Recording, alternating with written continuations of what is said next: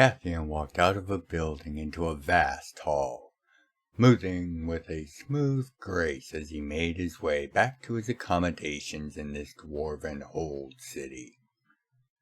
It was hard to tell underground as he was, but it was nearly dinner, and Cathian had spent the bulk of the day in discussions with local officials, attempting to secure a supply of rare crystal materials for the efforts to prepare Farmhold for the upcoming aggressions of Deep Lock to their south. Cathian thought about secondary means of securing these necessary materials if his diplomatic efforts here were unsuccessful, and grimaced. The cost would be well beyond anything they could muster, and even if they could, it wasn't clear there was enough on the market for Farmhold's needs, no matter the price. However, if they could establish a trade agreement with one of the interested parties within the Dwarven Empire, they would potentially gain access to the materials they would require at a cost that could be managed and realistically met. The issue, however, was bureaucracy, and as the particular materials Cathian and Farmhold were seeking were considered restricted, and this made necessary a whole slew of regulations and other issues that had to be attended to. Cathian also suspected that the fact that he was less than a quarter-century old, and only the lord of some city-state in the lawless lands, had much to do with the voluminous degree of paperwork being put before him. He had been here and working his way through this necessary paperwork and the accompanying talks for almost a week now. And while he was making progress, better than many of the ministers and administrative staff seemed to have expected, time was not something that Cathian had in abundance. Deep Lock would most likely attack soon after the snows melt in the coming spring, and that only gave them a few months to have everything prepared. He could, at most, commit a month to these talks before he would have to move on to the other preparations that needed to be attended to. Right now, his brothers were currently dealing with matters in Dragwa Home City, hoping to recruit some of their kindred to Farmhold's aid. Materials and parts were beginning to come in from Nomad's Forge, and that alone allowed for the basics of their strategy to begin to be put into place. The Celestians were working around the clock, along with the citizens, to complete the various structures and other defenses that would be needed to deal with the nearly 250,000 strong force they were expecting to be brought to bear on their city. Being outnumbered anywhere from 10 or more to 1, their entire plan was going to be based on using Farmhold's advantages to their greatest, bleeding the attackers with long-range bombardments and skirmishing forces before bringing them to a final defeat at the walls of the city. For their plans to work, however, they needed these crystal materials from the Dwarven Masters. Without them, the entire plan of battle would have to be redrawn, and it was not clear another workable solution would even able to be formulated. As he continued to head for his quarters, he contemplated whether he should try to grease things along via coin. The ministers he had met with so far had not been shy to the option, but had kept clear of direct solicitation. However, Cathian knew full well that it was likely a test of his character as a path to ease his way along the paperwork. No, he would not take that risk, and he wouldn't allow those he was responsible for to come to harm because he was impatient.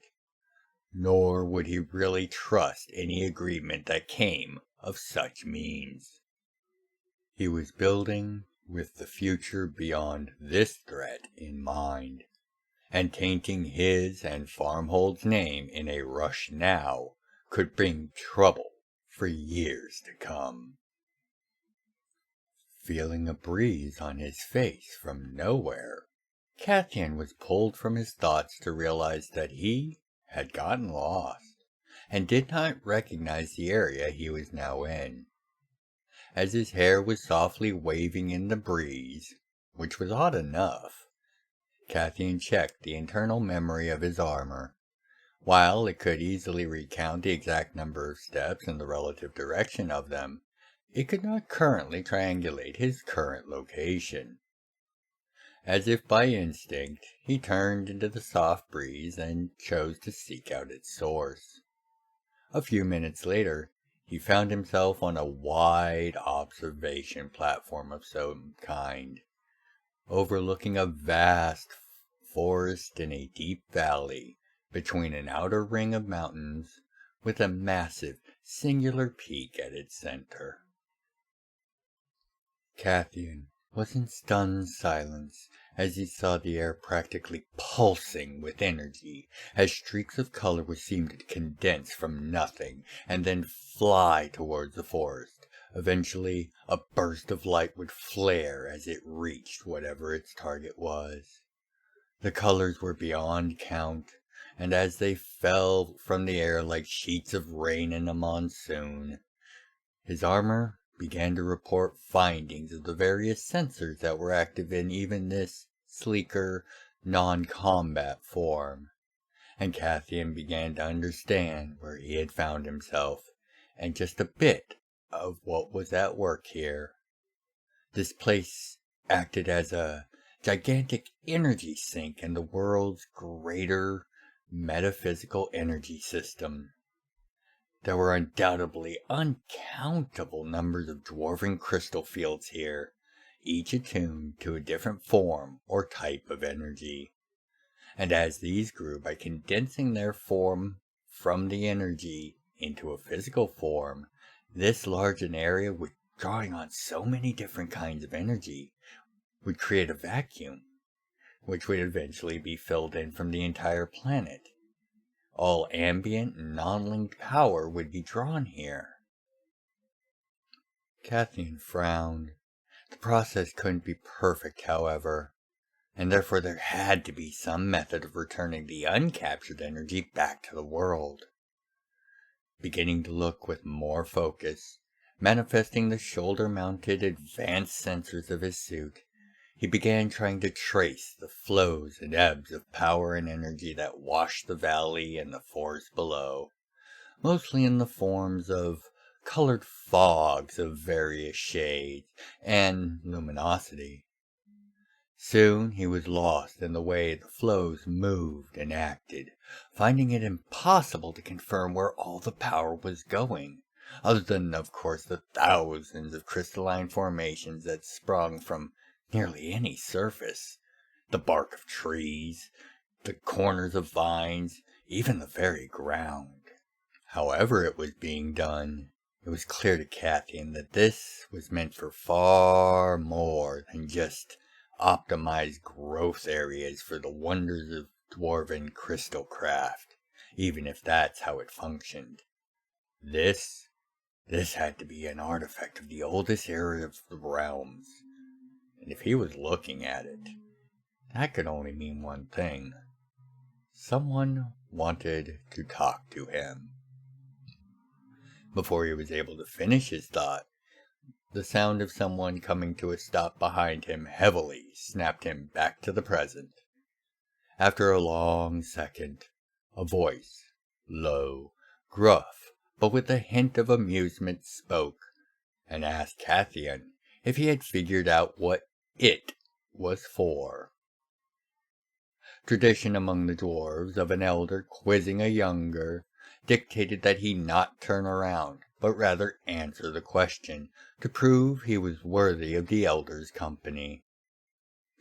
And Cathian began to think on the matter, and soon blurted out the first thing that made sense to him, that being, it was designed to pull apart complex energies into simpler parts.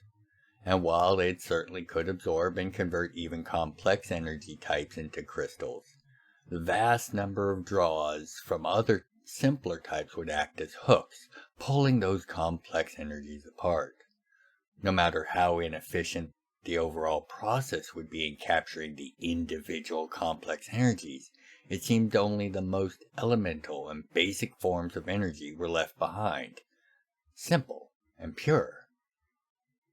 As he rambled, he saw the conclusion of his thoughts in a flash and made mute with it. The insanity of it. The risk. After a clearing of the elder's throat brought him back to the moment, Cathian stated his conclusion. That this valley, the crystals, the mountains, all of it, was built to contain and filter out all aberrant energies from Jam'mR, particularly that of the Daemon Vanson of ancient times and his infamous corruption. Looking at the valley with a low, long sweep of his head, he finished by concluding the fact that it worked so well, even without that power present any longer, was only a testament to the scale of the threat it had now dealt with. Hearing the elder step forward to stand beside him, Cathian's relief was caught short as he was startled to see feathered wings in his peripheral vision. Before he could say anything, the dwarf began to address Cathian as to the purpose for the crystalline resources he was seeking to be used for. Feathertop, master of all things crystal and innovator of dwarven legend, had concerns when it came to the use of such quantities and size, of such rare and specific types of crystals. Small fragments, even in the massive quantities, were not an issue, and were common enough, even for these more restricted types. Such small bits were a common and ubiquitous component in nearly every form of Crystech in one way or the other, from heaters to communication units. And such, they were nearly a universally available resource, barely worthy of notice, even at the quantities Farmhold might be looking for.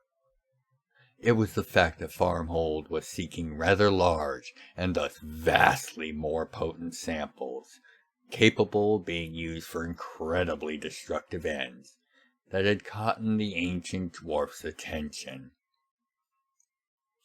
Over the next hour or so, as streaks of energy continued to form and be drawn into the forest, providing bursts of prismatic light, the dwarf of near incomprehensible age, having seen the days before even the wars of feather and scale, and the youth of less than a quarter century, spoke of war and of duty, and of defiance in the face of adversity, and how Cathian intended to use the bounty he sought for those aims. He conjured images of plans and designs into being to allow Feathertop to see that this was not only a strategy resulting from considerable planning, but also exacting design born from the talents of those in his retinue. The dwarf's first critique was of how little room for loss or error Cathian and his people had given themselves, asking if it was a matter of cost or of confidence. To which Cathian replied that it was less the cost than the fact the amounts as displayed were the absolute maximum they felt was reasonably attainable. Their research into the markets had indicated there might not even be enough to fill the needs they had, but they had assumed that there would be a reserve held back for such bursts of demand, so aimed to keep things as streamlined and efficient as they could. Leaning on the railing overlooking the valley as they spoke, Feathertop and Cathian negotiated as well as conversed on seemingly random things. The old dwarf shared tales of the Primus, that great expedition ship, and his time there, and how he left the command of it to a great Auratic master in the years before the end of the Wars of Feather and Scale. However, in another hour of such, it was done, and the terms had been reached between Farmhold and Feathertop's own house and craftsman. Farmhold would not get the raw crystal it was seeking. Instead, they would receive the refined and crafted components that they were ultimately in need of, along with spares. The overall cost would be far less this way, and matters of security were also settled by this arrangement, further easing things along. As an added bonus, access to a healthy quantity of the very necessary various smaller crystals were included. These would be needed for any number of items that were to be built, and were otherwise normally accounted as just normal operating material costs. With the agreement Cathian had just made, they now had a direct and bulk source for these vital parts, and with the amount of Crystech that was in use as part of Farmhold's infrastructure, what would otherwise be a near insignificant amount of savings normally becomes substantial rather quickly at the scales at play when building and maintaining a city as large and advanced as Farmhold. In a decade, these savings will have paid for the entire deal he just signed, so long as Farmhold was able to survive the attention coming its way from D-Block. All in all, it was a better deal than he could have ever hoped for, and as they began to conclude their talks, just after sending the paperwork off to be filed and the orders to be filled out, Feathertop made an offhanded comment about how well the suit Cathian wore fit him and seemed to function, even after all those years it had been in storage, and then wished the stunned Cathian good fortune and luck in both his preparations as well as his battles to come. Before Cathian was able to follow up these final farewells being said, he found himself standing back in his suite, and merely smiled bemused, knowing that he would likely get another chance to ask in the future. For now, he had to ensure everything went as agreed, and after these arrangements were solidified in the morning, he would head to his next destination. Feathertop had just saved him weeks of time and a small mountain of coin, and if he did not use this to his advantage, Cathian suspected he would not get that chance to ask. Such was the way that old folk tended to measure the young, not in their success, but in how that success is followed up, in both word and deed.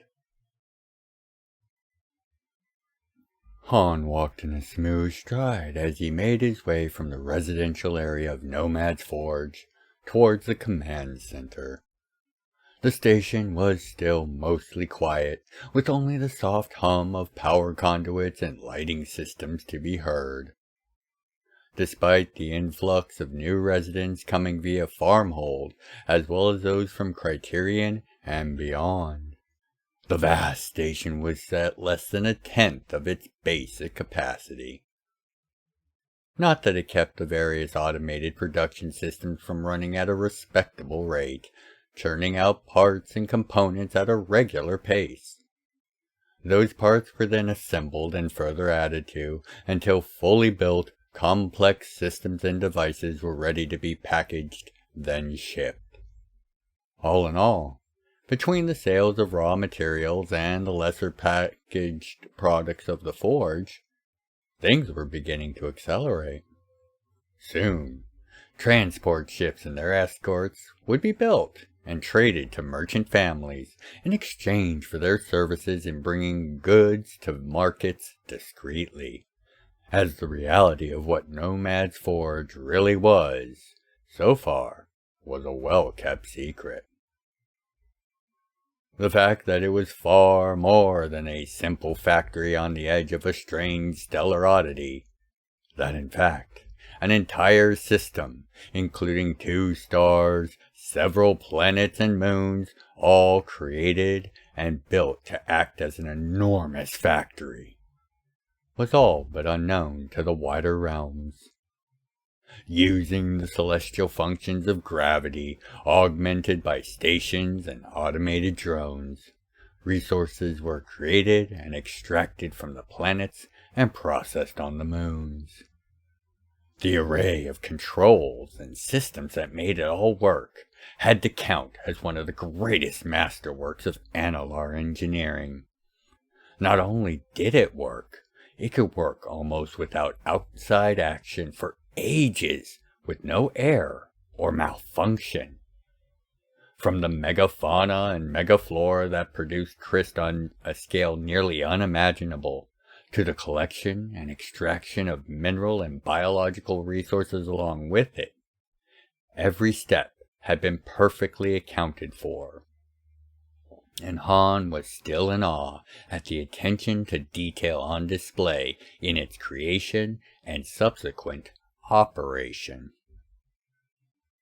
As he entered the command deck, he took a second to scan the various screens and displays, ensuring and seeing that everything was running smoothly.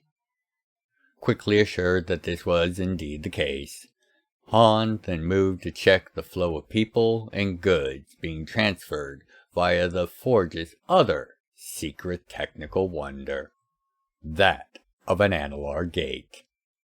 Able to connect to nearly anywhere in the realms, the gate could allow for instant travel, once the various settings and controls had been worked out. While nearly all gates had a basic set of operational means, many had other means of directing and controlling them.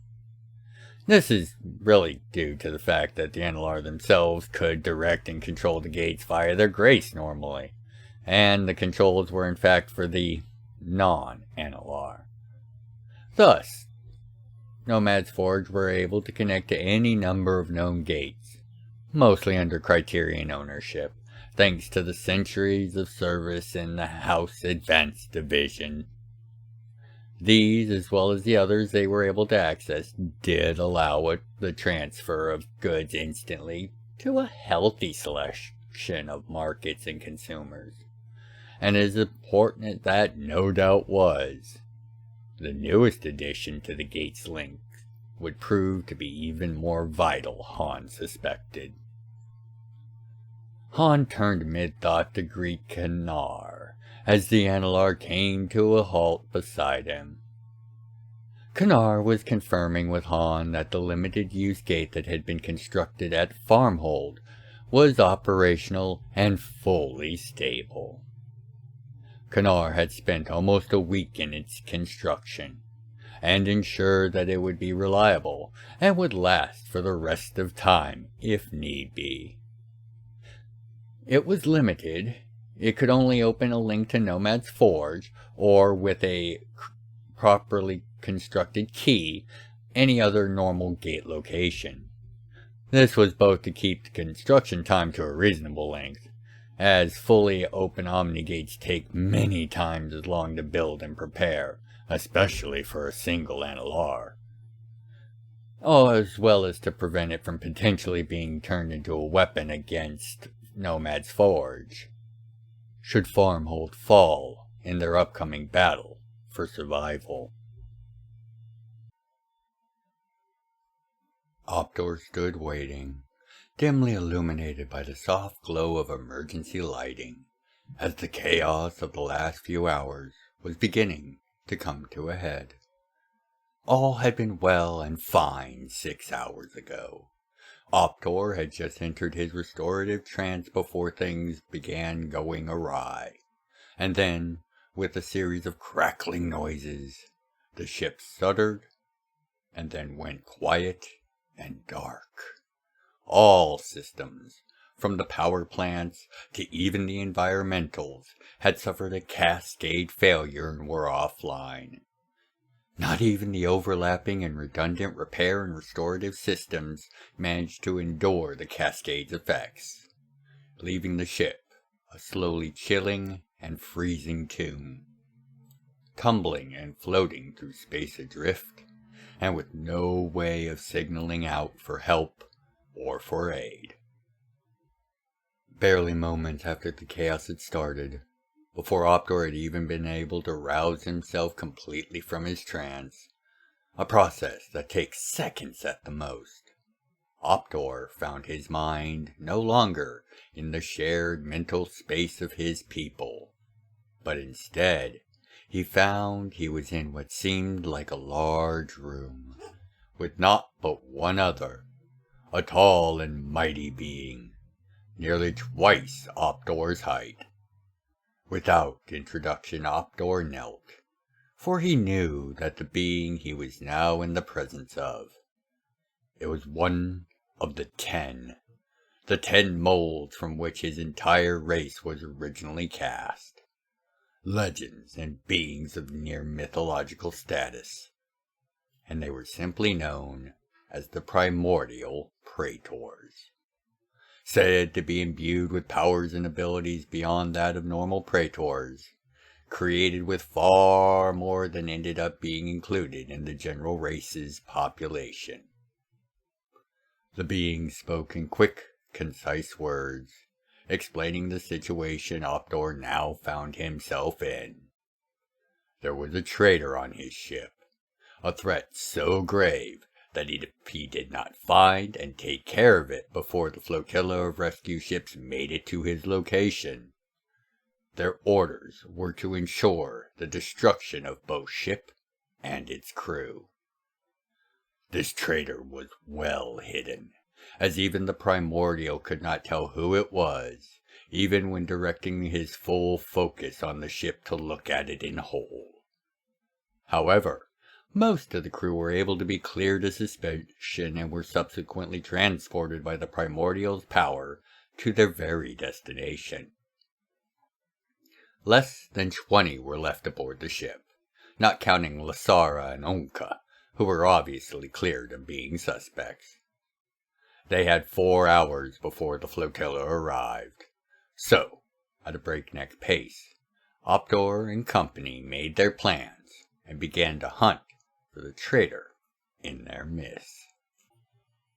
The primordial praetor had visited 3 hours ago, and in the pale emergency lights since then, Optor had found and dealt with the threat. A parasitic subversion and control organism of malign design and intelligence. It had killed 3 separate hosts before it was caught, hopping from one to another to avoid detection and discovery. In the end, its need to escape with the knowledge it had attained became its downfall. It now found itself sealed in an escape pod that was anything but, with all the power meant for engines instead forming and keeping fields and walls of energy and sealing to keep the creature still. The being had proven to be able to regrow from a piece no larger than a splatter of blood, so containment was the only option. Now Optor prayed that the primordial was still watching and telling the oncoming ships not to fire, but to assist. It was a long time in silence on the bridge as Onka, Lasara, and Optor, along with Tranos, waited to see their fates. With the remaining crew in the one section of the ship, they had been managed to power up and keep systems in place. They had scrounged and found every battery on the ship to do it, but the crew would be able to live for a few weeks with the power they had scrounged. There was no gravity, warmth, or even much light on the bridge, save for the orbs of soft flame and other energies that Onka was juggling as part of his daily meditations. a mix of murmur, chant, and dance, using a strange form of elemental manipulation as yet another focus and component of the task. Soon enough, with the sound of lightning, a repair and recovery team of praetors translocated onto the bridge. After a few tense moments, confirmations, and a few scans, the remaining crew was taken off the ship, and Optor and his agents were placed on a private transport for an immediate meeting on the Luna Primus. The organism would be taken by specialized teams to be studied, and most likely never to be seen again. With assurances the vessel would be brought in and repaired, ready for him and his crew as soon as they were ready to make way, Optor and his agents were sent off. He would get his ship back. After he had his meeting, of course. Only then would he be allowed back to his ship. As the transport made its way to the Luna, Optor wondered what disaster had just been averted, and where it had come from. Trinus' snore nearly woke himself up. Lasara smiled and Onka seemed unsettled, simply muttering that this was not the end of it. Optor, for his part, feared the old man was right, and this was but the beginning of a dark time for the realms. The following is continued from the Han playlist. In the med lab of the Night Rock, an illusionary holographic specter of Na'vi stands over a suspended Han, fully clothed. Per standard squad protocols, Han is having Navi add his new specs and modifications to the ship's emergency database in case of injury or other need.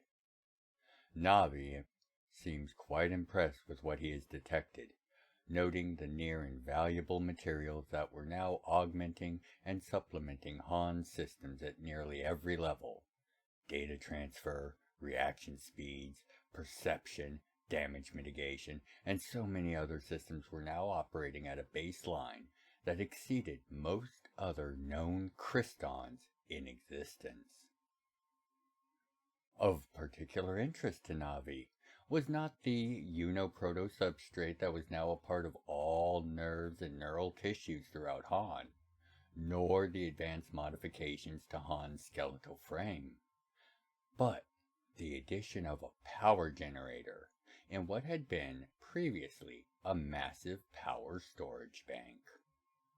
The bank was still there, and tied into the same sub-series of systems that could, for a prodigious cost of energy, augment and elevate any of Han's other systems to incredible levels. Previously, Han could store roughly enough power to operate the Night Rock for a day at maximum flight speed, but even that amount of power would last only a few minutes at best when being used to overcharge his systems. This new power generator would be able to provide all the power Han might require, and a good deal more, it appeared. Both in raw power and in functionality, Navi was in awe of the design and components, unsure of where one would even obtain such things, much less give it physical form and function. Before he could speak about it, Han's head snapped up and he began to give curt, direct orders as he got out of the scanner. Navi was to prepare and enact a full lockdown of the mech suit bay, including anti-divine measures. Before Navi was able to confirm the orders, Han was already halfway to the suit bay. Entering via a concealed entrance on the upper gantries, Han saw the stooped form of a man performing some kind of work on the internals of his mech suit, having given away his actions by tripping an internal security measure in the suit's interface systems. Han silently sent the order for Navi to enact the lockdown, and as soon as it happened, the man's head popped up, quickly scanning the room to find Han staring at him. The face greeting Han was perhaps the last one in the realms that Han was hoping for, but perfect for what he had in mind for the situation. Verisar's Skychild's wry grin was as charming as it had ever been. He began to compliment Han for catching him off guard while he was distracted. However, before he had spoken a word, the harsh reality of Han's fist striking his jaw, sending Verisar to the deck below like a falling star from heaven, followed by the feel of a barrel placed none too gently into the base of his skull after he impacted, made it clear that Han was not in the mood to be annoyed.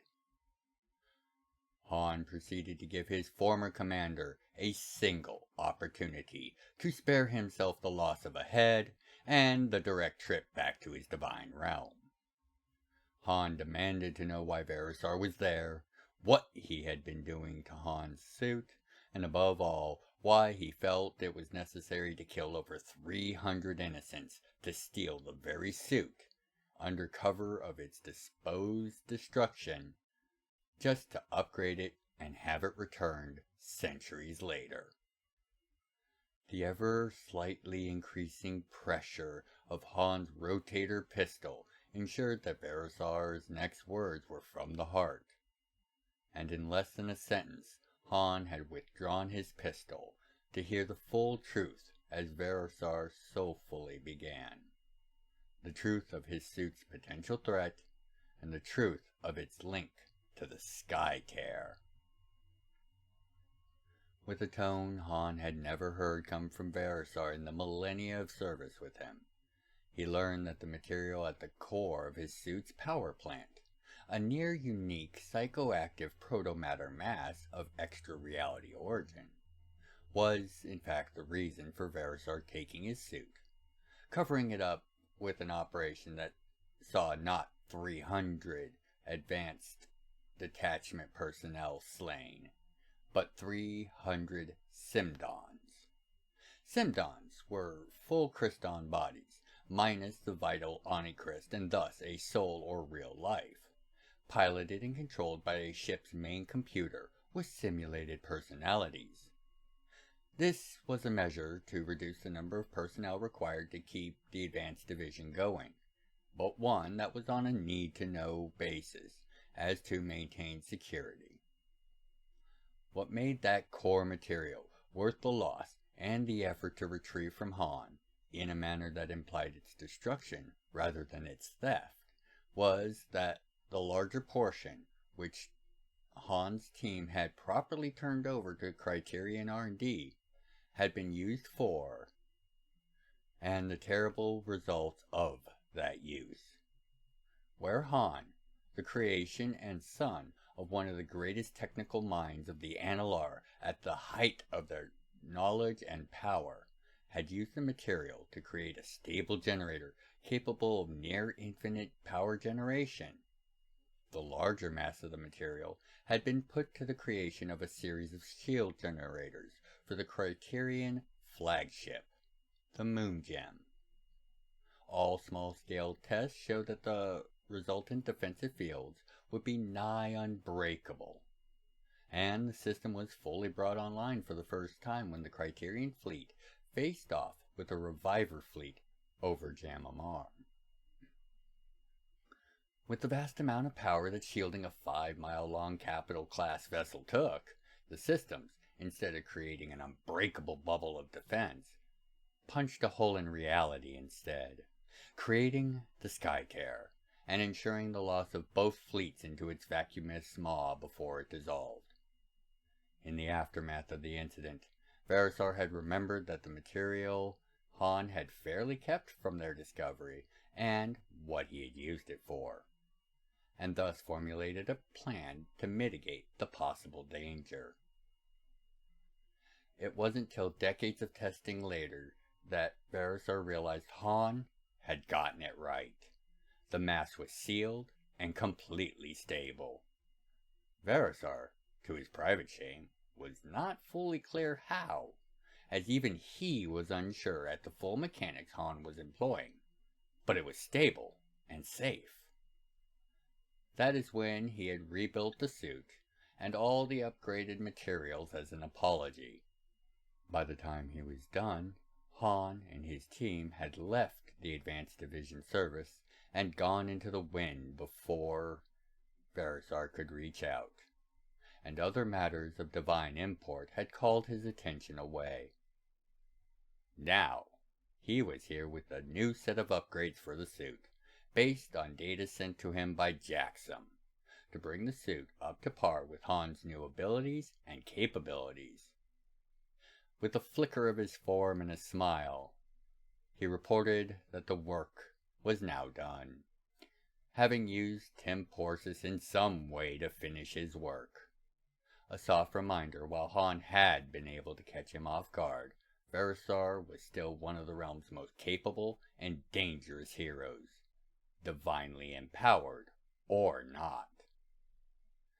Asking Han to unlock the bay so that he could leave with a soft smile, he tossed a disc of twisted metal and crystal over his shoulder to Han, stating that when Han could return it to its true form, he'd meet him in the arena any time after it was returned, if Han was of a mind to settle things that way.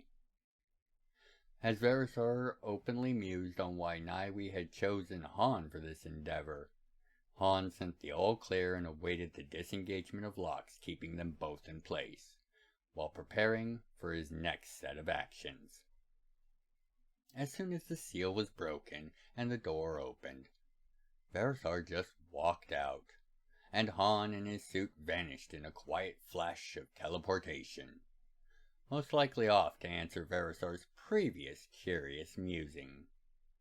Verisar, of course, noticed this, and as soon as Han was gone, he softly asked himself the real question on his mind after getting a good look at Han and an in-person look at Jaxum's new work.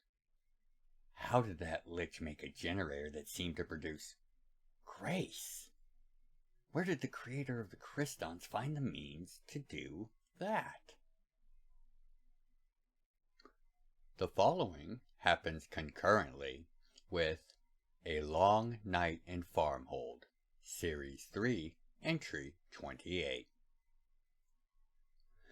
In a nondescript room, two Dragwa and their Manari brother were enjoying some strong drink while relating the details of their latest assessment of the brewing Farmhold versus Deep Law conflict to a tall man wearing stark and unblemished white clothing. Ari Riesden, one of the God Emperor Prices of Domnitra's top advisors, and General Regent of the Home Realm holdings of the Empire in his absence, listened intently to the information, not only due to agreements between Domnitra and both parties of various kinds, but to know exactly what manner of bother had seemingly grown on the southern edges of Domnitra's sphere of influence. The array of assets being deployed by Deep Block was rather impressive, if totally out of proportion for what such a kingdom should be able to field. The initial war machines acquired from Ego Corps had apparently been replicated by the smiths of Crater's Drag several times over, at significant increase in cost per unit, it should be noted.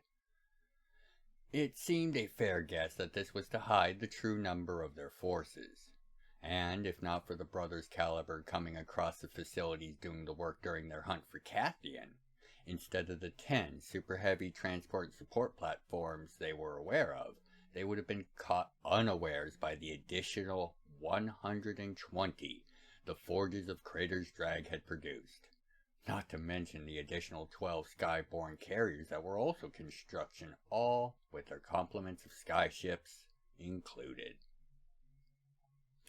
Based on further information they had been able to gather during a 6-hour infiltration and reconnaissance action into Deep Block, it was clear they were stocking and marshalling supplies and gear for a force numbering well above 300,000 troops. However, they were only able to find transport capacity and uniforms for just over 100,000 warriors, and they had no clue as to the meaning of this discrepancy.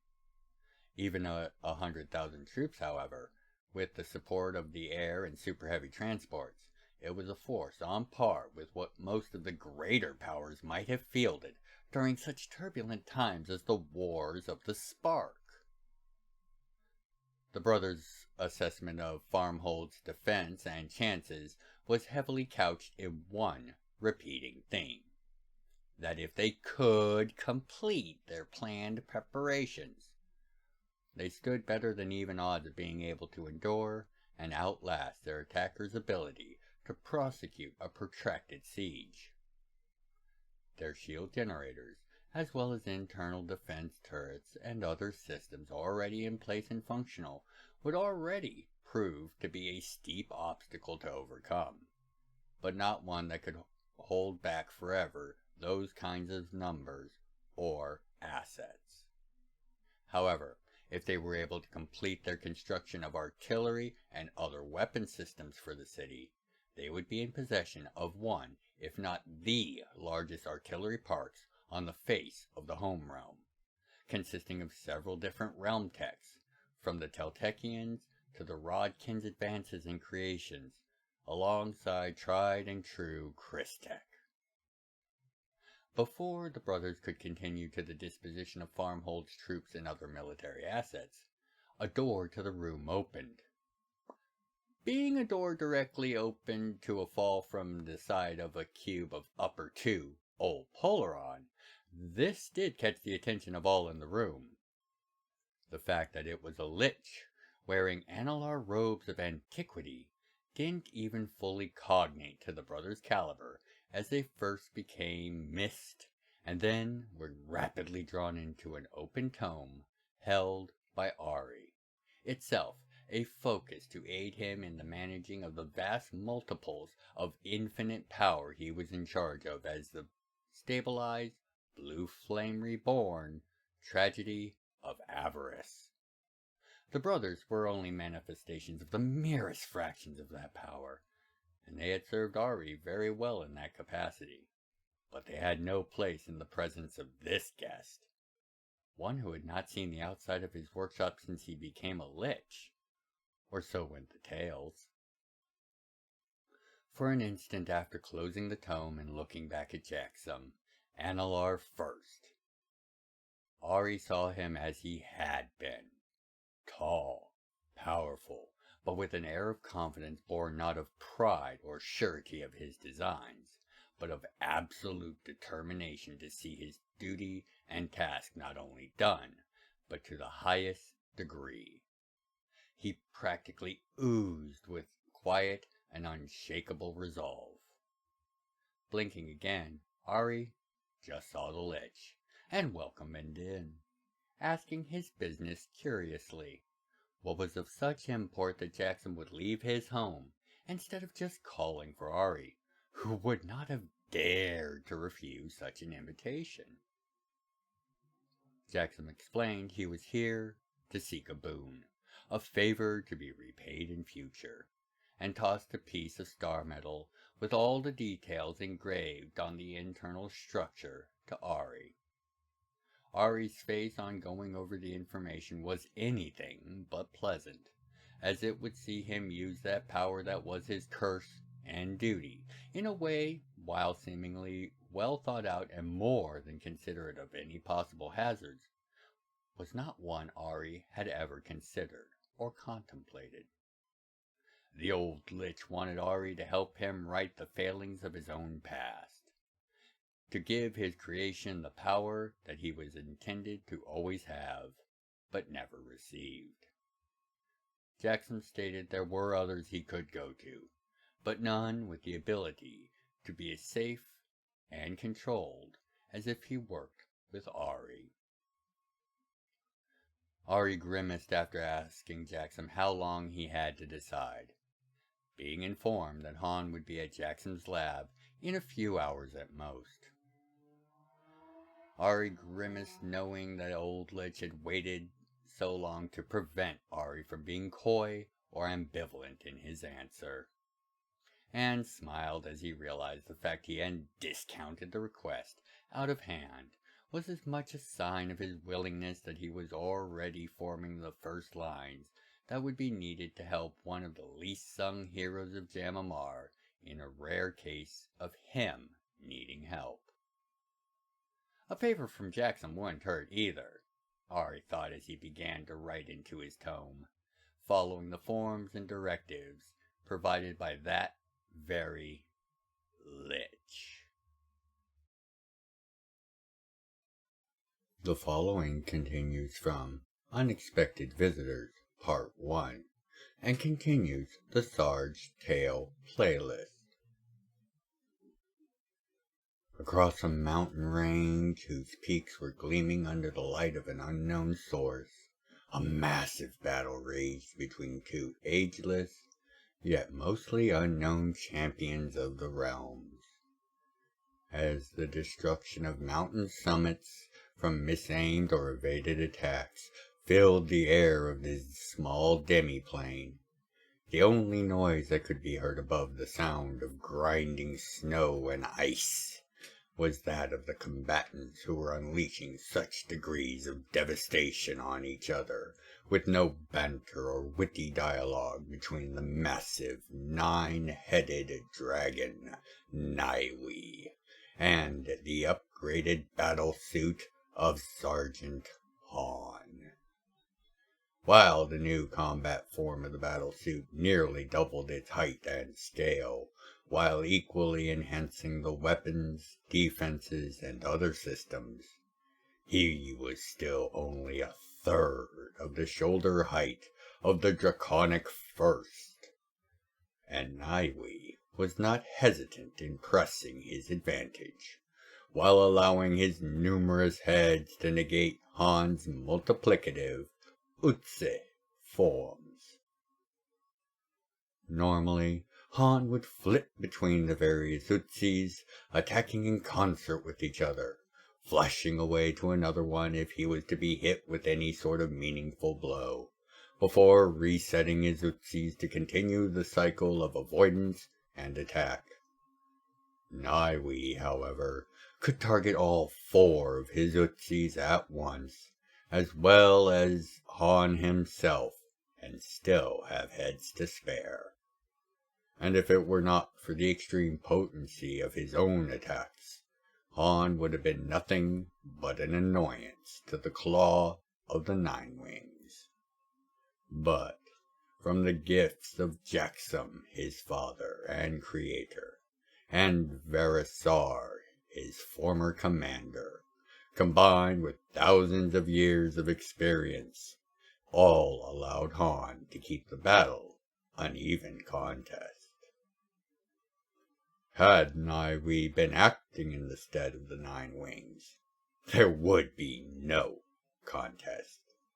But as Han brought this battle to an end suddenly by deploying his whip sword from himself and each of his Utsi, all flashing in close and entangling all 9 of his opponents' head into a sudden knot, and driving them into the broken surface of a mountain with enough force to shake the snow clear of several nearby summits. It was clear that this was not the case here. As the mighty dust cloud and snow cloud that were kicked up by the impact began to settle and clear, a soft, multi-layered chuckle and mirthful laughter could be heard as Naiwi pulled himself from the crater and shrank to a more sociable size, while still twice the height of Han's battlesuit. With Han's suit now shifted into its starfighter mode, and Han himself lazily laying on top, sipping from a pocket flask, the sounds of combat echoing were slowly replaced by soft, complex conversations. The conversations that followed, hard if not impossible for a normal person to follow, saw each of Naiwe's heads engage in a separate dialogue with Han, with him answering and asking his own questions in a disjointed manner, with short, clipped responses. To an outsider, the only fact that could be ascertained with any clarity was that these two were old acquaintances. Han filled in the gaps of history and events that Naiwe still had, as he had been in the greater cluster when the home realm vanished, and Naiwe conveyed to Han the events of the greater cluster, as well as his reasoning for dragging Han into this current brewing calamity. Simply put, the old worm didn't know who else to entrust with such pivotal duties. There were so few that remained that Naiwe knew and trusted. So he chose an old friend and son of Jaxum, as well as the descendant of the man entrusted with the Expedus Primus prior to the loss of Jam'mar.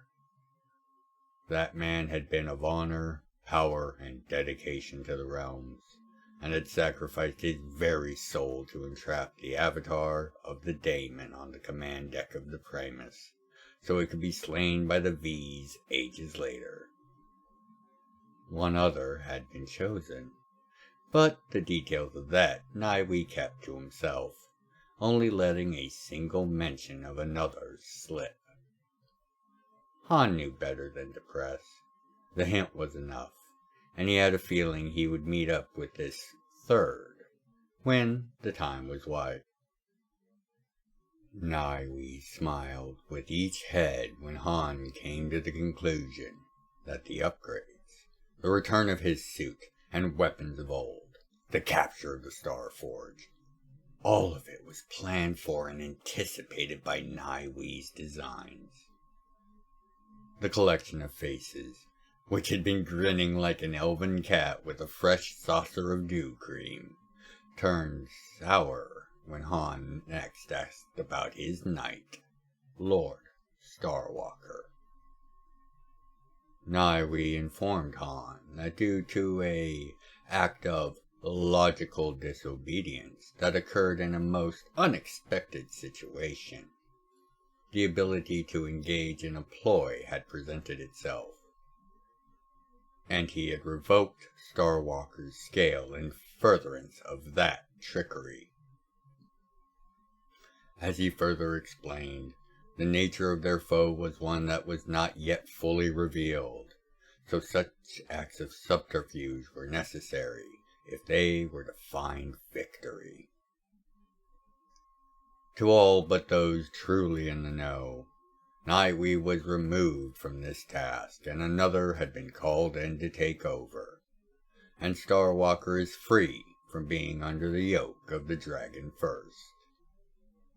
For the most part, it was all true.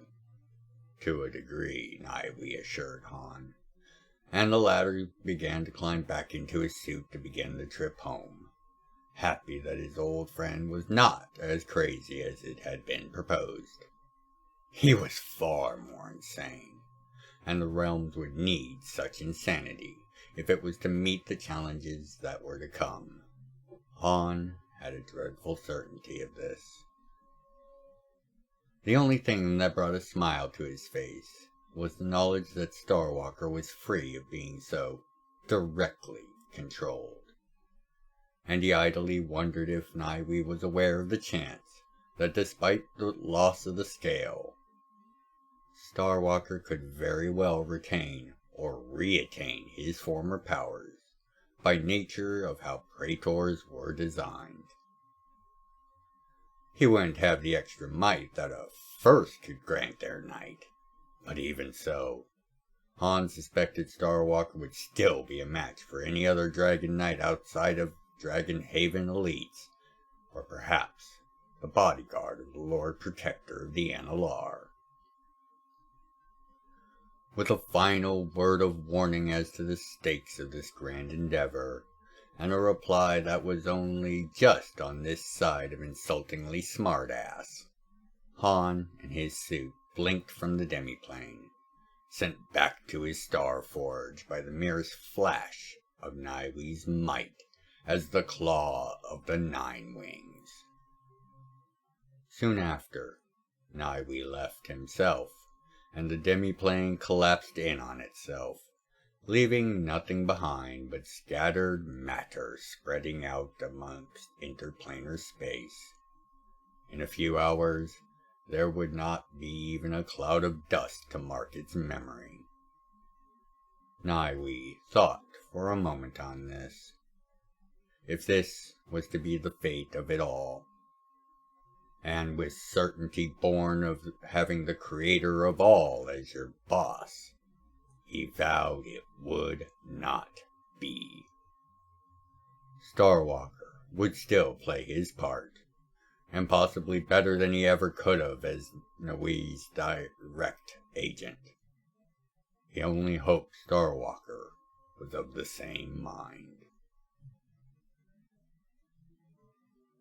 The following occurs prior to the entry The Brothers Caliber, Series 2, Entry 35. Kill her. Two words that brought the formidable and near indescribable mental processes of Lord Starwalker, Praetor Dragon Knight of Niwe, the Claw and Avatar of the Nine Wings himself, to a screeching halt.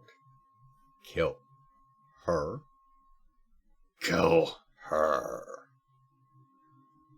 Of course, this shock was not preventing his bonded lord, Niwe, from using his body as a glorified comm unit to argue with the goddess that had just shown up unannounced to Farmhold and in full display of her powers.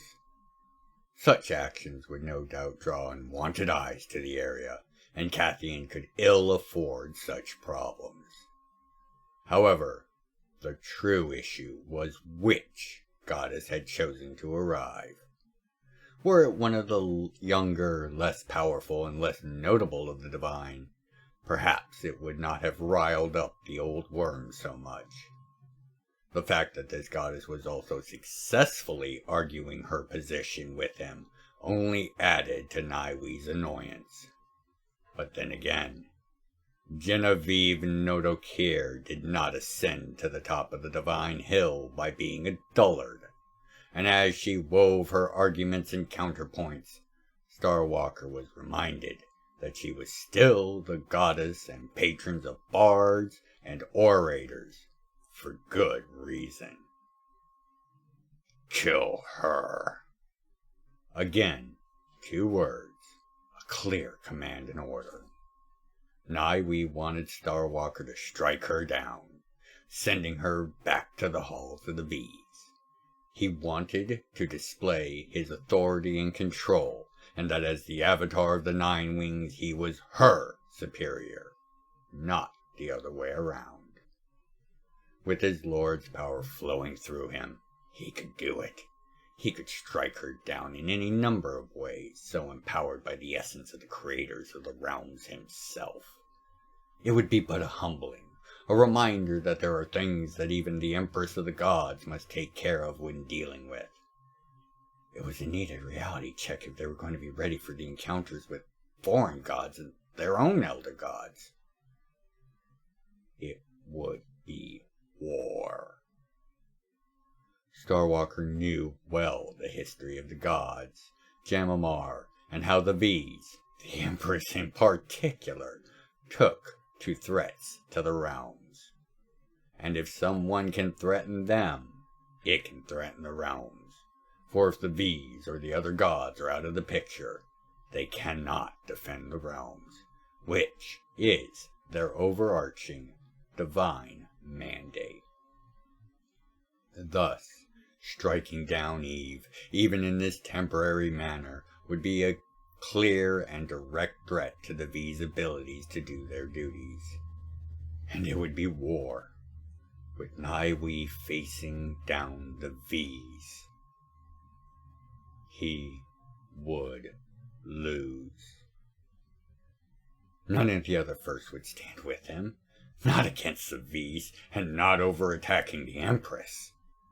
He might be the avatar of the Nine Wings, but the court of the mortal gods was endorsed not only by the Nine Wings, but the totality of the elder gods, with Master Griffon very much included. It's likely they would demand Niwe's censure, and at the very least the removal of his avatar powers. Without those, he was but a single dragon first, facing the might of the gods. Genevieve and those very gods nearly drove the Analar to extinction. A single first would not be more than a momentary distraction once battle was joined. Kill her! So Starwalker did what he had to do, and in the moment before, he realized this was exactly what he was supposed to do. His lord was a master of many predictive arts and far-sighted in the ways of planning. He knew Starwalker's response before he sent the order the first time. Starwalker bristled with a flush of annoyance. From the time he had been born, he'd been the cat's paw of one power or another. He hated not only being used thus, but moreover the fact that he could see the strings and do nothing about them. He answered, as firmly and without doubt as the day he had accepted his official role as Niwe's knight, just as it was expected from him. No. By the time the word had even left his lips, Eve had long ago left, frustrated by Niwe's nature and superior condescendence. Where the discussion had started with the sun high in the sky, it had been long set, and none of the 3 moons this night had replaced it, leaving the patch of woods they had been in a dark and slowly filling with deep fog place. Understood. You are dismissed. A few moments later, when the fog was at its thickest, a flash that was only momentary, but intense enough to be seen for miles, followed by the gurgled scream of agony of a dragon knight having their scale forcibly revoked, ended with 2 words, strange and softly spoken. Thank you. Less than a minute later, all was quiet and dark. Only the soft noises of insects could be heard. Strangely enough to any that might have been listening, and very closely listening, there was an absence of sounds. Where a body of prodigious size, and a dragon's scale large enough to match, hitting the earth, should have been heard. No trace of Starwalker or the scale was left. The scale likely recalled to its owner, and Starwalker had any number of items and contingencies for any manner of event. One of them spiriting him to a safe location to recover is all but a surety. In the morning, there was naught but an area of those woods filled with freshly blooming flowers, as if the forest itself gave tribute to what happened the night before, and the choices. The air was tense on the bridge of the Night Rock, with only 3 people, Han, Masnoa, and Noda, standing and staring at each other, each a breath away from potentially launching into an attack on the others. Mazzy was bathed in the power she was barely holding within, preparing to call on her might as a master of the fist, staring at Nada with a cold, featureless glare. Nada, for his part, stood ready to defend himself, but was oddly looking more bemused than tense. Han, whose hands were resting on his rotator pistols, seemed to be evaluating the other 2, switching his gaze from one to the other as he considered the facts of what had instigated this standoff. It was what Mazi had said just as they had entered the bridge, that she was made aware of an imposter on the ship. Normally, this would have resulted in investigation and clarification, but it was the source of the intel that had brought this to this confrontational point.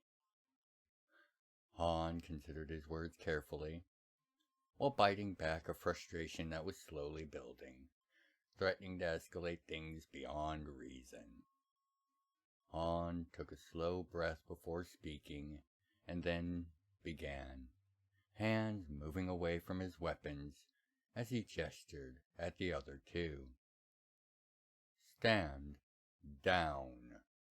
Now.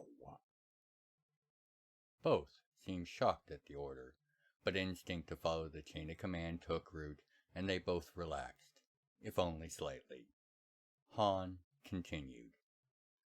We have an issue here, Mazi, and not the one you brought to my attention.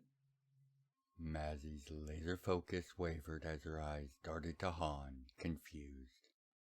Noda's own face was filled with a shade of confusion as well, just as Han expected. Mazi, I was aware of an imposter from the day we began this endeavor. Mazi's confusion turned to anger, then back to confusion. But she allowed Han to continue. Her faith in the Sarge was absolute. Nada was unchanged as Han continued. Here is the issue. It's not the imposter. That is already prepared for. Han's smile became hollow for a flash, before he continued. No, the problem is, Mazi. Han looked at his chief of security, his longtime ally and close friend, with a sad expression as he spoke. It is the fact that you tell me the trickster worm is the one who told you of this. And that is precisely who informed me of such an issue. Mazi's rage and aggression drained away as the implication of Han's words reached her. The trickster was well known to the members of the House Advanced Division, the Dragon of Time, Trades, who was often known to maneuver events from behind the scenes. However, the worm never presented himself directly from more than one direction or angle, and Mazi knew it. By appearing to Mazi, the worm had just done that, and that isn't how he worked at all. On the practical side of things, Han continued, now looking fully at Nada, I was aware of your deception from the moment we met. Nada was unmoving, as if made of the stone of his dwarven lineage, and only nodded for Han to continue. To be fair, that is not quite accurate. I knew from the moment you introduced yourself. Now Nada smiled in a thin line, and once more nodded. Sir Roitoi, Han said, speaking slowly. Nada Roite. Nada's smile lifted at the corners of his mouth as Han continued. And if you are not a rider, you are. Mazi tried to finish for Han, but the name stuck in her throat, as a chuckle too deep to come from even a set of dwarven lungs sprung forth from the growing and shifting form of Nada, as it grew nearly 10 feet in height, with large wings and a decidedly artificial left arm. Lefty, agent of destiny, and trainer of heroes and gods. Han finished as Lefty finished returning to his true form. Lefty, for his part, merely commenting on how surprising it was, the effectiveness that this disguise had had over the ages, and inclined his head towards Mazi, who was no longer preparing to attack, but was in awe of the living legend standing before her. Han simply continued by saying that this conversation would continue in his office, and that Mazzy would inform the crew and make sure operations continued as planned.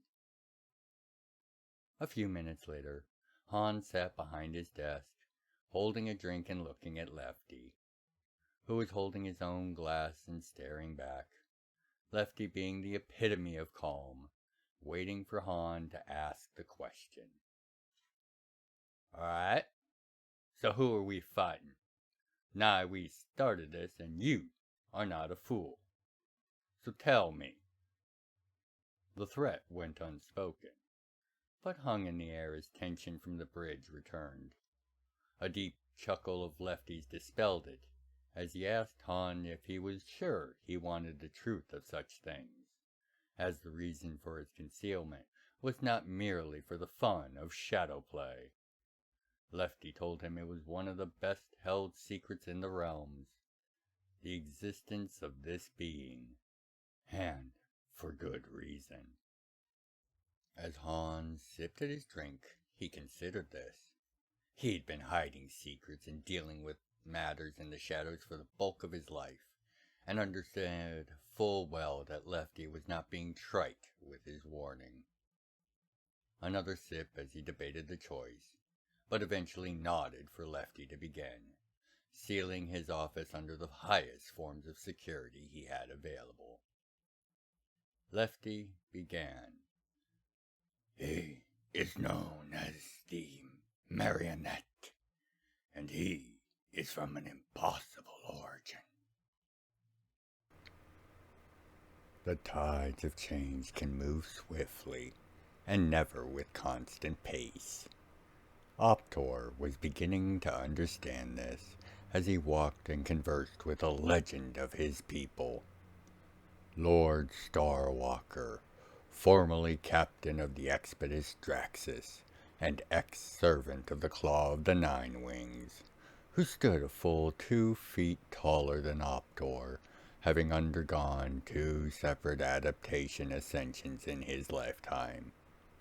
Twice he had encountered powers beyond the vast metabiological knowledge of the Praetors, and as a result his body entered a state where the new powers were integrated, analyzed, extrapolated, and correlated against that vast set of existing knowledge. By the end of it, each time he had gained a foot of height and size, and was the paragon of what a Praetor could be in regards to that new power. The rest of the Praetors would now have an understanding of the new powers, with its secrets now understood, if they could not call on the power directly. Starwalker had been the only one so far to have ever undergone the process, with the powers of the dragons through their knighting, as well as being the conduit for the very powers of the Nine Wings itself, being the 2 events sparking the adaptation. But as the moonlight reflected on their attire, it was clear Starwalker was of a mind that was soon to change. And Optor's discomfort with the nature it was now taking was the reason for this moonlight jaunt. Optor's suspicions as to the origin of the vessel he had found and used to escape the Intani world had proven to be correct. It was a prototype pathbreaker design dubbed the Pacification Model, designed to carry 1,000 or so Praetors with the full range of walkers and super heavy assets. It was envisioned to be deployed to worlds with extremely hostile and dangerous life forms, and to thin things out to a point where colonization, or at least basic exploration, would be reasonably safe for those that came after. The design had been shelved by the order of their creator, Killian Skychild, as he did not want a force of that size being assembled, as it would easily take many of the civil realms as it could easily take a death planet. Killian did not want the Praetors to be feared more than they already were, and was always wary of any grouping of more than a few dozen outside of the Lunas or the like. Thus, Optor had figured someone had merely dusted the design off and made a single example for his use. Normally, such a thought would have been hubris beyond the pale. But as he was a hand of destiny, it was a reality he had begrudgingly accepted. What he didn't count on in his wildest contemplations, that it was not just a one-off build. No, it was only one of 72 such frigates, as well as the capital-class vessel that served as their command and control hub, as well as carrier. 5 miles long, looking much like a 4-bladed arrowhead, with forward-pointing barbs between the low-bladed edges. Each barb and edge supported 9 of these frigates, serving as their docking bays and maintenance centers. The Vanguard's Light was a Praetor vessel of unimaginable potential, with nearly 250,000 of his kin serving and now sworn to his cause. He was now in charge of a force that dwarfed any limits, hard or soft, laid out by their creator. The scale of it nearly boggled Optor's enhanced mind. With gear and equipment at his disposal, he was capable of exploring and scouting entire star systems, multiples of them, at once.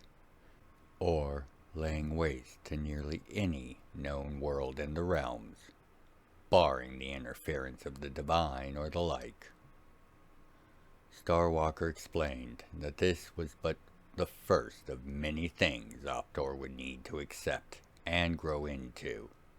The command of the first Praetor Independent Collective, as it was a step in preventing a violent split amongst their kin. While most Praetors agreed with their creator that they should be guides and voices of reason and wisdom for the realms, but that they should not be in the van of exploration or action, there were many that believed the opposite, that they should be out amongst the stars, exposing themselves to the unknown as to counter any threats that could be greater than the other forces of the realms could be expected to be ready for. They were built to endure threats of that scale for a reason. Why not embrace it, was this logic.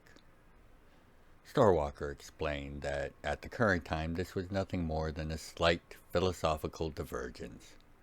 But, given a few thousand years, it would fester into far darker things. So, the choice had been made to allow a portion of the population to create their own means of achieving these aims by their creator Killian. And Optor had been selected to become the Vanguard Primus, the leader of this new faction. Before Optor could interject, Starwalker told him that things were still being prepared for.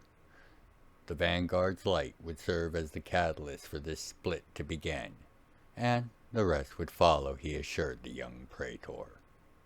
For now, his focus should be on the mission before him, Starwalker told him.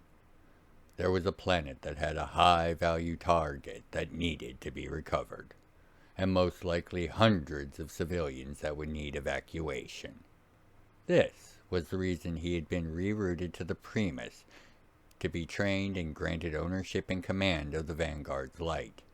He would need its size to accommodate the numbers of refugees they were likely to find, as well as needing the might of his fellows to perform the operation. There were signs that there was some sort of hostile force at work, and one of not insignificant ability. As the moonlight faded for a moment, as the Vanguard's Light flew between them and the Expedus Primus, blocking the colossal ship's vast numbers of lights from being reflected on the surface of the Luna Primus where they were standing, Optor realized that there was another target that his new vessel and crew were almost perfectly suited for. But before he could ask, he found himself back on the light, and facing a door that had no place on his ship. It was made of old-looking wood and was slightly cracked open, which through Trino's barrels following the now strong scent of roasted meat that had been leaking out of it. Walking in following, he found a small and private bar. Not one that he had ever seen or been in, but it felt familiar and safe. A short, middle-aged gnome was behind the bar, idly cleaning glasses, and nodded at the only occupied table, where an elven woman sat. Optor recognized her, and was in awe of another living legend. Varya Skywind Amasai, head of EgoCore, the largest corporate enterprise in the realms, and a former Hand of Destiny herself. Optor sat down and smiled as Trinos made his way into Varya's lap like a cat, demanding to be given attention as she began to give Optor her own version of a pep talk. Where Starwalker had appealed to his desire to see the best for his people, Varya merely stated his duty far transcended that. He was a hand, an agent and vessel of the Nine Wings' will, and such his duty was to the realms, and if that meant he had to rise to the role of a leader, primus, or whatever title might be entailed, that was what he had to do. She was also clear that while the duty might be undeniable, its execution was his to decide. She told him to take this wonder of his kin's innovative genius and use it in the way it needs to be used, even if that is not necessarily the way it is expected to be used. He was a hand, and the fate of the realms was his to shape. But first, he needed to face and deal with the situation before him. Then, with his crew and ship bonded in the aftermath of this first mission, he would be better ready to move forward in his role during these times of change. A few minutes later, Optor stepped back into the hallway of his new duty and fate, turned and walked towards the bridge, with Trinos playfully flying about, with a lighter, yet more solid and firmer step. He had a job to do, and the stakes were only likely to get higher, so there was little use in not getting to it and being what the realms required of him. As he entered the command deck, each member of his new crew saluted with pride and was eager for the order to make way towards their objective. Optor found as he settled into his chair in the middle of the deck, with Unka and Lasara in their own chairs beside him. He was as eager as they and the rest of the crew were to see what was waiting for them once they arrived. Continued from the Cathian playlist. Things were not going well for Cathian today, as he moved with care in the lightly wooded edges of the forest surrounding the cave he had landed his transport in. The scanner dishes on his armor's shoulders swept upwards to ensure the starfighters that attacked him weren't making any further sweeps of the area at the moment. His attackers were professionals, and they had been searching the general region for almost 6 hours at this point, and had nearly caught him out in the open at least once. Even with his armor's stealth features, he did not dare risk a direct scan from starship-level sensor systems, which he had a feeling might be too much even for his suit, despite the challenges in the current setting. A few moments later, the skies being clear for the time being, he began to cross the open area back to the cave, his armor's extra limbs carrying wood, scavenged berries and fruits, and a large carcass of a local deer variant.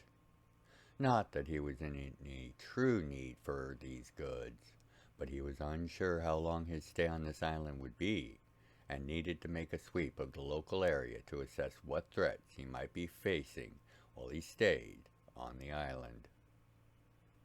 His transport was mostly whole and relatively functional after the attack. Tech repair modules are incredible in their effect.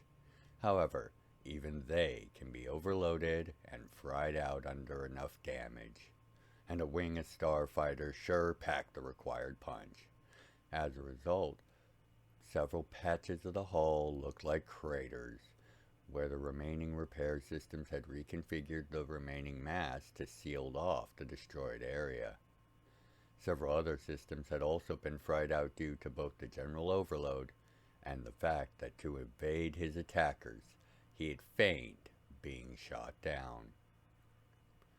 Knowing he had to sell it if his pursuers were to believe it, and needing to put as much room as possible between him and the sensors of the attacking craft, he had crashed into the sea at a sliver below the maximum stress ratings of the vessel. It was a craft made by the Dragois, and they built things to endure extreme handling. And as such, it may have groaned and shook, but an hour later, Cathian was skimming out of the water, low to the ground and then the treetops, to land into this cave. By his accounting, he could stay as long as a month before risking the ship's fuel being drained by needing to produce food and water. If he could forage as easily as he just had, that could be a few months.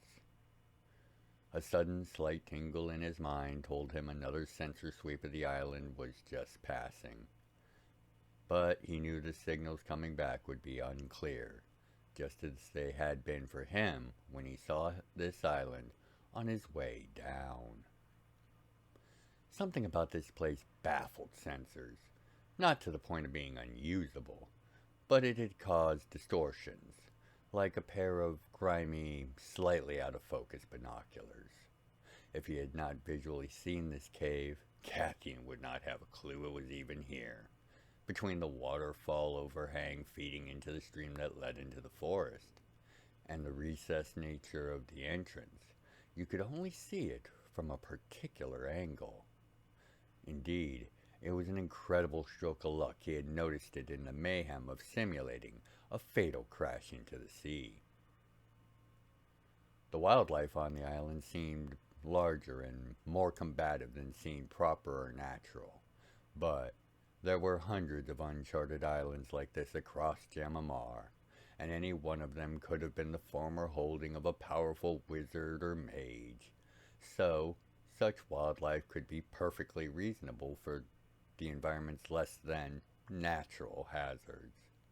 The issue was, Cathian had not seen such hazards, and was unable to establish a connection anywhere outside the island with his transport's comm system, so he had no way to try to check if there were any records of this place, or of calling for assistance for that matter.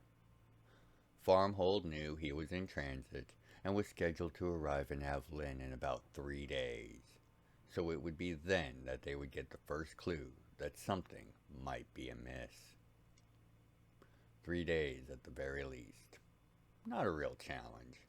Unfortunately, the distortions made it impossible for him to know much more than when a scan was passing over, so he would not be sure if the attackers had left, or if they'd called in backup to search the area in further detail. Starship-level equipment would likely be able to track him to an island. Then it would become a game of hide and seek.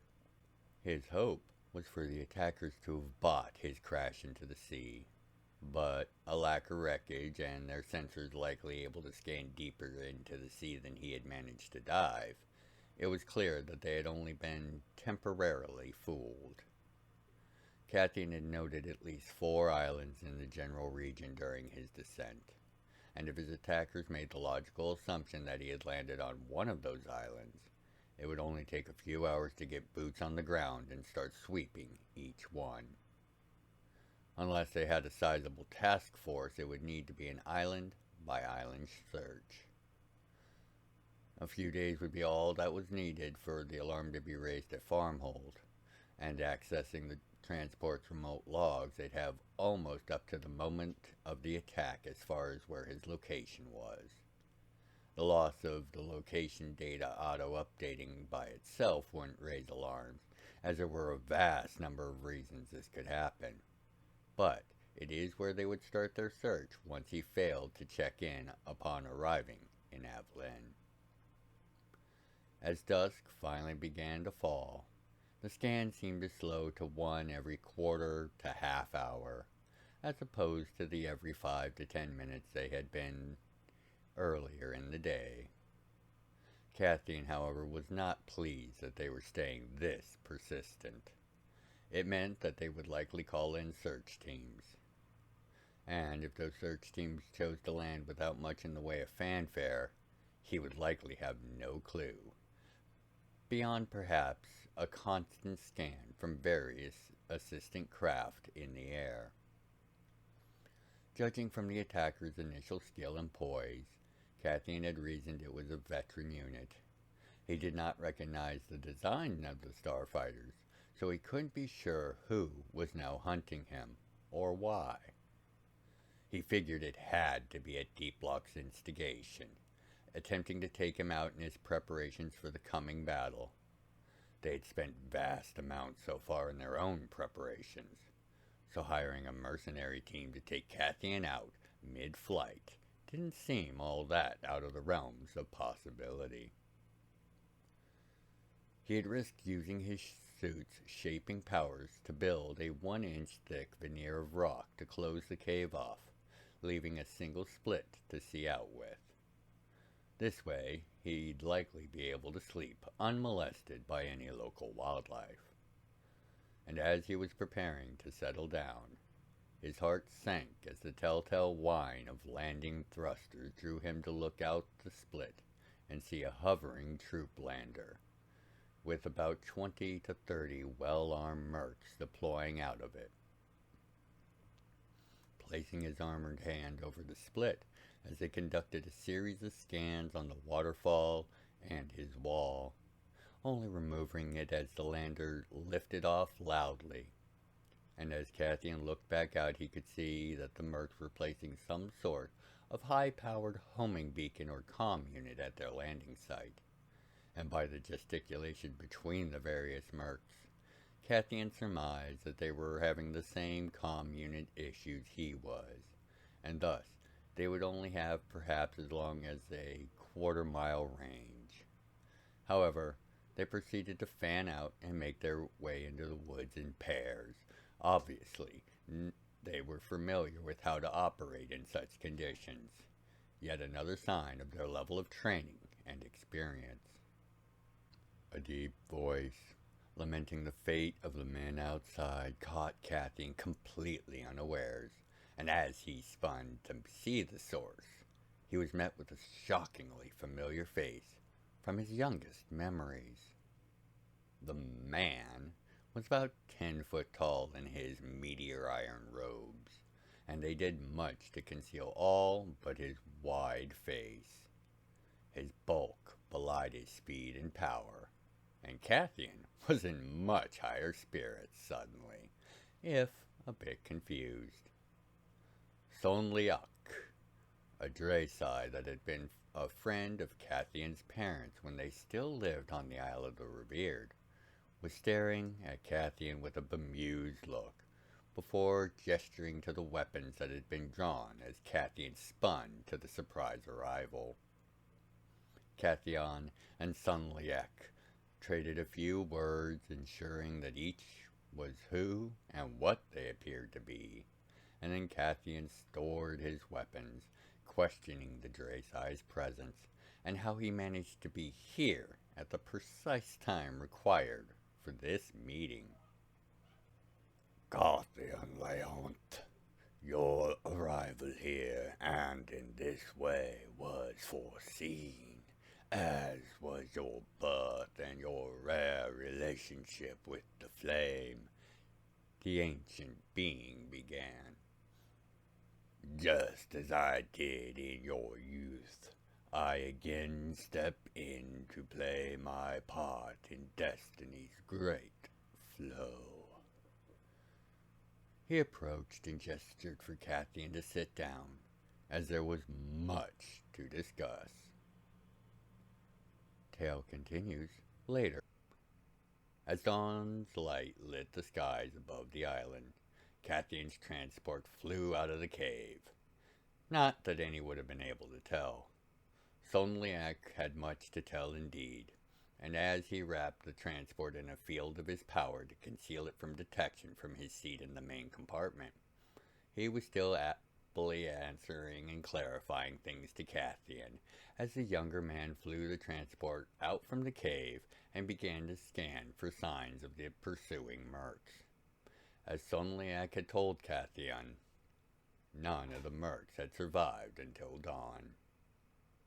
The island had indeed been under the effects of an old set of spells and enchantments, with all manners of creature unleashed during the night to slay all intelligent life outside the cave or the complex beneath it. The columns of smoke from crashed starfighters, troop landers, in the aftermath of at least a dozen battles across the island, snaked into the still brightening morning skies. Standing like a pillar or monolith of some kind, a destroyer-class spaceship had been crashed into the shallows of the grotto on one side of the island, a monument to the deadliness of such ancient magical works. The enchantments would apparently escalate in response to any resistance by feeding and using the souls of the slain, including summoning the greatest of demons and devils to fight off any intruders. And clearly they were of a might to bring down such a potent ship supporting forces on the ground. The fact that most of the holes in the vessel's hull had the edges curled outwards indicated the ship had been boarded, ensuring that if the crash didn't kill all hands aboard, they would not have survived the encounters with the creatures that most likely caused the crash. It was a spiteful and dark series of spells and workings that had been created untold ages ago, and was rooted and in effect maintained from the only safe place on the island, the cave and the bunker underneath it. It gave Cathian no small amount of joy as they ascended clear of any of the interference, when the series of explosives he had wired throughout that complex went off in sequence, and even at the altitude the transport was now at, the effects of the spell's energies being disrupted and discharged in such a way sent minor shock waves through the craft. No matter what it was intended for originally, such a place could not be allowed to remain. It was too dangerous, and Cathian would not be to blame for leaving such a hazard for some cruise or pleasure ship to find. Soon after, having made contact with Farmhold and updating them on the situation, he was met on his resumed route by a wing of escort craft sent directly from Avlin. They would ensure he made it to his meeting with no more disruptions. Satisfied and setting the autopilot and confirming the details with his escort, Cathian moved back to the main compartment to continue his discussion with Soliak in earnest. As Cathian and Sonliak reclined in the main compartment, Sonliak looked over the state of Cathian's still seeping wounds, where his limbs had been taken from him. Sonliak had not understood when Cathian had first described what had happened to him, and now that he was seeing the reality of it, Cathian almost recalled his armor in reaction to the utter rage rippling from Sonliak's otherwise placid and outwardly calm form. That rage subsided to a visceral disgust almost as quickly as Sonliak realized Cathian's tensing at the Dracai's fury. Having finished his examination, and Cathian manifesting his armor so he could again be ambulatory, Sonliak's disgust at what had been done to Cathian returned to a boiling rage after being handed a vial of the strange, dark, auratic gel that had led Han and the rest to find him in Crater's Drag. It was, according to Skryarth's contact, the core component of a series of new drugs that had been hitting the market across the realms, with very dangerous side effects for many. From what he had heard, even the few ounces in the vial were enough for no less than a dozen stems, or close to hundreds of doses of the more dangerous substances and concoctions being peddled. Sonliak stated without a doubt that the substance in the vial was the distilled essence of a blue flame wielder's primal pain, despair, and agony. In particular, Cathian's. It took a moment for the young man to understand the true reason for Sonliak's rage. Then it hit him like a ton of bricks, as he felt phantom echoes of agony in all of his limbs, for but a second. They had taken his limbs, so they had multiple ways to produce this substance, even if he should be rescued. Which meant whoever still had them would be able to continue to make these deadly poisons, as well as the potent combat stem that seemed to be the only relatively safe product to be created from this foul gel. Sonliak confirmed that Cathian's nature allowed for his dismembered limbs to in fact be used in such a way. But if he were to find and obtain these stolen limbs, Sonliak could restore and reattach them, restoring Cathian's body. For perhaps the first time since his release and rescue from Crater's Drag, or the signing of that first Oathbinder delaying the war with Deeplock, Cathian now envisioned a foe beyond the immediate and obvious threat of Deeplock. They might be behind the mercs that had just attacked, and they were definitely involved in his abduction somehow.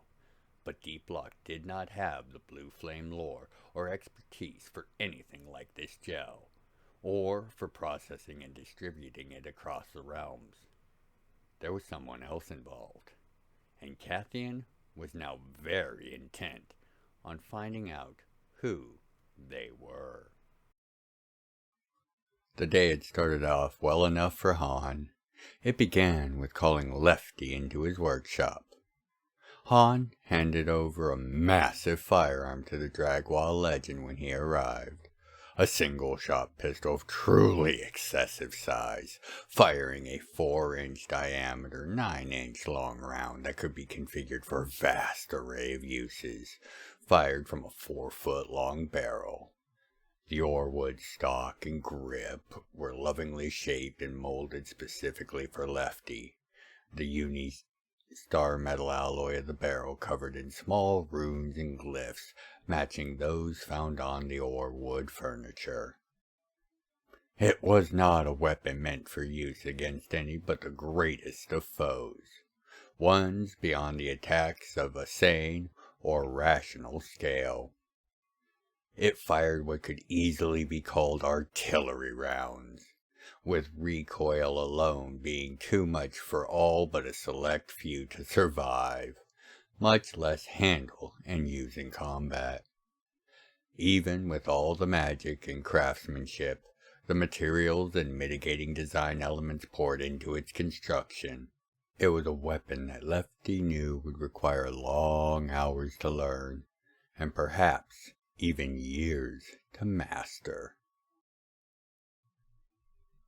Perceptive patrons, regular visitors, and new guests of the library, I am the recorder, and before we continue with today's tale, allow me to ask you to like, share, and ensure you are subscribed to Gryphon's Library so you can always have ready access to entries as they release.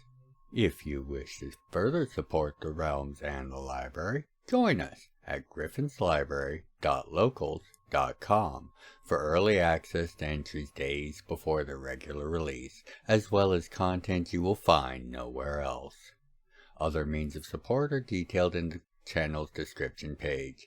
Thank you for your consideration and support of the Realms, no matter what form it might take. Now, on to our tale. Looking over the pistol, its ammunition, along with the ammo pouch and holster made of ore weave, Lefty listened intently as Han described how the weapon's various features could be used, and only asked the pressing question on his mind after the Christon had concluded. Even as a Dragwa of the Supremacist line, this weapon was still oversized and massive beyond Lefty's ability to wield effectively.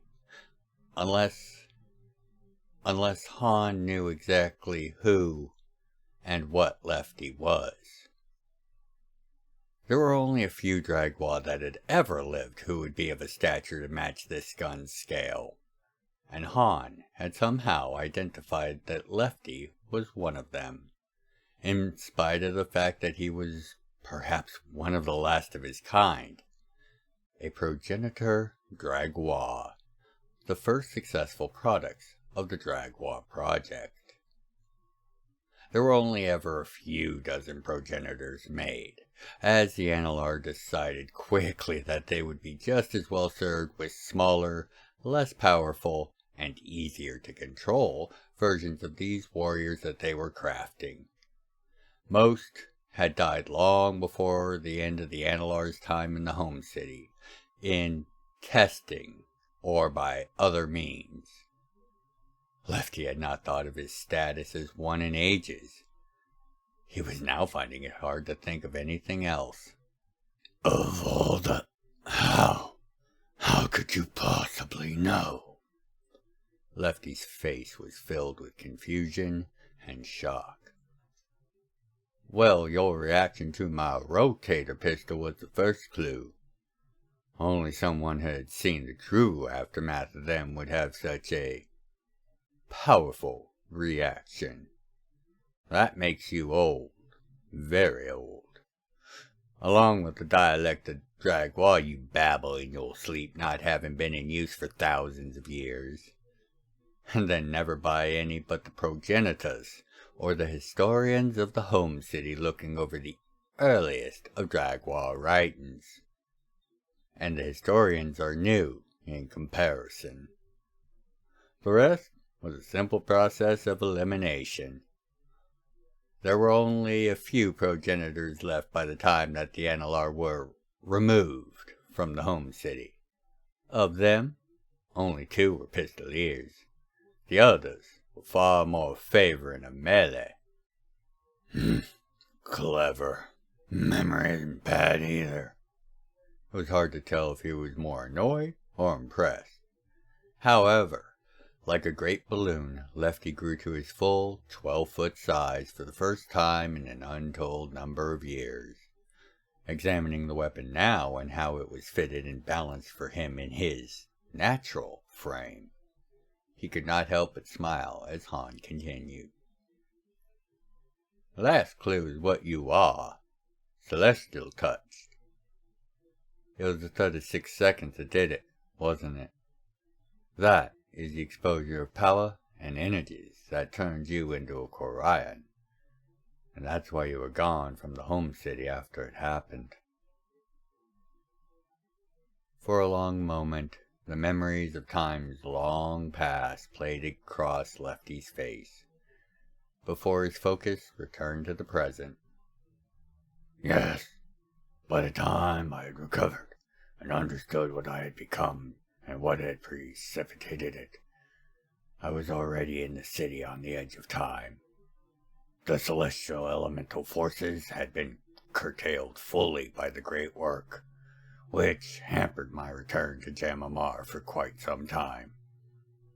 Combined with the suppression of the Supremacist gene line, and it was not till just before the rain before I could return, and then only as a fleetfoot or sky dancer after a reformation. Lefty's voice was filled with the haze of memory as he fastened the holster and weapon, along with the 4-round pouch, in amongst his collection of other pistols that he carried. Afterwards, he shrank back down, smiling as his new weapon resized itself accordingly in its holster. However, the strap securing the weapon knotted itself to prevent the weapon from being drawn at this size, causing Lefty to grimace at the implication. So, this This stays between us. Lefty was looking at Han. What? I wasn't supposed to make it a full bulletin? Wonder if Navi can cancel it. Han smiled widely as Lefty moved to leave, shaking his head, having just received a request for his presence. He was smiling too, but Han couldn't tell if it was his humor or long-buried memories that was the cause.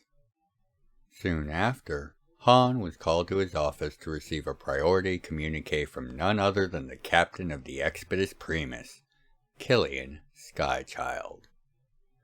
Han may have encountered and worked along the Skychilds in his past, having served under Killian's father, Verisar, for centuries, after working with Carthus Skychild, his grandfather, in the early years of Criterion's founding and growth. But he never got used to the manner and means in which they chose to operate, and would have to often remind himself that they were in fact gods, and not just extremely powerful, ageless mortals with untold ambition and drive. As he moved to sit behind his desk covered in various blueprints, production reports, and shipping contracts, Han poured himself a stiff drink. He had a feeling he was going to need it. What business would justify such a personage contacting him personally? Sitting in his chair, he reached over and pressed the blinking gemstone to activate the communication system. With a shimmer of magic and holoprojectors, the image of Killian Skychild manifested across the desk from him, sitting behind a desk not unlike Han's, if a bit more buried in paperwork. Killian nodded solemnly, holding and sipping from a drink of his own, mirroring Han's own position and, seemingly, mood. After the link was fully established, Killian set down his drink and began. Lord Han of Nomad's Forge, my apologies for bothering you like this.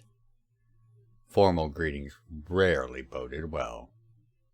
I impose on your busy schedule as a necessary courtesy.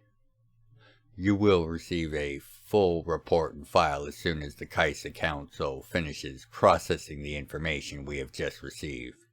However, as there are factors that involve you and your holdings, combined with your status as a hand, I felt you should be informed.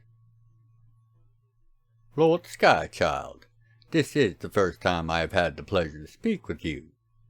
However, I have spent enough time in the service of your father to know that despite the apparent or ready truth of your statements, you are dancing to something beyond what you are formally presenting. Save us both time, and let us speak frankly.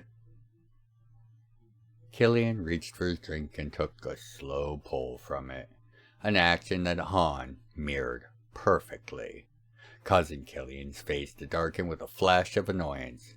Gone almost as fast as it had appeared, realizing that his reaction was exactly what Han was going for.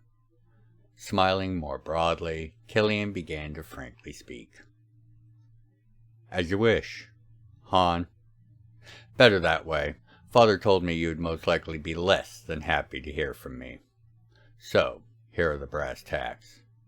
The Ancient Empire's Cosmos Fleet, their equivalent to our Expeditus Fleet, experienced a large-scale set of mutinies, with half opening fire on the rest in a coordinated strike. More than a third of their 36-ship fleet is now destroyed, with only the 9 original and largest ships remaining loyal and in the Ancient Empire's control. The attendant fleet elements are as of yet not fully accounted for, but they are expected to be in relatively the same condition as the vessel they were assigned to support.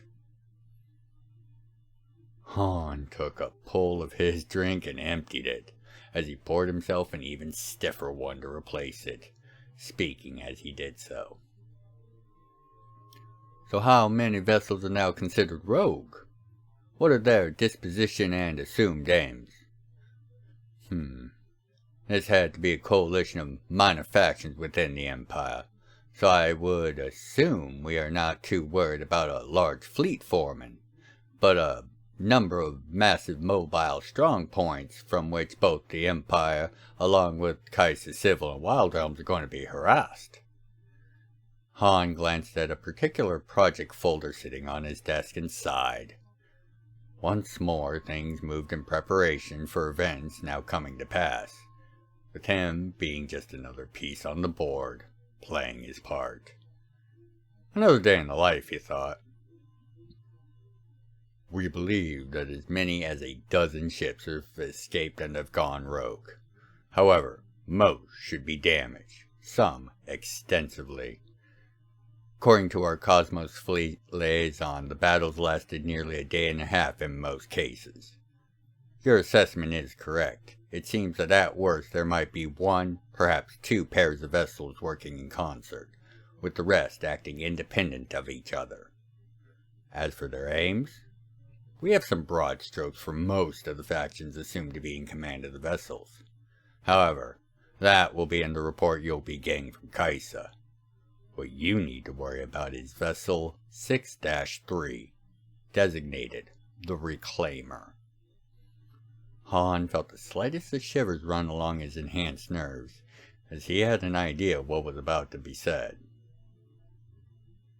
It is controlled by groups that were severely upset with Kaiser refusing to recognize the Empire's claim on Nomad's Forge, but approving your ownership.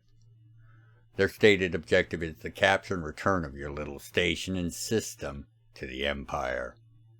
Unlike many of the mutineers, however, they only participated in the initial onslaught of the betrayal, extricating themselves as soon as it was possible. As such, you'd be wise to assume that they are at or above optimal readiness. The Reclaimer. Han took a slow breath. I have a hostile, 5,500-mile-long, Expedus-class warship inbound, intent on seizing Nomad's Forge and returning it to the Empire as a, what exactly? A get-out-of-execution for mutiny card? Killian chuckled at the quip, as Han was absolutely right. The Empire wouldn't be able to let any of them live, even if they returned after such a betrayal, forge in hand or not. Regardless of all that, may I ask what the fleet and the council are doing about this? And how long do we have till contact? Killian took another long drink, seeming to steel himself, before looking directly at Han. Nomad's Forge is a independent, wild realm. You are on your own. Kaiser cannot risk sending any support from the civil realms and systems that is just as likely to become a target from any of the other rogue vessels. Wait. Are you saying that Nomad's Forge will not be receiving any support from either the Council or the fleet? Han was hoping he had missed something, that this was a jest. There were over 1.5 million people on this massive station permanently, with twice that in temporary residence at any time. That is correct. Hand of Destiny or not, we can't afford to risk any of the Expedus fleet, even over a resource like Nomad's Forge. Killian looked over to his side, nodding, before he continued. The Expedus fleet and its defensive forces are to be continuing with our operations as normal until a opportune situation presents itself for other action. Reality is, as of now, the men and women on those Cosmos vessels have more real combat experience in this scale than we do, and we can't afford to see any of our fleet lost or maimed, even if 2 more ships will be joining the fleet soon. Han was speechless. You have at most a month by our calculations, and there is reason to believe that they will have a large and significant fleet element as well. I am sorry, Lord Han of Nomad's Forge, but this is your problem to handle. The captains have voted, and we will not be revisiting this topic. Expeditious Fleet out. With a soft pop and a fizz, the image began to vanish, leaving Han to his thoughts in slowly rising annoyance. With a rapid set of motions across the controls, he re-established the link, much to the confusion of Killian, who was caught mid-motion rising from his chair. Before you wander off and leave me to my own devices and destiny, I would like all of your records and reports on all pirate and raider activity from around the cluster for the last 300 years, as well as the EDF and whatever else you can check, particularly the Pathfinder Corps. If you can arrange for the same data from the Empire's records as well, that would be excellent. Killian's confusion only grew as Han continued. Please note as well that all of Nomad Forge's taxes, fees, tariffs, and other costs for any Kaiser guardianships, Expeditious Fleet, as well as EDF, including all support vessels and their crew, have just grown by an order of magnitude in perpetuity. I have to make up for the upcoming losses somewhere, and hedge against future events of this nature, of course. Nothing personal. Killian's confusion was replaced by disbelief and anger as Han continued. If, however, you get me this information promptly, I can perhaps see about it only being a 4 or 5-fold increase, and perhaps only for a millennia or 3. As a courtesy, of course. Nomad's Forge, out. Han cut and scrambled the link in such a way that Killian could not respond. Whether Killian got the intel or not mattered little in the immediate situation, as the information would only be of use if they could deal with the impending threat. But being able to leverage a Skychild into getting it for him would be a nice bonus, as it inevitably meant that he would get the intel vetted by Verisar's Skychild, and that would be as near as can be to perfect in its accuracy. Before he could finish his thought, however, a blinking gem informed him that he had a request for an audience. Pressing the gem and sighing, the door to his office slid open and Lefty entered, accompanied by Ordis Skychild Alon, Criterion hero and inductee to the royal family, as well as the god of the Cognati. Han rose and greeted his guest, somewhat in shock by the timing. Forgive me, sir. I was unaware that you were aboard. I would have welcomed you personally. Heroes of Criterion get the royal treatment here. I won't hear of it, Lord Han.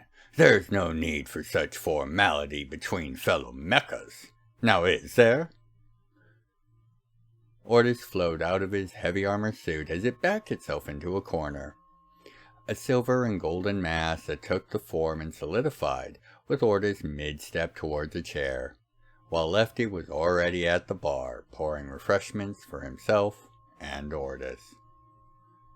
Han gestured for the guests to sit, and he took his own seat behind his desk. As Lefty handed Ordis his drink and sat down himself, the Analar began to speak. Han, I have come to let you know that we are aware of the situation you now find yourself in, and we aim to do something about it. Pray tell who is, we in this case, Sir Ordis. The gods, as well as others of relevance. We gods cannot directly interfere in this battle, not with things as they currently are. He held up a hand to halt Han's expected outburst. But that does not mean there are those who can act that aren't willing to. In fact, there are those that are more than willing to move in support of your defense. You have a powerful advocate in the form of the Omnimind, for example. Han's world stuttered and swam for long moments at the comment, his mind placing pieces together. Of course the Omnimind knew what was going on, and it approved of him being chosen as a hand of destiny. How else did they get that fiddle box, if not with the Omnimind's assent? It should have been obvious to him. Ordis had a knowing smile on his face as Han set the implications aside for the moment to return to the topic at hand. Rumor was that Ordis had his own range of interactions with the Omnimind, and like Han, was far more familiar with it than your average citizen or even many of the government might have been. Details are still being worked out, but you should be receiving some fleet elements beginning by the end of the week, with additional forces and assets set to arrive as they are made available, over about the next 2 weeks. We can't promise anything close to the forces you need to reliably destroy or threaten a ship of that size. But we intend to make Nomad Forge far too tough a nut to be able to crack. The forge itself can deal the needed damage. However, they'd have to be foolish enough to get close enough with their Cosmos vessel. The point defense and weapon systems of the station are far more than enough to keep anything smaller from being able to attack without tremendous loss, even to large fleet formations. But you see, these rogue Cosmos ships are patterned off the Expeditus Draxus, with many of the weapon systems included, and therefore stands a reasonable chance of being able to stay out of range while providing enough support for other attacking elements to become a threat. Han took a drink as he continued. Whatever forces you can marshal I appreciate beyond measure, so long as they can follow orders. I can't be having hotshots flying around and fouling the target locks of the station and other ships trying to steal their kills, targets, and glory. That's my job. Ordis and Lefty both chuckled at the joke, with Ordis confirming that any ships coming to Han's aid would be capable of following Nomad Forge's orders and directives. This would mean we're looking at a siege scenario. Nomad's Forge is fully self-sufficient, right? How long can we hold out for a relief force against sustained attack? Lefty was asking as Ordis stared intently at Han. Han was guessing that Ordis spent way too much time in his suit, with such obvious actions being concealed behind an impenetrable faceplate. We can hold out indefinitely as far as supplies and such. The only thing limiting our ability to effectively resist being boarded or taken over would be attrition of manpower. We can build or rebuild damn near anything here, so ships, fighters, and weapons aren't the problem. But crew? That could be worn down quickly if we are not careful, or if the foe gets lucky. Ordis seemed to consider this, and smiled before speaking. A fair concern. However, I believe we can have more than enough crew and personnel if we also have the oncoming fleet elements arrive with additional crews waiting on ships that you will be constructing. I am sure you are able to begin building ships even now, if you haven't already started. Offer ships for service, and I'd wager you double the potential size of this defense fleet, with the proportional amount of additional personnel that would no doubt follow in their wake. You should be able to replace any losses for some time. If you are sanguine with the idea, I'll begin to reach out and screen potentials for it. I'll have to run some numbers and talk to my people, but provisionally vet a few crews across various classes of ship. So, Ordis Skychild alone, What's he ask for all this assistance? Ordis drained his glass, set it down, and flowed back into his armor before tossing an item onto Han's desk. By the time the object bounced and rolled into Han's hands, Ordis was holding his mountain sledge, and answered as Lefty looked between the two, suddenly confused, as if this was not what he was expecting.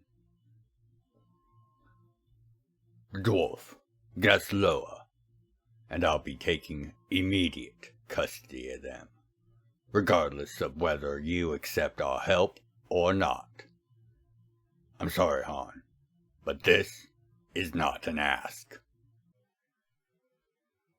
The creators built the ways for their needs and use, so that they could cross from world to world amongst the stars far quicker than other means. The chief had been droning on for almost an hour about history that I was well acquainted with. How our creators made the ways, how they used them to cross vast distances to collect the components for our mortal birth, and how they shaped us from flesh and stone, crystal and tree. We all knew the tale. We all knew why we fought in those ways even now, thousands of years after the creators vanished. The wormways were the only real hope of interplanetary travel. The distances involved were far too great to be crossed without them, or the return of the creators. And thus, the war we've been waging in the ways against the hordes of gorgers was essential if the light of the creators was to ever again extend beyond our own homeworld. What is new is that the tunnels are expanding in the outer reaches, and quickly. The chief had my attention with that. The tunnels that comprise the wormways are hundreds of feet in diameter when fully awakened, but much smaller the further away from a powered gate you get. Each gate can only support up to 8 nodes of expansion beyond its own, since gates are only able to be powered by the presence of the creators, or their direct descendants. This meant the creators were once more among the stars in number. Their presence on worlds long lost would cause the ways to wake up and begin to return to their full size, stretching and reaching out to other tunnels and junction nodes in the ways. The rippling glyphs and runes that serve to illuminate the ways from its walls also contain directions to any gates within 4 nodes, if one knows the true tongue of the creators. The growth of the tunnels may well bring other worlds close enough for an exploration team to find while scouting for locations of gorgeous swarms and potential safe routes of exploration in the labyrinth of tunnels that is the ways. Other than our brethren worlds, where our creators spread our people before they had vanished, we had no clue as to might be found out in the ways.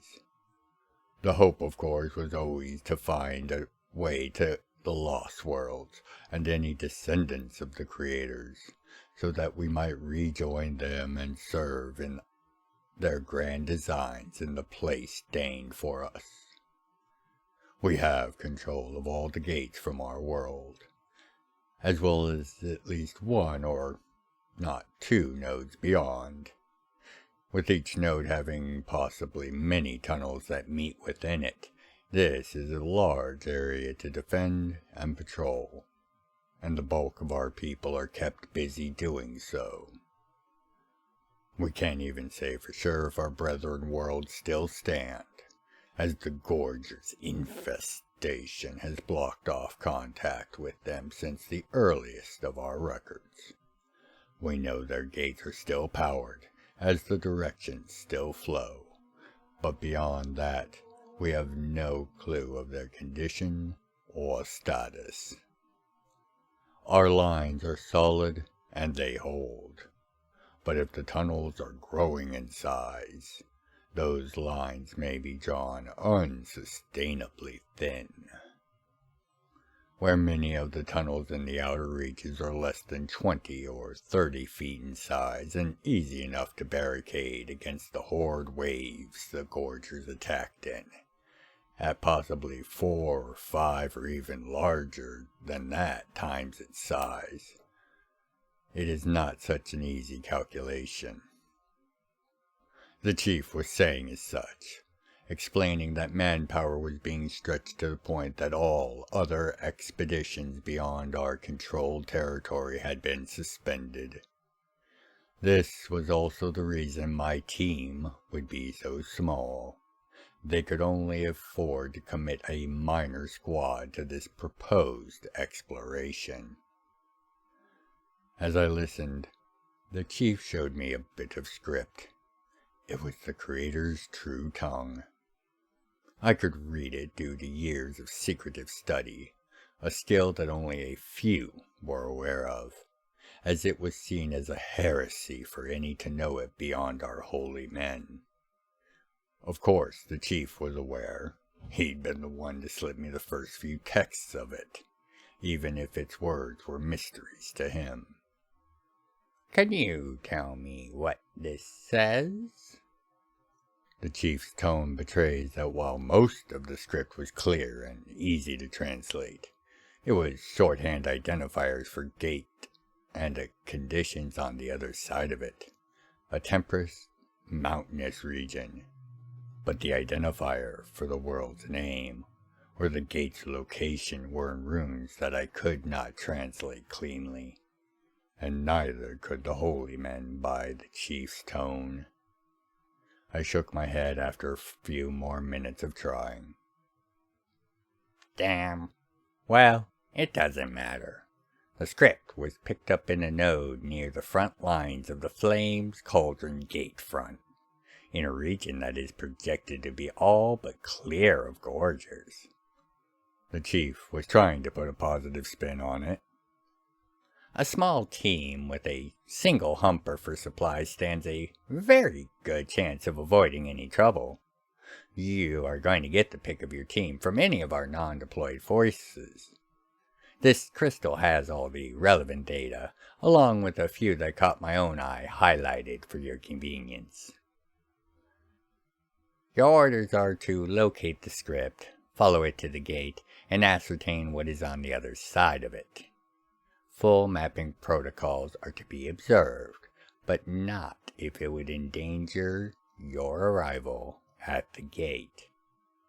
As you know the Holy Tongue, you will be able to open the gate once you arrive. The keys are in the crystal as well. Commit them to your memory. You have a month to recruit, assemble, and train your team. I want you on your way in 6 weeks. Dismissed."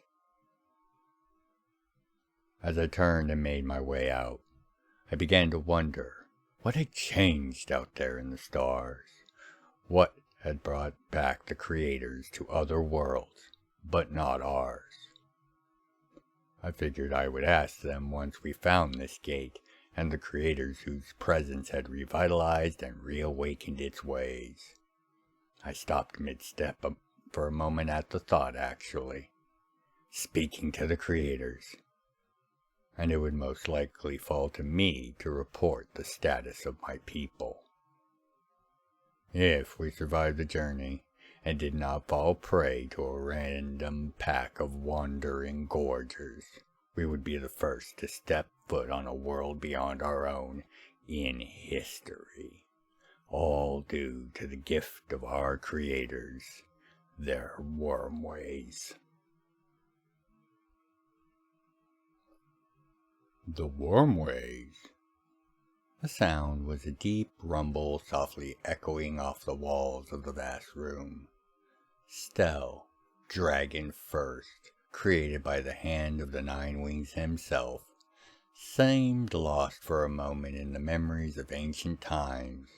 Before the war, before Jam'mMar blinked out of existence, when the worm ways were proposed, After a moment, he looked back at his guest, the Praetor Starwalker, and sighed. The Wormways. I have had no reason to think of that endeavor since my awakening in this age of stars, the great dragon mused. It was the brainchild of a firstborn clan of shapers and benders. It would have been a living superorganism that would connect all the worlds the dragon kind had spread to, via a pocket plane concealed in the folds of interplanar space. From what I was appraised of, they'd even managed to form the basis around it, using the worlds they claimed as their personal domains in those early days. Unfortunately, in the years just before the loss of Jam'mar, the entire clan was wiped out in a ill-fated assault on some Analar base. Stell shook his head mournfully. They were the only ones that had the key phrases that would open and close the gates, as well as how to identify where and how the gates would manifest on worlds. As a living thing, it was supposed to reach out and connect to any world dragons had settled in number. We have no idea how this was supposed to work. The clan in question was secretive, even for dragons. Unless we happen upon their worlds and find records of its construction and how to operate it, this great project will likely never see any use within the realms. So, they are real, and we only have to find the claimed planets of the dragons that created it? Starwalker was not dismayed by the apparent loss of this ancient transit method. Instead, he began to see more threads of his former lord's plan manifest. That is a far simpler of a task, so long as those worlds are in phase, of course. I will reach out to the Pathbreakers and see if they have any clues, as well as giving them something to keep an eye out for. I doubt you shall find it such a simple task, Praetor. 6 planets, out of the hundreds that are presently in phase, and hundreds more that still hang out of phase with baseline reality, and you haven't a clue or lead to start from, even if all the worlds were currently in alignment. However, if you should meet with success, understand that more than likely, only one of draconic blood will be able to use the passkeys. Your convenient workaround for the loss of Nightwee's scale, offensive as it is, should still allow you to use them, which is fortunate for you. A detail to keep in mind at the very least. Good luck. Now, go! With that, Starwalker found himself back on his ship and speeding forwards to his next destination. After the news of the Cosmos Fleet mutiny broke, securing another means of transit that would be able to avoid the chance of encountering one of those rogue mega-vessels was of high importance. They had the technologies aboard those things that could suppress cog space access, as well as disrupt exclusion field cohesion. And this meant, short of Analar gates, which are not exactly common, any one of these vessels could easily enact a full system blockade. The Wormways offered a method of interplanetary transit that would sidestep any such impediments, so long as they could be opened. Starwalker chided himself on not asking about the clan that created it, but an entire firstborn clan being slain in an attack should not be too hard to track down once he returns to the Primus and begins researching in earnest. With any luck, The archive should have all the knowledge required to begin the hunt for the presumably abandoned worlds left behind after the deaths of this clan of firstborn dragons. Over a week since passing our outer lines, and not 3 days from finding the terminus of the unknown gate script, and we find ourselves in the final node before we reach the gate. For once, the chief's assertions of low to no presence of Gorger was accurate, with only 5 encountered, all of which were lone wanderers and easily slain, as their true threat is when they are in numbers. However, we have discovered that in this closest node to our goal, that gate script for another known gate terminates here. The gate in the Cloud Peak Mountains on my own world, the most embattled of the gates of our world, is where this script undeniably led to.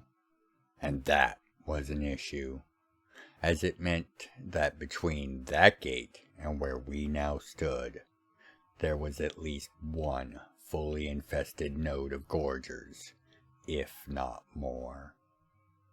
The leader of the Orgons, a mountain of flesh and scale, upon hearing my concern immediately moved to withdraw a bundle of cans from the hopper and stretch them along the tunnel mouth leading towards the gate at Cloud Peak. A moment later, the cans expanded to large drums sitting on their sides, which were quickly punctured and began to pour an acrid-smelling, viscous liquid slowly down the tunnel. Setting a tripwire some yards down the tunnel while avoiding the spreading gel, the Orgon smiled as he set up a wind pole and activated it, causing a stiff breeze to issue down the tunnel, clearing the smell from the node and ensuring that if the trap should be set off, the flames and heat would flow towards the gate and our kin.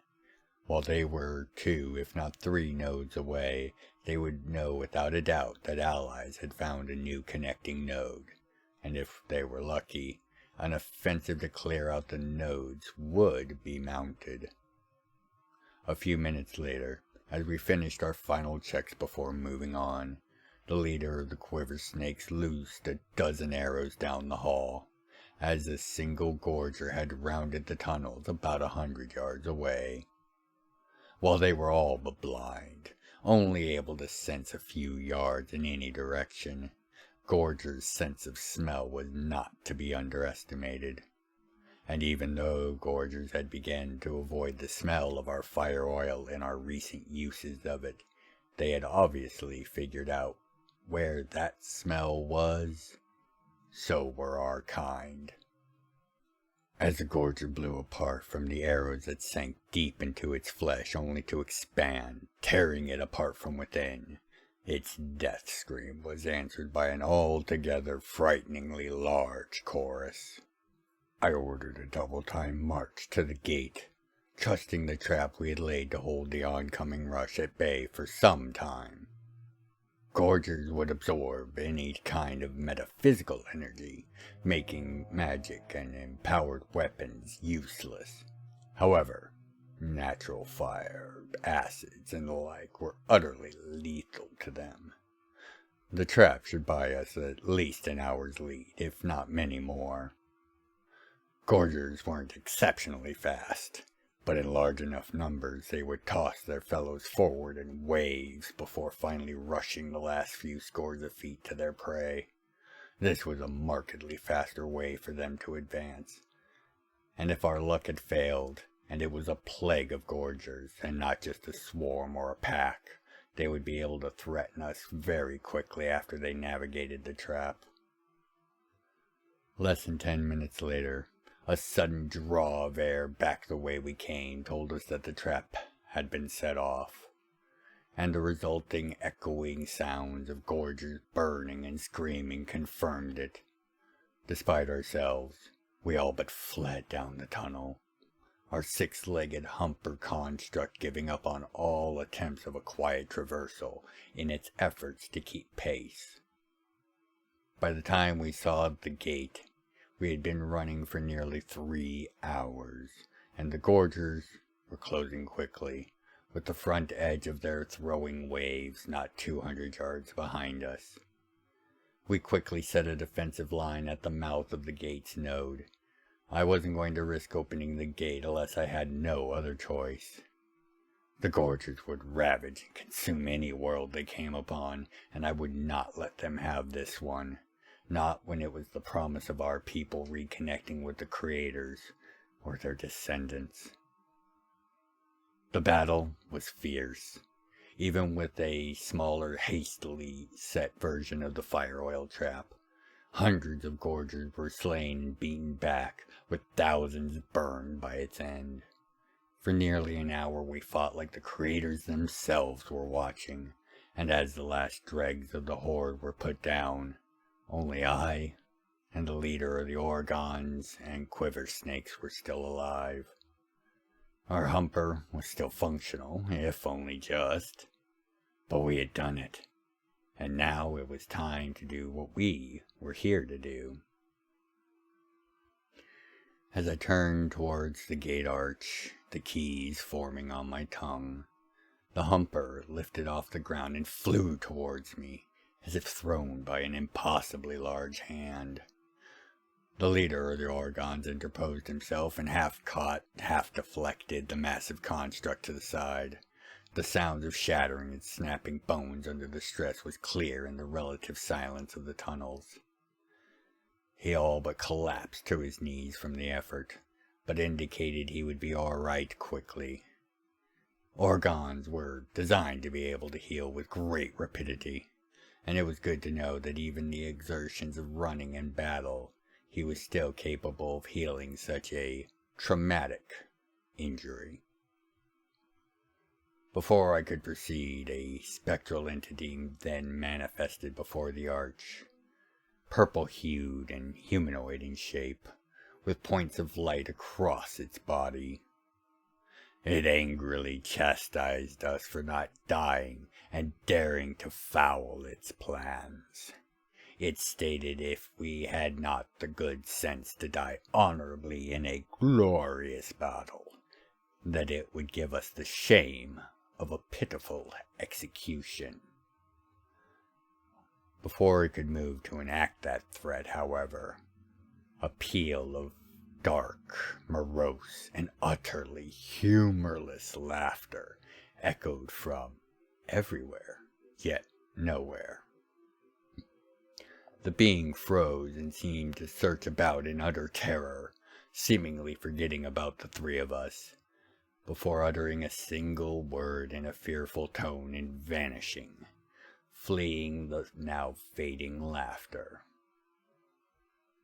Searching around in the now utterly quiet node, with only the soft hum and pulse of the waves to be heard, the source of the laughter was not apparent, and none of us had recognized it in the slightest. Whatever it was gone, as was this strange attacker. Taking a moment to gather what we could, I opened the gate with as little delay and fanfare as possible. What should have been a momentous occasion and the achievement of a lifetime was now a desperate bid for survival. What we would find inside would change our people forever. From the dark abyss that was revealed on the other side of the gate, a single utterance of the true tongue issued forth, low and raspy, as if from a throat parched by ages without drink. Strangely, the first word was the same as the strange entity's last, something I saw the leader of the Quiver Snakes notice as well. How did that specter know any of the true tongue? As we made our way through the gate to find the source of the voice, I was asked the meaning of the words. I could only shake my head, saying that they were words of confusion and pain, not a burden for them to carry, as they were of the true tongue of our creators. However, it roughly translated as, Cromnius? Father? Who speaks your name, O my lost progenitor? How am I to explain my brother's death, my own maiming? Father, I pray you have returned, for we have failed. Father, are you there? Continued from the Cathian and the Brothers playlist. Cathian had been in constant motion since his returning from his travels abroad. From meeting with the various leaders of Farmhold's many growing guilds and communities, to checking with Chandlos for updated progress reports, there was seldom a second that Cathian wasn't either in a meeting or heading to one. The months spent abroad had seen a vast amount of work done in Cathian's absence, much of it only possible because of the work he and his brothers had been conducting. While Nomad's Forge was capable of delivering vast supplies and delivering large amounts of both raw materials and finished goods, they also had others that were in need of the product of their incredible industrial output, not the least of which was themselves. As Han confided in Cathian that one of the mutinied ships of the Cosmos fleet was en route to Nomad's Forge to attempt to relieve Han of possession of the mighty estate of production. Cathian had not even gotten a chance to offer assistance before Han had told him that their alliance was best served by Farmhold being as prepared and able to defend itself from the oncoming attack of Deeplock, even if it was still weeks, if not months, away. Han was sure that the forces that were gathering at Nomad's Forge from various states and parties, along with the defenses that were being erected, would be more than enough to see the threat off with acceptable losses. However, he also said that he might be tied down for months before the attackers would be forced to withdraw, and as such, supplies and resource deliveries would suffer reductions as the situation required and developed. Cathian, of course, understood this, and made a comment on the timing of things. It was quite fortunate for Deeplock that Han would be tied down while the attack on Farmhold was likely to occur, with having to defend himself from an attack. Han's ages of experience and knowledge would have been invaluable and likely pivotal to ensure a victory as cleanly as possible. Han's response was still resounding in Cathian's thoughts. Cath, listen up. You are a fifth-year graduate of Tranus, and I've spoken with Kana about your abilities and extracurricular training. Han's face was a mix of supporting and mischievous. You are more than capable for this. You've crafted the best conditions for yourself and your aims. Now all you need to do is finish your preparations and execute your plans with purpose and focused intent. Later, as Cathian had just left a meeting with some tavern keepers, learning how the morale of the citizens and workers were faring in the last few months, he was recalled to the central house. A priority communication from Dragwa Home City, where Jastique and Lassen were attempting to gather support themselves, was waiting for his eyes, and his eyes only. Cathian's expression at being informed that it appeared that the transport the brothers had been on was attacked by unknown forces and lost while in transit over the ocean was a thing of silent fury, quelled only by him looking at the mantle in the house to confirm that their life-flame candles were still burning brightly. Cathian knew that the brothers were alive, but not where or how they were. If Cathian was merely in motion before, he was now a blur of hectic activity as he began preparing to leave on a search mission. So much so that for the newest arrivals to Farmhold, those that he had gained the services of in his travels abroad, Sonliac the Dresai and Elisee the Elven Noblesse, it was impossible for them to get a moment of his time. That was, until Cathian, while passing through the house to grab whatever was around to eat between preparations, was lifted bodily off the ground in his armor by Sun Liak with a single, large hand. "Hey! What are you doing? I have got to—" "To stop and listen to your advisors. Or you can continue prepping for a mission that is bound to fail due to the objective already being completed." Sun Liak spoke kindly, but firmly. "What are you talking about?" Cathian asked as he struggled, confused in the Desai's powerful grasp. Elisei spoke next. "My lord, my cousins have rescued your brothers, as well as the other survivors of the attack. They contacted me to arrange for their safe return some hours ago, but I haven't been able to inform you until now." Elisei bowed low and held it as Sun Liak set down the now thoroughly embarrassed and properly chided Cathian as she continued. "They estimate being able to convey your brothers here by the end of the week, along with an envoy to properly establish diplomatic ties with Farmhold." "Your cousins? And stop with the bowing, would you?" Elisei replied as she rose, smiling. "The Sea Elves, my lord." Continued from both the Sarge's Tale and Optor's Journey playlists. Smoke was tired. As he entered his dark quarters, he tossed a satchel containing the reports from the Hunters and the Council of Kaisa since the mutiny among the ancient Empire's Cosmos fleet. There were sightings and reports of them from all over the cluster. Of course, most would be false contacts and sensor ghosts, but with all the unknowns at play, any one of them could be anything but false.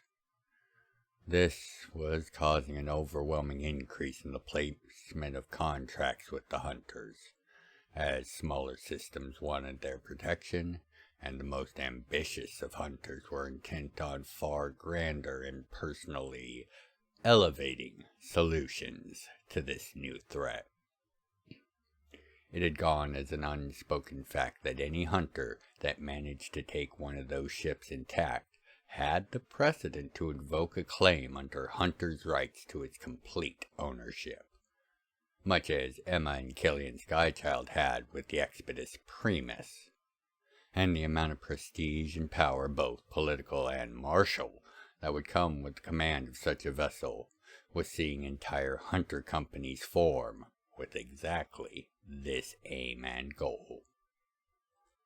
As Smoke poured himself a drink, he noticed that the room was still dark.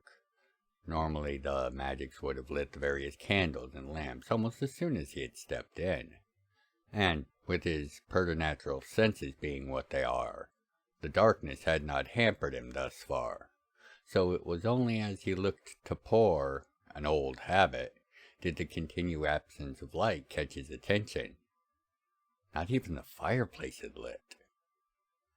Before he could contemplate any further, his instincts kicked in and he reacted.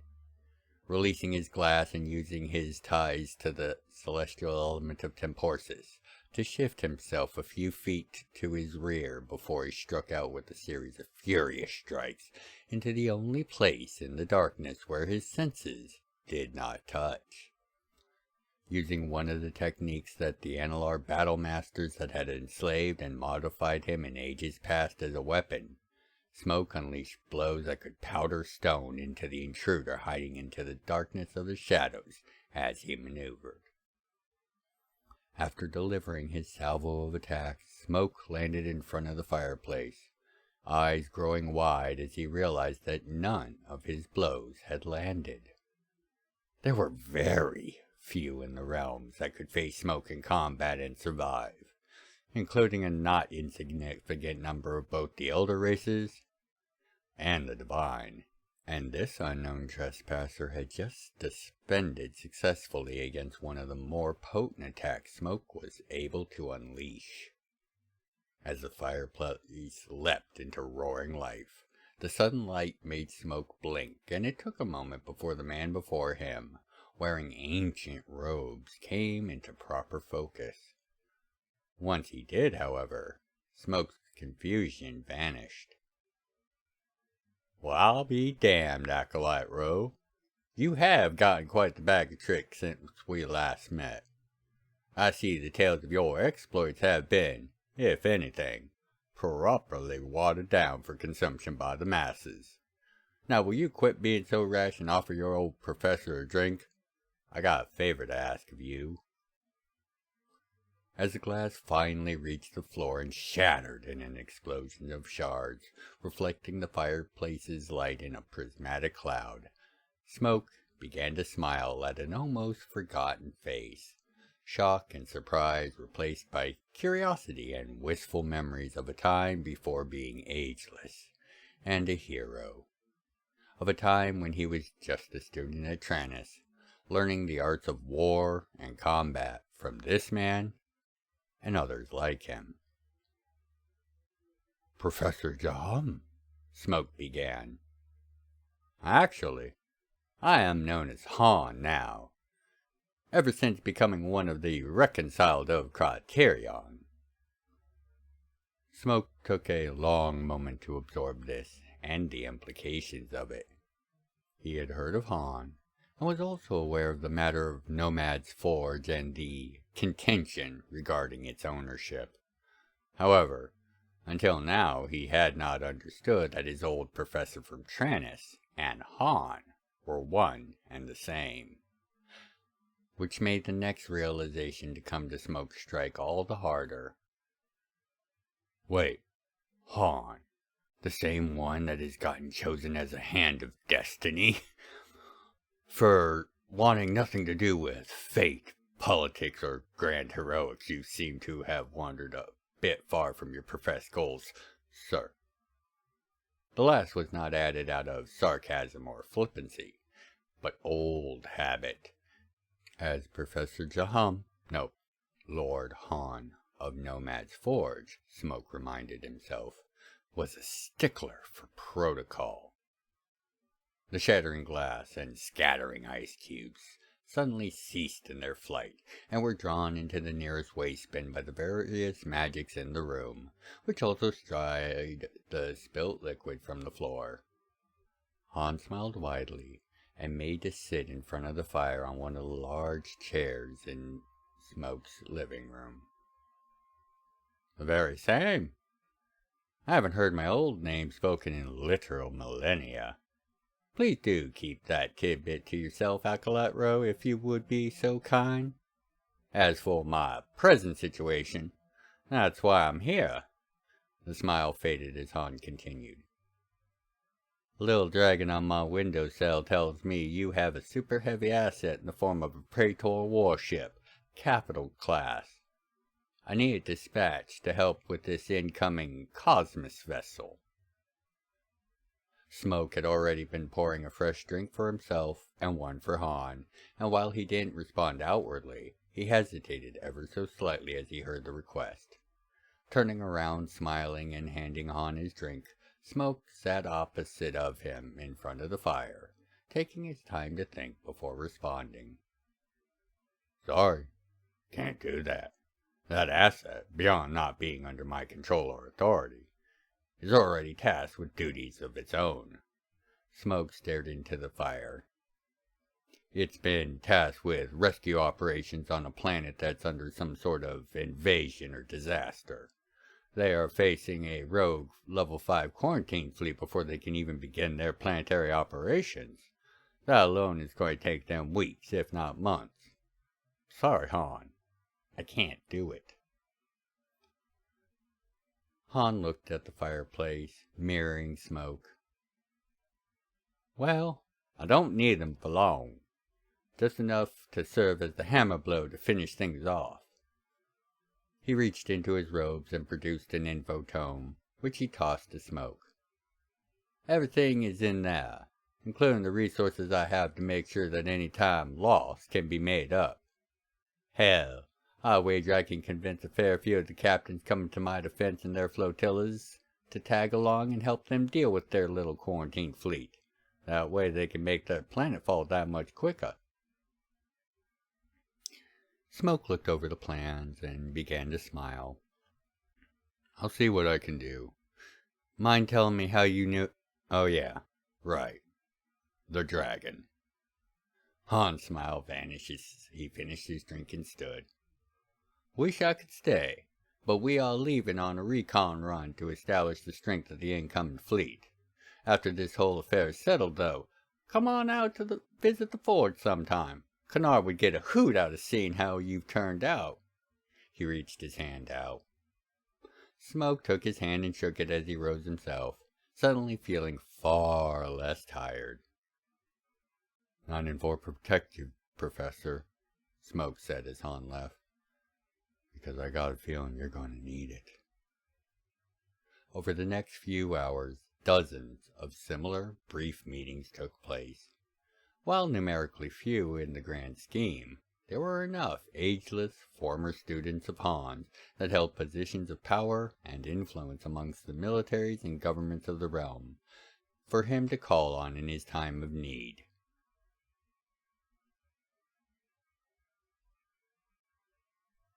You will need to make contact prior to the arrival of this rogue Cosmos ship.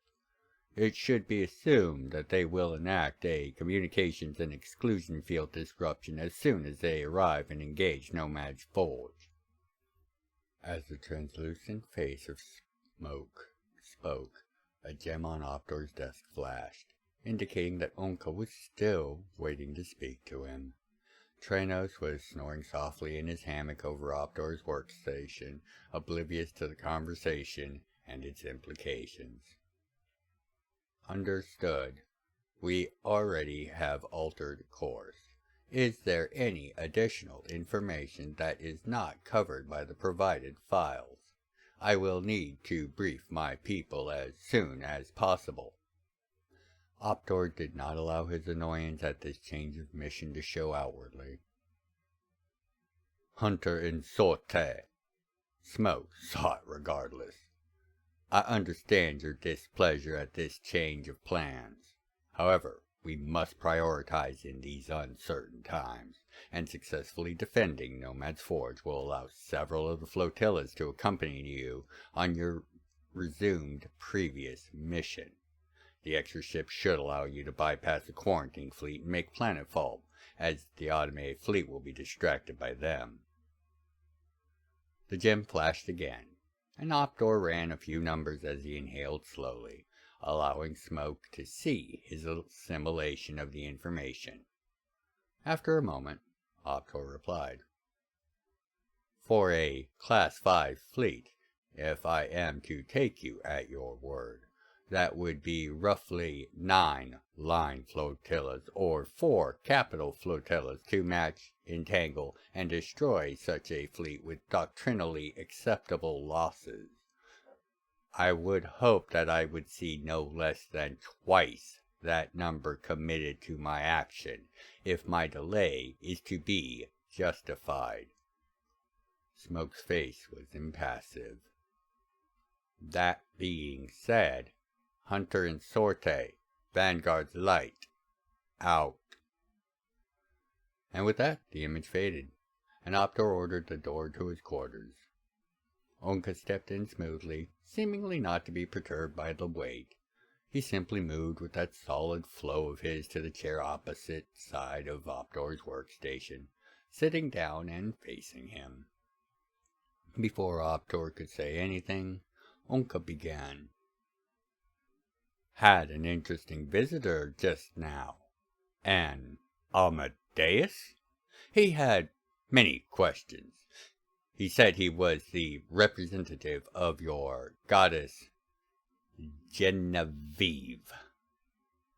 Optor nodded. Ah, Cassandra, one of Her Majesty's other representatives, came to see me as well. It would appear Her Majesty has taken an interest in us. What did you speak of? Unka grinned. The very subject you have been so carefully avoiding inquiring into. My past, my people's history, if we are a threat to the realms. Are you? Optor's voice held an unknown undercurrent. Me? By your gods, no. My people? That depends heavily on how things have evolved for them over the last few thousand years. Unka took a breath. I am hesitant to make predictions, but it is likely they are going to be a problem. There will likely be a great push to seek retribution for the crimes of your world against us. The perceived ones, at least. Optor held any comment as Unka continued.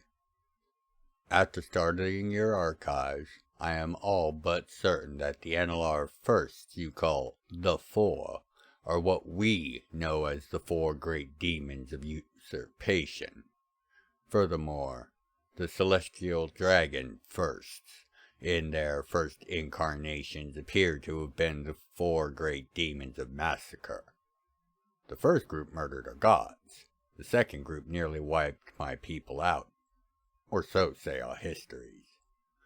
The fact that these beings of myth are not only real, but alive, may be a bridge too far for them. So it will be a call for a war of vengeance? Your people would lose. You know that. Optor knew that such a war would cost the realms greatly. If Unka was any bit a fair yardstick to judge his people by. Unka, however, nodded slowly, accepting that if such a war did take place, the realms would likely be the victor, regardless of the cost. I have suggested possible outcomes to avoid this, courses of action, but until my people are found or present themselves to the realms, we just will not know for certain. This cosmic misalignment between star systems makes matters difficult. It seems my people and their systems are still completely out of phase with baseline. Unka shook his head and began to stand. Until that is resolved, there's nothing to be done on the matter. I just wish to make you aware of the unexpected visitor. Did I feel the ship changing course while I was waiting? Unka changed the subject to something lighter-hearted. Indeed, we have received priority reassignment. I will brief you and the rest of the command staff in 2 hours. If you would be so kind as to ensure the rest were made aware. Optor's brow was furrowed in thought as Unka nodded and headed for the door. However, do not think that you will not need to properly convey your people's history to me at some point soon. I have tried to be respectful of your privacy, but if the gods are getting directly involved in such matters, courtesies like that are no longer a luxury we can afford. Unka stopped in the doorway, nodding. I suppose not. Well, find me when you are ready. I will tell you what you wish to know. Duties first, of course. Of course, Unka. See you in 2 hours for the briefing. Make sure Lasara is there. Continued from the Cathian and the Brothers playlist. Farmhold was calm and quiet in the early pre-dawn hours, with fog covering most of the homes and sleeping residents within. Cathian sat on the front porch of his house and contemplated how in a few weeks, after the last of winter's snows had melted, calm and quiet would most likely be a thing longed for. Deeplock was still beating the drums of invasion and war. telling many villages in town under their protection that Farmhold was an existential threat that had to be dealt with.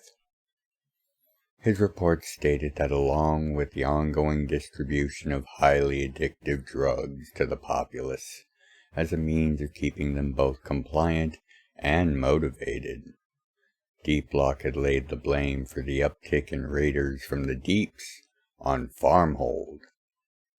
These raids had been the pretense for the drugs, as they had been stated to be supplements to help the town guard perform better in their duties. Before long, entire villages were hooked and dependent on Deep Lock for more of the drugs, and accepted Farmhold's guilt without any argument. Farmhold had seen the uptick of Deep's raids in the region as well, but it was clear the bulk of the raiding activity was focused on those population centers that had yet to accept Deep Lock's protection. How the raiders were being so clearly directed was still unknown, but it seemed as if Deep Lock had some hand in it somehow. Another factor to consider, one of many. Farmhold itself had not seen any direct attack by these raiding forces, but had only served to make tensions in town higher. Between those seeking sanctuary and the injured among them, Farmhold had absorbed more than 5,000 people so far. Cathian's attention was shifted from his ruminations by the sight of a messenger being escorted his way. After receiving the sealed scroll case, Cathian entered the house as the messenger was escorted back to the public areas of town. Justique, Lawson, along with Elisée and Sonliac, were milling about, engaged in their morning routines.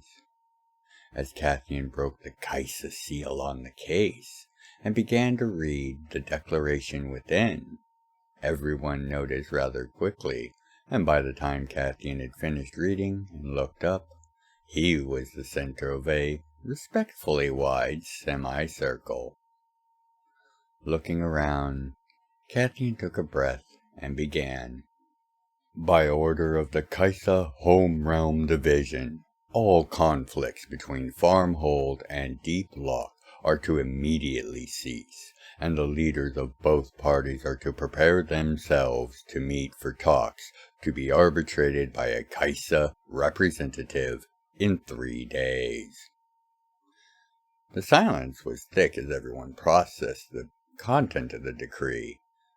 Kaisa didn't get involved in the affairs of the lawless lands. Something was amiss, and none present could quite figure it out. Justique inquired as to the identity of the Kaisa representative, where Lawson was more concerned whether or not Deep Lock would abide by the order, or just use these talks as a cover to launch their oncoming assault. Elisée assured everyone that if Kaisa chose to involve themselves, refuting their authority would be a deadly mistake for either party. Sonliac merely observed, his thoughts inscrutable.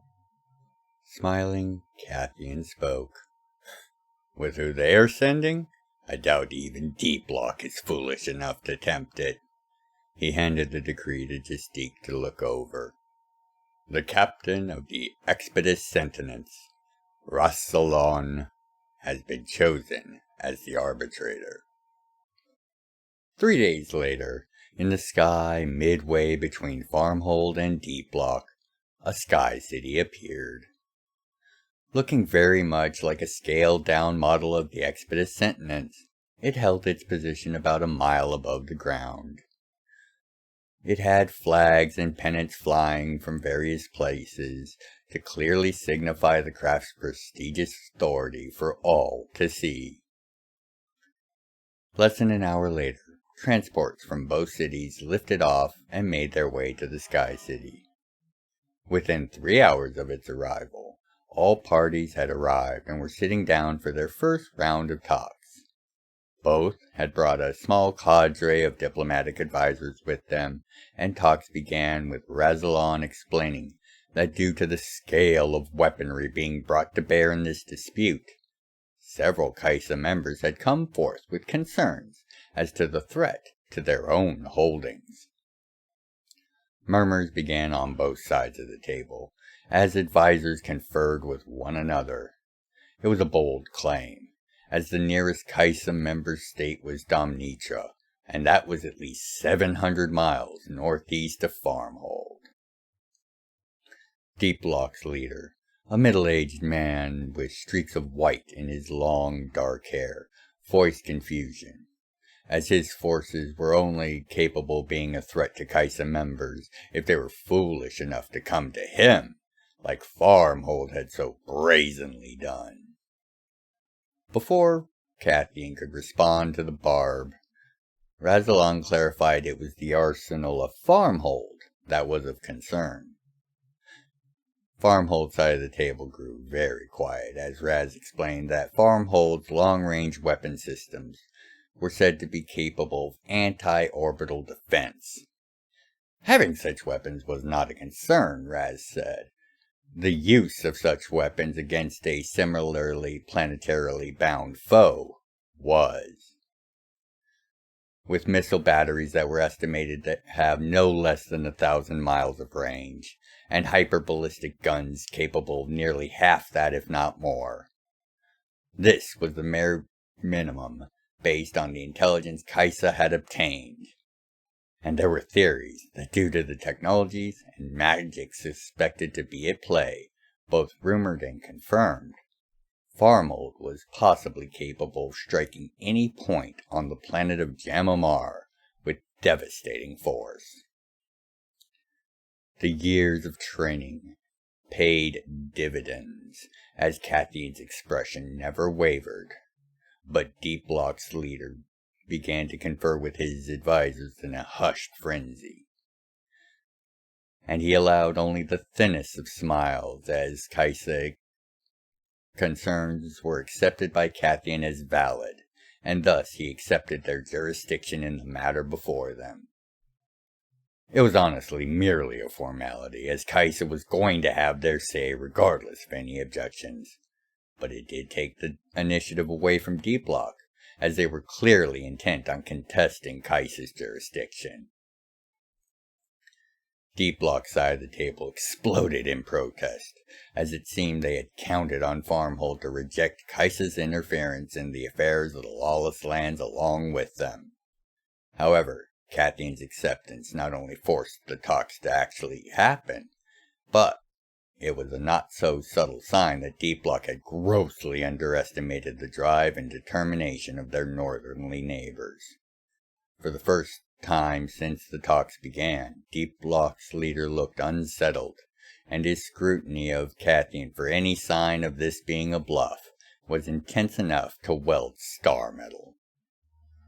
Cathian calmly confirmed that Deep Lock itself was well within the range of any number of weapon systems within Farmhold's arsenal, and that regardless of the success or failure of Deep Lock's impressively assembled forces, that force would not have a home, base, or kingdom to return to after their campaign of unwarranted aggression.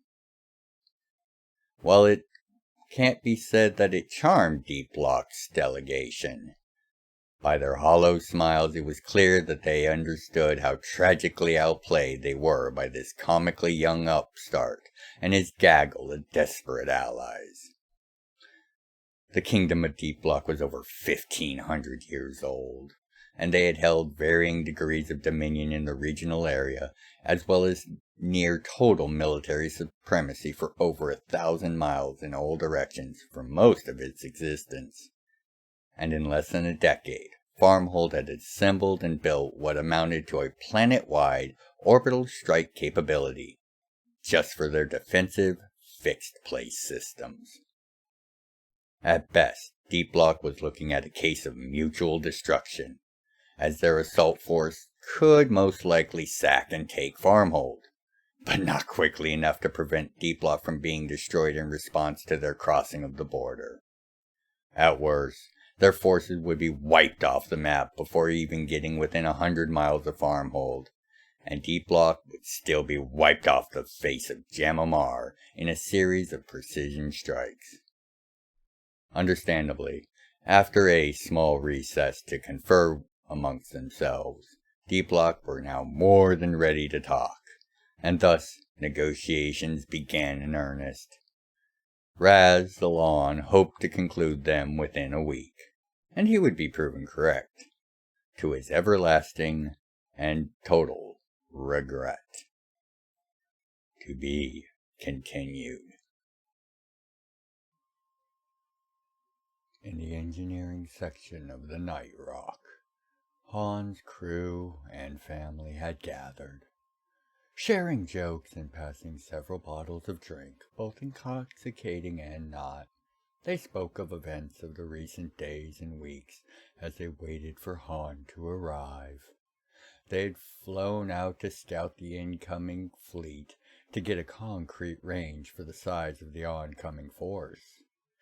During the initial contact and skirmish with the lead elements of the gargantuan armada, which easily sported 1,000 capital-class vessels, Han and Lefty were able to infiltrate the Cosmos ship in the confusion to gather as much intel on their incoming enemies as possible.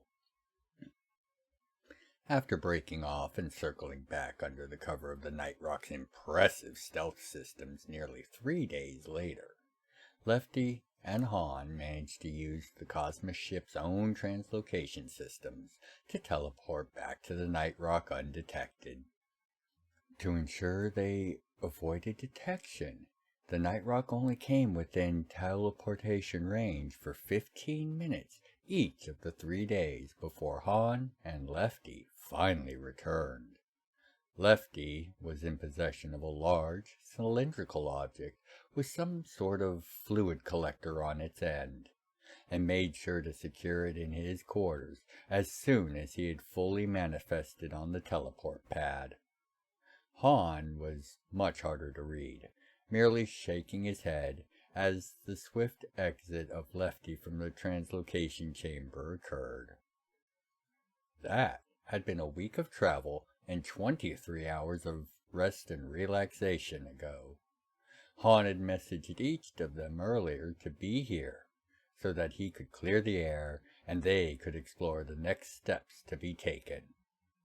The matter of Gaz's disappearance had not yet been addressed by Han to anyone's satisfaction, and none dared the glare that Lefty would unleash if queried on the matter more than once. Han had called for this meeting here in the engineering section, so that Navi was also personally included. Not that Navi truly understood the difference, as he felt just as included regardless of if it was his core frame or one of his drones that was present. However, everyone knew that it meant something to Han, so knew that this meeting was going to be serious but informal. He was not going to arrive and hand out marching orders. He was going to bring everybody up to speed, and after, they would discuss the hows and the whys, forming their next steps thusly. Lefty was not present, as he had left for Farmhome almost the second the Night Rock was in teleportation range of Nomad's Forge, carrying his odd prize from the enemy ship along with him.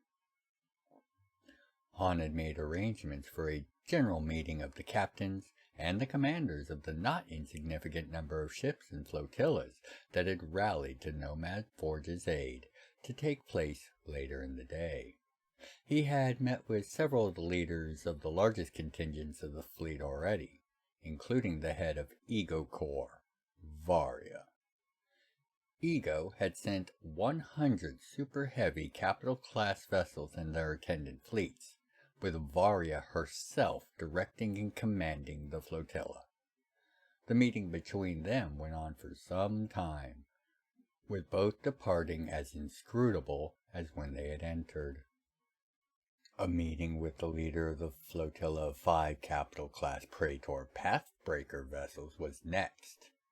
According to hearsay across the fleet and the station, the 5 ships and the 180 corvettes that they acted as carrier and base station for were vessels that were decommissioned from pathbreaker service, along with the complement of praetors that served as the crew, and the uncharacteristically high number of otherwise superfluous men-at-arms. Their choice to assist in Nomad Forge's defense, while greatly appreciated by most of the forces assembled, was not clearly understood in its reasoning, and those gathered figured this would be another thing that Han would clear up for them. Navi, of course, was the first to detect Han entering from a service access in the rear of the engineering section, but as normal, said nothing. It would have been rude to interrupt Mazzy's retelling of the encounter on the space station with the Antoni, as the little ones were enthralled, and a fair bit intoxicated. The sudden disappearance of Gaz had hit them both hard, and they knew, whatever answers were about to be revealed, they were still short a brother. So they drank, and told stories of his best moments, or lost themselves in the tale of Mazzy or the others.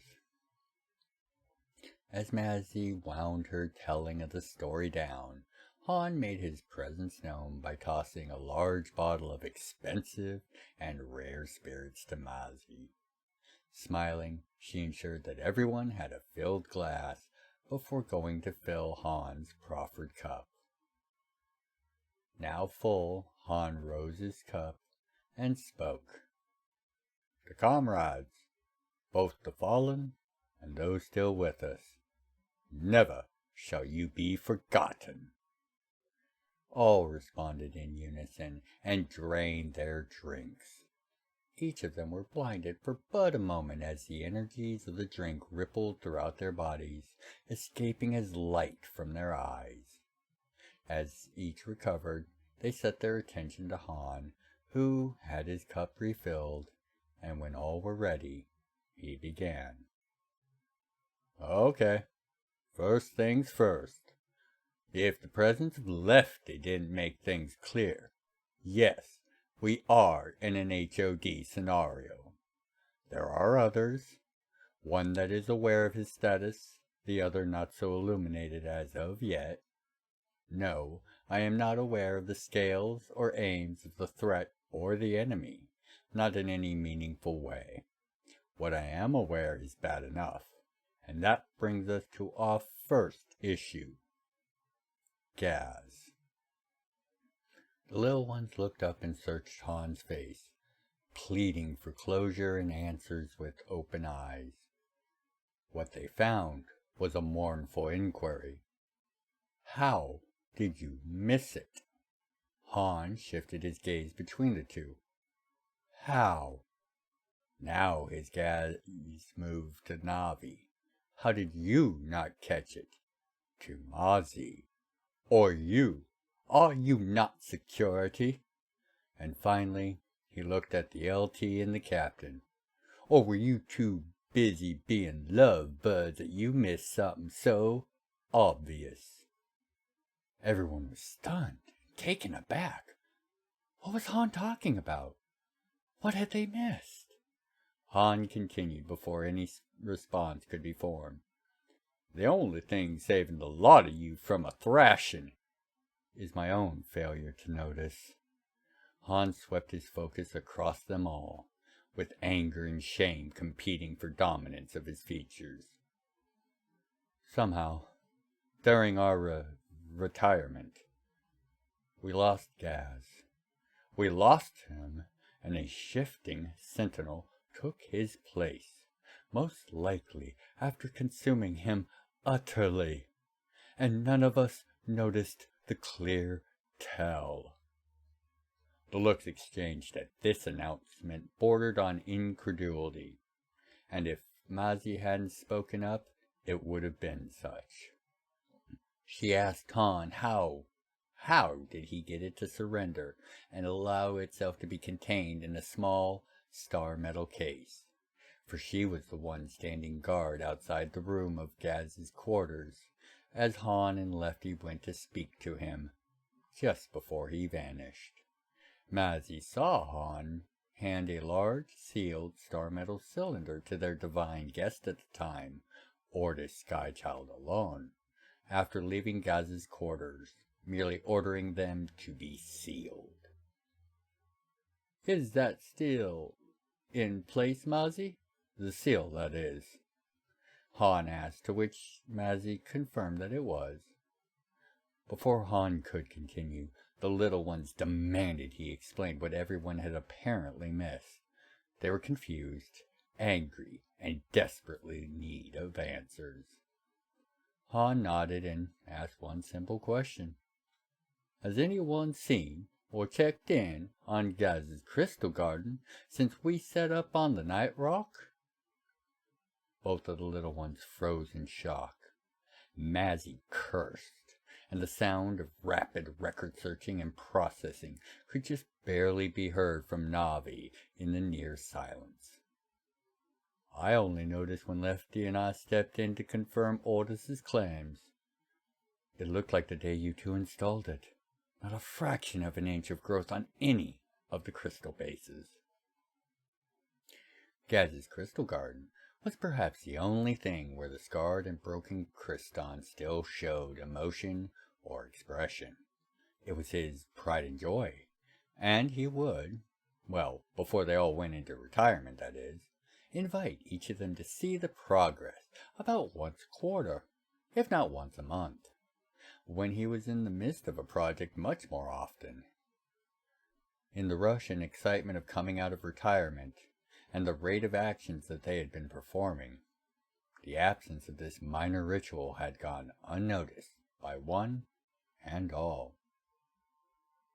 "As to how I got it to surrender, that is between me, Lefty, and it. A promise of confinement over extermination was a part of it, however." Han nodded to Mazzy, and she began to fill each person's glass again. "Far as I can tell, having checked over everything I can myself, we lost Gaz during the retirement years, while he was at the retreat we made for him." Maznoa was pouring into Han's cup. "Mazzy, unseal Gaz's room after we're done here, and the rest of you, one and all, are welcome to search it or examine it, respectfully, of course. But after you've seen what you need to, and are all done, it's getting sealed for good." Everyone exchanged their thoughts on the matter quickly, arranging who would do what, and returned an estimate of needing about 24 hours after the unsealing to finish gathering what they'd need. They also agreed with sealing Gaz's room for good, as all concurred that Gaz was deserving of such a tribute. The little ones were very, very quiet, and Han expected that they would be for quite some time. The fact that Gaz was targeted shows us what kind of foe we face. Han looked at each of them in the eye. The Cosmos ship that threatens us is, too, the work of our foe, and just as with the matter of Gaz, it is only part of a larger scheme. Right now, our part is to deny the foe this place, to keep them from taking our new home. It appears the powers that be seem to feel that we would fight harder for that which was ours. A mournful smile slid across his face. "They're right, of course, but I wouldn't have given Gaz away for a dozen of these system forges. But this is the situation we are in, so it's time for us to go to work." With that, Han began to bring up schematics and plans for the defense of Nomad's Forge, ensuring all could see what preparations had been made, were to be made, as well as timetables and a host of information about each of the interwoven defense systems. "I am sure you are all familiar with the basics of this stratagem. Our foe cannot risk the use of its largest weapons, for fear of damaging the station. Therefore, it is most likely that their intent is to board and gain control of Nomad's Forge via boarding torpedoes, with additional strike teams transported in as they disable local shielding, or worse, gain access to the teleportation chambers. So long as they cannot get close enough to launch these boarding actions without having to lose vast portions to intercepting point defense fire, then, by simple virtue of having a literal system to continually resupply and repair our battle damage from, we win any protracted scenario. For the next few hours, they covered every contingency and eventuality they could imagine.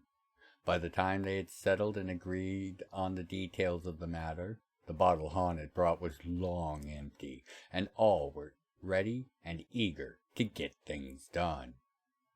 Unspoken amongst each of them was a desire to find the one who had given the order to target Gaz, and each was intent on seeing this particular slight to their honor righted with gratuitous force. That would have to come after they defended their new home. And with what they had on hand and en route, it would be a hard fight, but so long as they didn't muck it up, they stood a good chance of winning. With victory in this, Han assured the closest thing he had ever had to a family.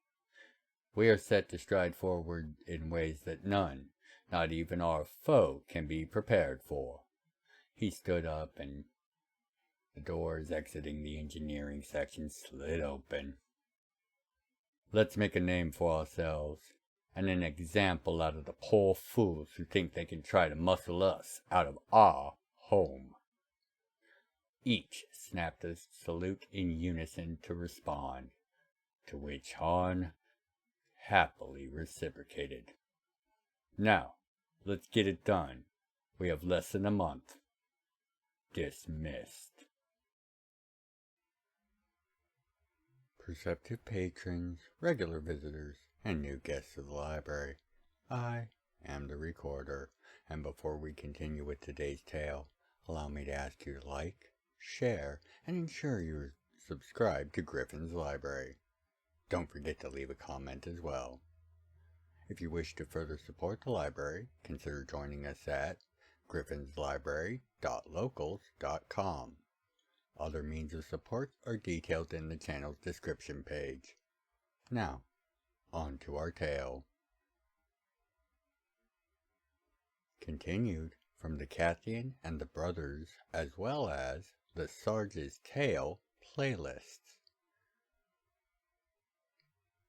Sitting behind his desk aboard the Council for Inter-Sovereign Affairs diplomatic station, Peacemaker, Raz-Zalon, hero of the realms and appointed arbitrator, was relieved that the dispute that he had been sent to resolve was now a settled matter. Looking over the treaty that both parties, Deeplock and Farmhold, had signed only a few hours before, Raz was again thankful that both leaders were not equally obstinate in the creation of this treaty. Deeplock had been from the beginning, denying the authority of Kaisa to intervene in the escalating conflict between the two powers.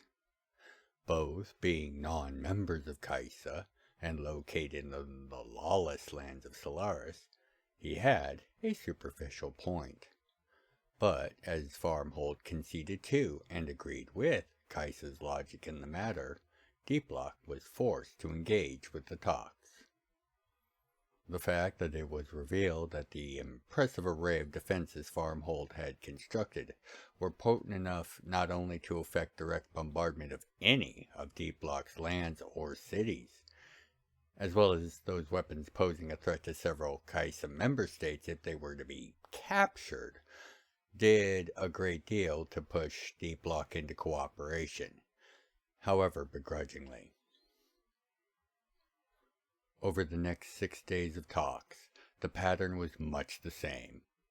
D-Block would object and argue a provision or proposition before them, and then Farmhold would cede ground in such a way as to make D-Block's continued objections either null and void, or so unreasonable as to rob them of any potential support.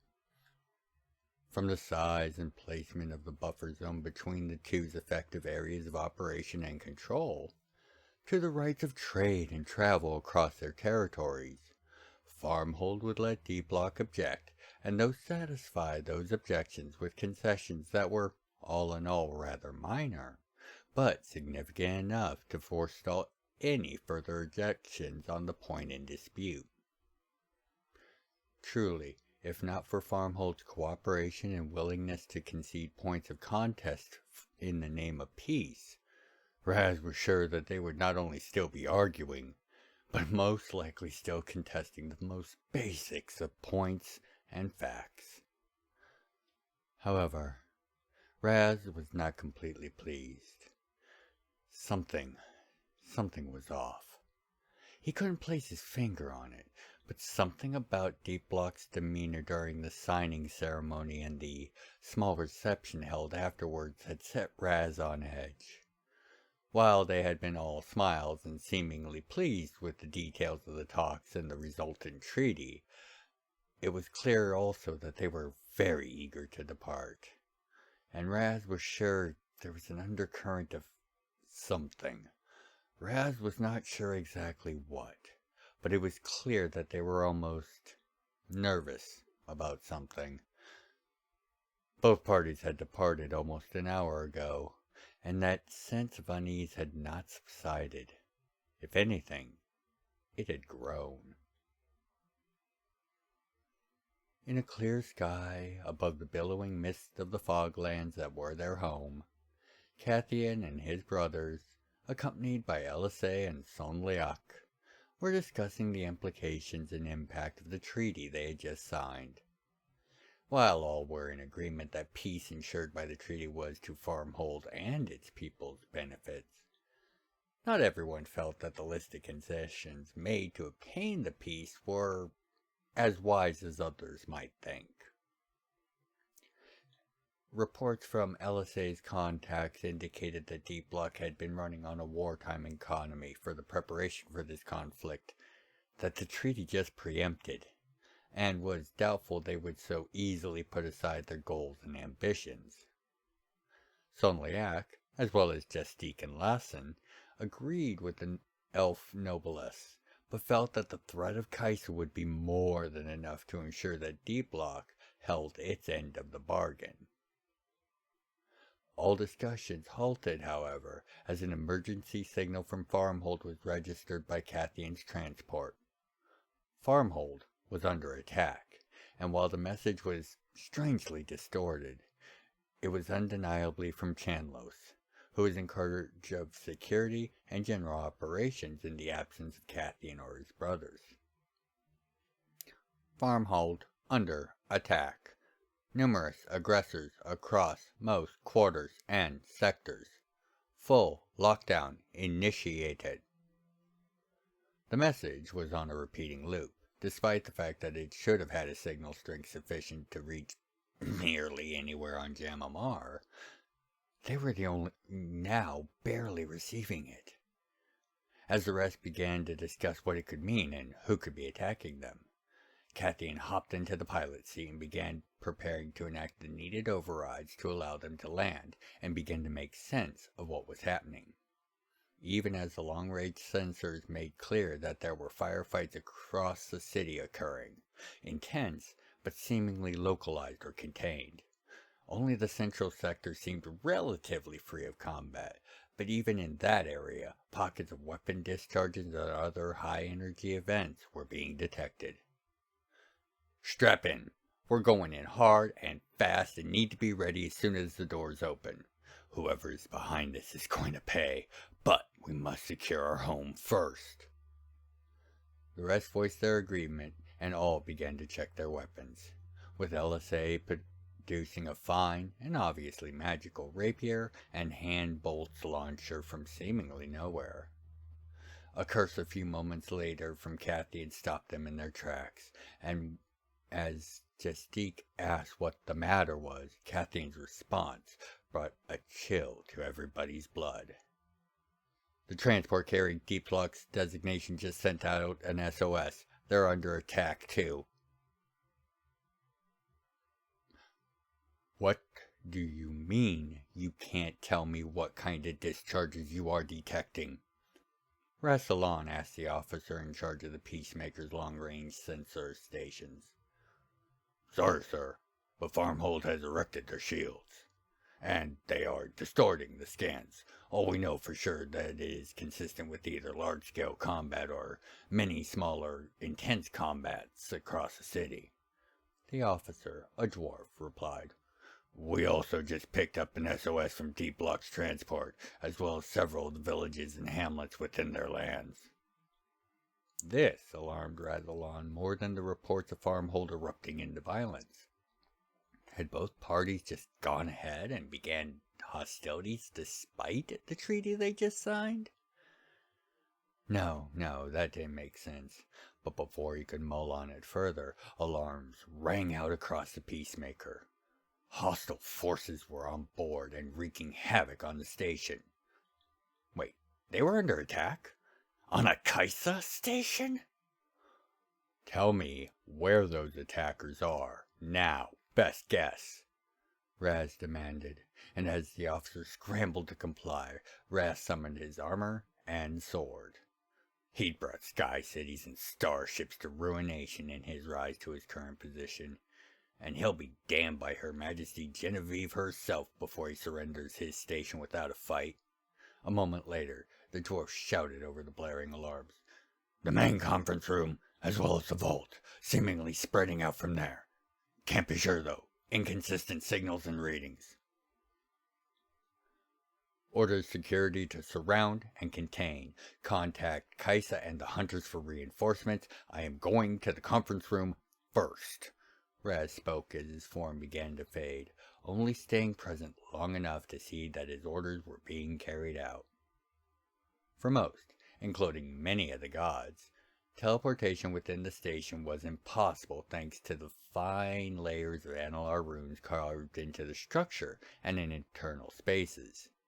Raz, however, was not so hindered, as he was the one who scribed these runes, and thus was the only one with the ability to bypass them.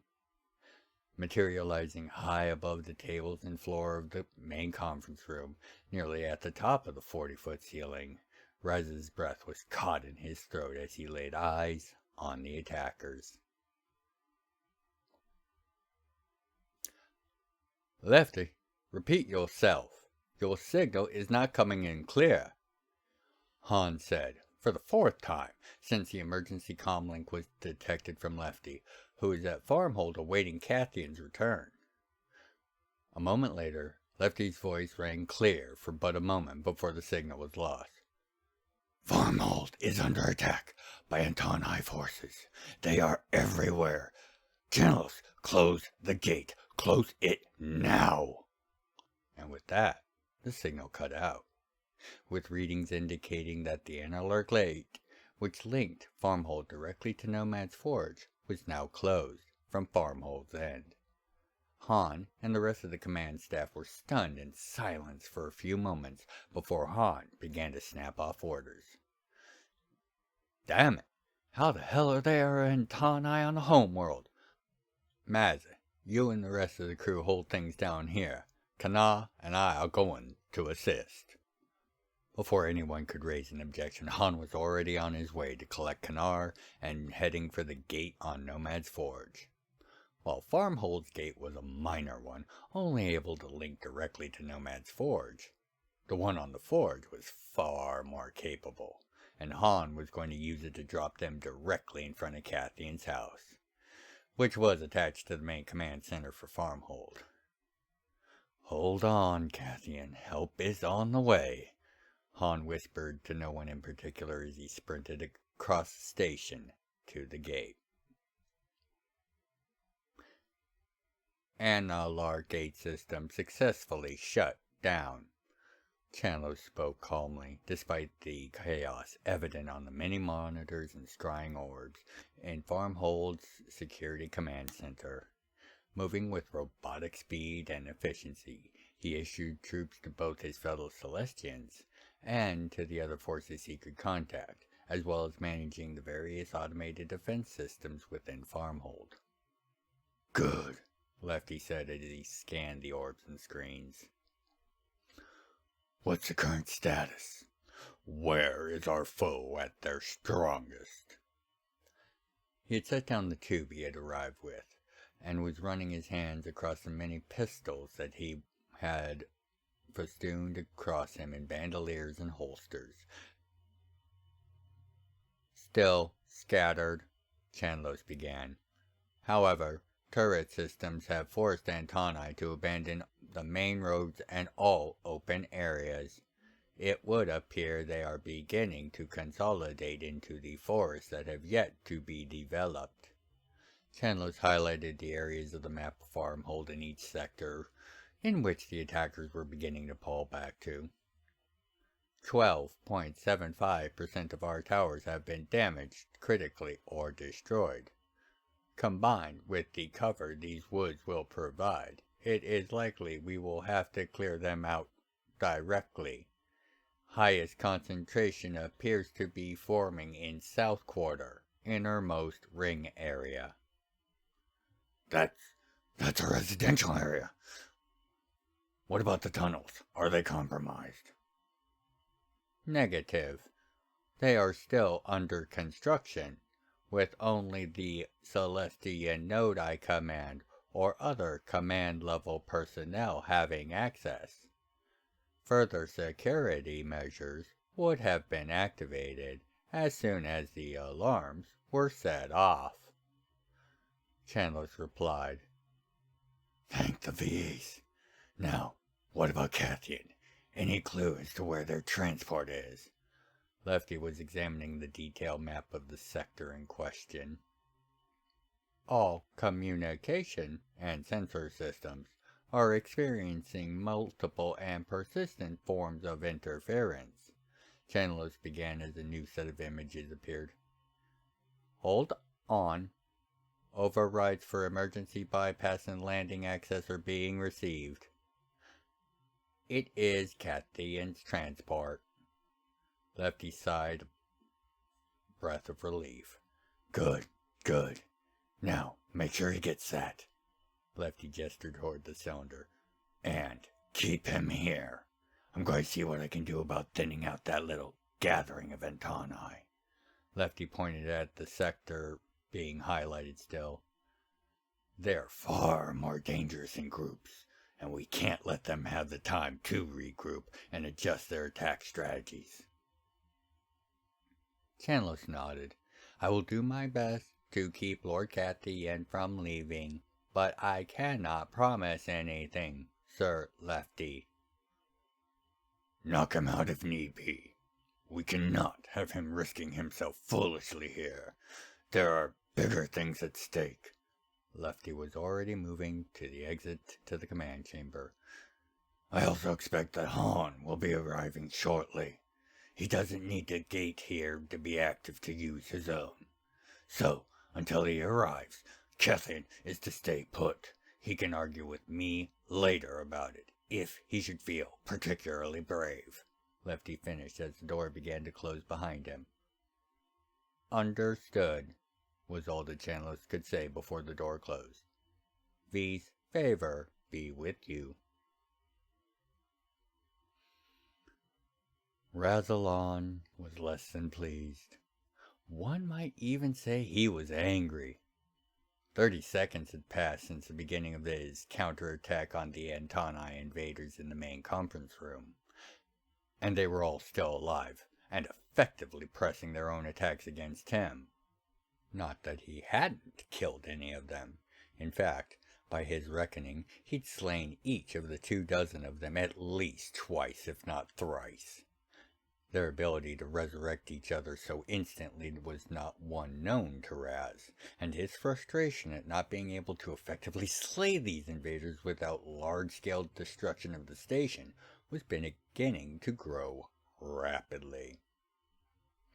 Another 30 seconds later, and the situation was much the same, and Razalon was now weaving and dodging, using his Mega Blade massive form to deflect and block the torrents of incoming powers and attacks issued forth by the Antani, and taking the brief respite to think. They were at a deadlock.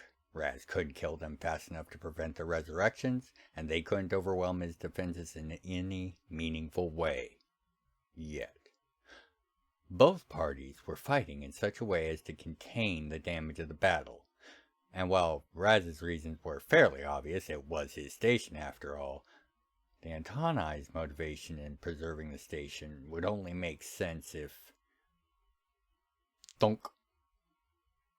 Glancing up, and while in a diving motion across the heads of the foe, Raz saw a small device attached to the dome of see-through material that allowed light into the room. On the device, he recognized a familiar company logo and smiled in the first time in over a minute.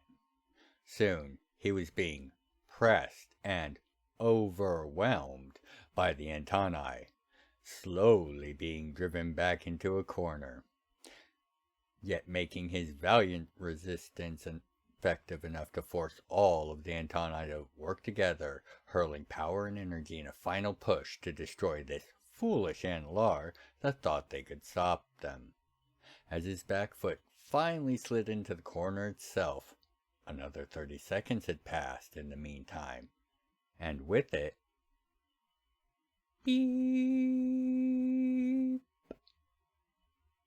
It was just loud enough for those nearest to hear, but even as they looked up, a 30-foot section of the hull surrounding the glass dome simply vanished, deleted from existence by a specialized void-breaching device.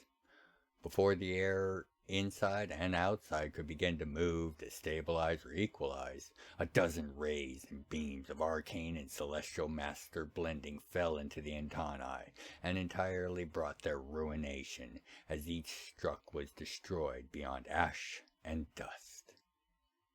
30 seconds later, and all the enemies in the conference room were slain, and Raz, along with Varia, Skywind, Amasai, were waiting for an update from the bridge on the current situation of the station. After a long moment, the bridge responded that the engineering section and the main power plant were under attack, with no friendly signals detected in the section.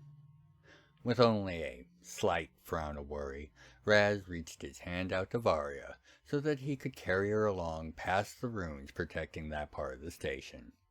Just as she reached out, the entirety of the station began to shake in a mechanical, measured, and practiced manner. Snatching her hand while explaining that the station was contracting into its full defensive configuration, and that they needed to hurry before the Peacemaker became nearly unassailable for any other supporting forces that might try to help. Shifting themselves into the main chamber of the engineering section, and furiously clearing the area of Antani with brutal and ruthless efficiency, Raz and Varia found themselves looking at the main power plant core with great worry. It was ramping up in an unstable overload sequence, one that not even Varia with her expertise could stabilize in time, and one that could likely take a chunk out of the planet if it was allowed to detonate. Varia looked over at Raz just in time to see his hand flick at the wrist with a softly spoken apology, and before she could think to raise an argument, she was floating above the now locked down station. Reflexively concealing herself in a spell before the weapons of the station could be targeted on her, she noticed a small item in her offhand. Opening her hand and looking at it, she felt the detonation of the power core, and looked straight up to see a burst of energy bright enough to be the sun for but a moment, with a streaking red line moving from it in their direction. The fool! Raz had taken the whole thing to orbit, and trusted on his suit and his grace to see him through the act of insanity. And as Varia looked on, calculating whatever was left of Raz would hit. She saw that while the station had obviously just lost its main power core, secondary systems were coming online, with its shields and weapons still active. However, its ability to move was now in question, as it was seeming to strain against the pull of Jam'mar's surface and gravity, with dips and tips of the station, as if it were a ship on the seas. However, when the streaking energetic form of Razalon impacted upon the station's shields, and then bounced off of them into an awaiting magical telekinetic net of Varia's creation, the interplay of momentum, grace, and forces far more esoteric from Raz's descent were enough to force the station to the ground and keep it there with the impact upon the surface. Varia moved quickly, forcing the magical seed of healing that was in her hand into Raz's still charring mouth, practically working his jaw and throat muscles for him. The effect was only moments in taking root, as flesh, bone, as well as his arms and armor were flush with the luminous power and soon restored in full. Rassilon was whole in body and mind once more, but reported that his connection with his grace was weakened or disturbed. As he slowly stood on the platform of arcane power Varia had willed into existence, Raz remarked that even if it was now immobile, the Peacemaker station would take a significant amount of force to breach, and even more to destroy. With a wicked smile, Varia reminded Raz that they had such forces available, so long as Farmhold hadn't fallen. Raz matched the mischievous grin with one of his own, as he prepared to try to contact Cathian for fire support. Just as this was happening, however, across the entire visible length of the border of Deep Lock's lands, pillars burst forth from the ground at regular intervals, with films of magical force stretching, linking, and connecting them, sealing Deep Lock's land and the crest station behind walls of immense force as Raz and Varia looked on confused. As the transport landed and the multiple exits opened, Elisee burst forth, her feet never touching the ground. It was as if a cushion of rubber-like force propelled her forward each step as she dashed off towards the south. Cathian, his brothers along with Sonliak made their way to the command center in no less of a rush, even if their feet did touch the ground with heavy, long-strided steps. As they passed Lefty on his way towards the south himself, the legend of heroes spun and turned to keep up with them, only stopping as they entered a large room in the center of the complex. Lefty spoke in hushed tones with Sonliak, while holding the cylinder he had picked back up as they passed Chanlos in the security command room, gesturing intently to Cathian while shaking the cylinder. Meanwhile, Cathian, Justique, and Lawson each took a seat on the edge of the scale map of Farmhold in the center of the room, each chair equally distant from each other. As they did so, with licks of flame and powers erratic, the map became a scale model of the Farmhold area, with all the details of the battles going on and a level of command and control now possible only with the available might of their leaders, the power of their blue frames, and the system they created to take advantage of it all. However, before any sweeping rearrangements of their forces could be ordered, a priority comm signal from Deep Lock was detected, as the interference from the antennae had been overcome with the addition of Cathian and his brother's power. A moment later, the face of the Lord of Deep Lock came into focus and spoke. It would appear that I have been played, and you have been played by proxy. His aged face turned hard, his eyes full of hate. I am no one's pawn, so, to our mutual manipulator, He held up a small rod-like device and flipped the end up, revealing a glowing button just under his thumb. I defy you, and furthermore, I place Deep Lock under Farmhold's authority for all matters of territorial security. Sorry, kid. I should have seen this for what it was. Just to spite the bastards that set this all up, here's a tip. You've got a deep assault coming for you from the eastern ore woods. It was supposed to be our surprise against you. I figure you'll handle it just fine, and I guess they'll be set on you as soon as they can get the orders to them. Anyway, kid, goodbye.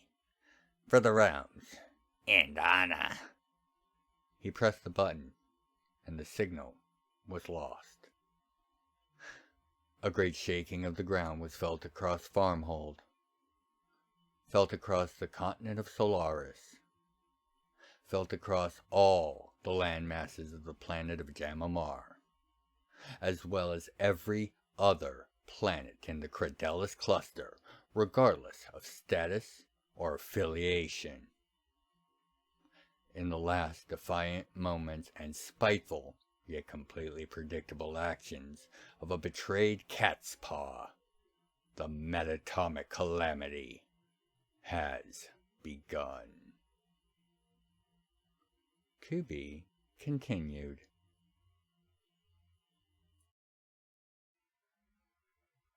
Perceptive patrons, regular visitors, and new guests of the library, I am the recorder, and before we continue with today's tale, allow me to ask you to like, share, and ensure you're subscribed to Gryphon's Library. Don't forget to leave a comment as well. If you wish to further support the library, consider joining us at Gryphon'sLibrary.locals.com. Other means of support are detailed in the channel's description page. Now, on to our tale. Continued from the Cathian and the Brothers, as well as the Sarge's Tale playlists. It would appear that I have been played, and you have been played by proxy. His aged face turned hard, his eyes full of hate. I am no one's pawn, so to our mutual manipulator. He held up a small rod-like device and flipped the end up, revealing a glowing button just under his thumb. I defy you, and furthermore, I place Deep Lock under Farmhold's authority for all matters of territorial security. Sorry, kid. I should have seen this for what it was. Just to spite the bastards that set this all up, here's a tip. You've got a deep assault coming for you from the eastern ore woods. It was supposed to be our surprise against you. I figure you'll handle it just fine, and I guess they'll be set on you as soon as they can get the orders to them. Anyway, kid, goodbye. For the realms and honor. He pressed the button, and the signal was lost. A great shaking of the ground was felt across Farmhold, felt across the continent of Solaris, felt across all the land masses of the planet of Jam'mar, as well as every other planet in the Credelis cluster, regardless of status or affiliation. In the last defiant moments and spiteful, yet completely predictable actions of a betrayed cat's paw, the metatomic calamity has begun. To be continued. 24 hours later. Tagalon paced with heavy, long strides. At his full and true height, each step covered half a dozen feet, and as such, he would cross the large room rapidly, spin, and begin to head in the other direction. He had been sidelined for too long. Something terrible was happening. This was just the start of it. Tag was sure of that. As he made his 36th pass of the room, the sudden sound of air being drawn in by lungs that were not his from behind him was addressed mid-spin with one of his heavy throwing weights launched at near ballistic speeds, only to be caught and its forward force checked by Percival's outstretched hand. A wry smile that could be seen on his face as he began to speak. "You know, shouldn't you be flapping those things?" He gestured to Tag's large wings. "While you're pacing? Like, how does that even work? Do you get wing cramps?" Tag's face couldn't hold the veneer of annoyance he was attempting at the Kriston's quip, a wide smile spreading as he recalled his thrown weight. "An interesting question. I will have to ponder it and its implications." Tag's smile faded away. "What do you know so far?" Percival shifted in the chair he had chosen to appear in. "Honestly, paradoxical sets of facts." "Try me." Tag waited for the Kriston to continue. "For one, we've confirmed the detonation of no less than a dozen magi-nuclear devices on every world we have the sensors or ability to check, all in the deeps or deep adjacent areas, and none near any population centers. Furthermore, the resultant quakes on the surface, while shocking and causing mild to moderate damage, but nothing that couldn't be rebuilt, restructured, resurrected, or replaced." Tag's face did not brighten. "All worlds, but no major population centers?" "Indeed. Furthermore, with some notable exceptions on Jam'mar herself, none of these affected areas are prevalent enough to be isolating to any of the deep underregions. They do make several routes far less appealing, but not in any way that would bring about more than mild inconvenience." Percival was as unsettled as Tag was, but he continued. "Also, the bombs were far less directly destructive than their energy output would otherwise indicate.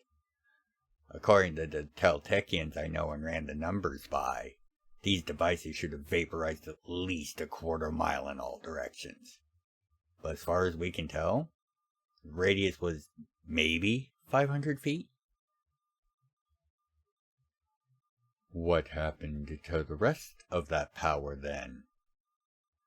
Tag had a bad feeling as Percival dug out an infotome and tossed it to him.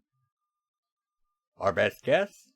It was channeled and converted into metavariants of the radioactive energies that now soak the surrounding miles of tunnel and earth, with a fraction used to cause the changes in the flora and fauna of the area.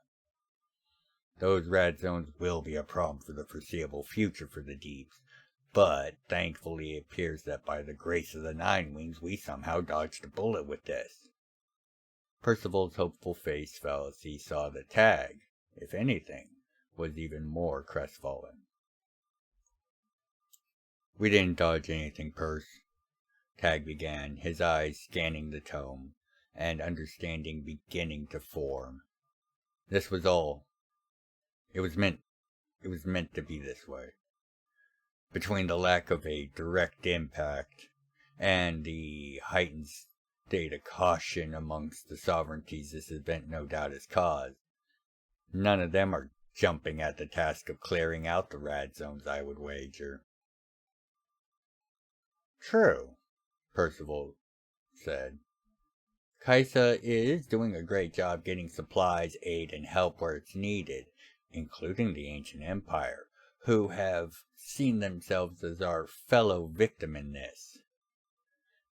Kaisa doesn't have the authority to mandate a clearing, and they can't even get the votes to make it a recommendation over fears that this is some sort of power grab being set up by one party or another.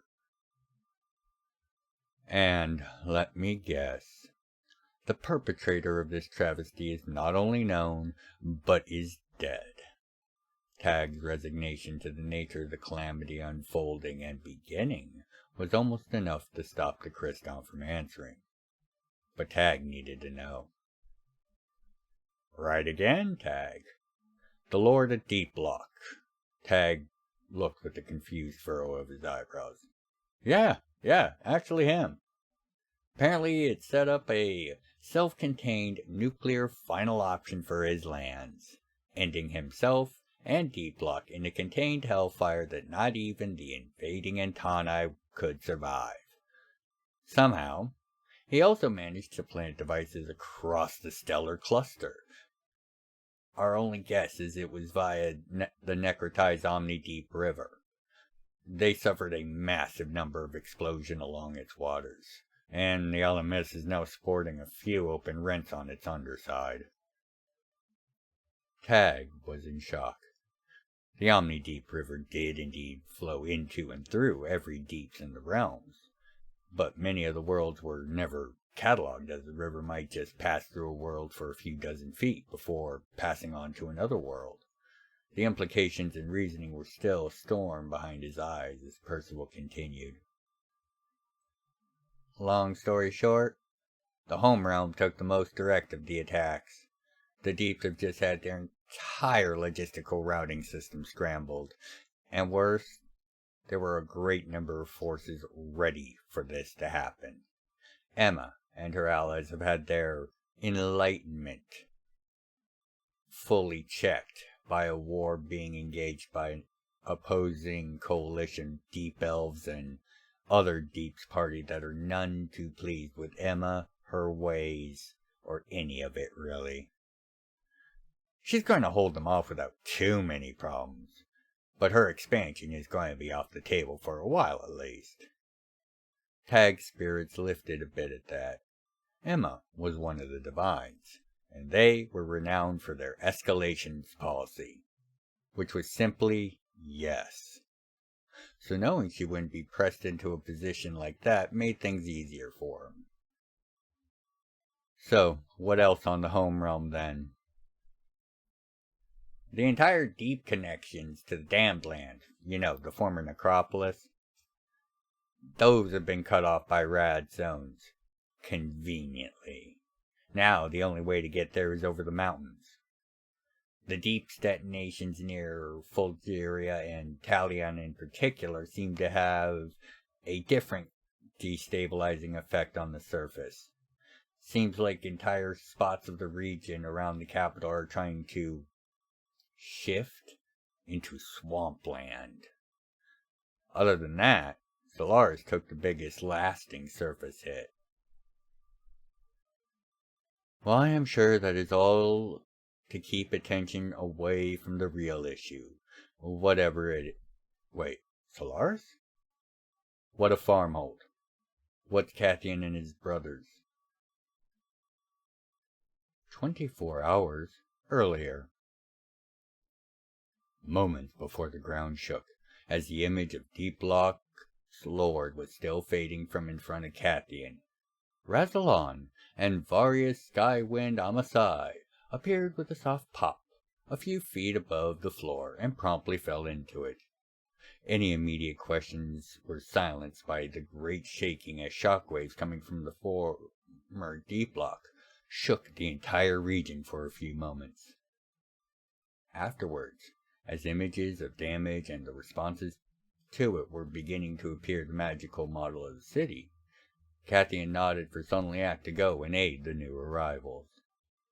As Razalon filled him in on the events of Peacemaker Station and its entrapment in the strange barriers erected in those last few moments before the blasts, Cathian began shifting the model's focus to the underground areas, as the main vault was reporting odd errors. Bringing up a view screen, a scene of shock and horror was revealed. In the vault, where large amounts of gems and gold were kept as part of Farmhold's treasury, The largest of the gems were shattering, each bursting forth a single antennae. "Oh, so that's how," Raz began before Cathian cut him off. "Chundless, prepare for command integration. We're bringing the Flameworks online for this." As Raz, Lefty, and Varya looked on confused, a knowing and wicked smile blossomed on the faces of those in the command room as they began to prepare for what Cathian was about to unleash. Tagalon raised an eyebrow. "How is it you are so well acquainted with the details of the events of Farmhold's command chamber?" Percival grinned, as if he was about to say something impossibly sarcastic, but stopping himself short. He gestured to the infotome Tag was holding. "Lefty was there, and he gave a detailed accounting. It's all in there." Tag began to scan through the infotome again, and found Lefty's report quickly. His eyes slowly widened as the details of the following 12 hours were made known to him. Reading sections a second time to ensure he had gathered all the details, minor and major, Tag looked at Percival, seemingly flustered. Why do you mortals always escalate at such insane scales? The artillery, I get, okay. It was sure eventuality for one city on the realms to get that kind of armament. But tens of thousands of blue-flamed automatons, thousands of Sladich, dozens of specialized advanced units from a smattering of disparate groups, and if I'm reading this correctly, a plague-sized formation of animechs, and as well as a small regiment of ex-Cloudwalkers. Let's not even mention the infrastructure, the logistical systems required to maintain them. Already, for battle, at the drop of a hat. And this is where the antennae chose to show. Tag shook his head in disbelief. The antennae didn't stand a chance, not inside of Farmhold's walls. Farmhold had been preparing for an invasion for over a year at this point, and it mattered little if the antennae or deep block soldiers were the invaders. It didn't matter either that two deep force armies that sought to attack in a pincer during the odd chaos, as the Animech forces had been dispatched to face them, were able to call in precise and overwhelming artillery fire from Farmhold to end the threat.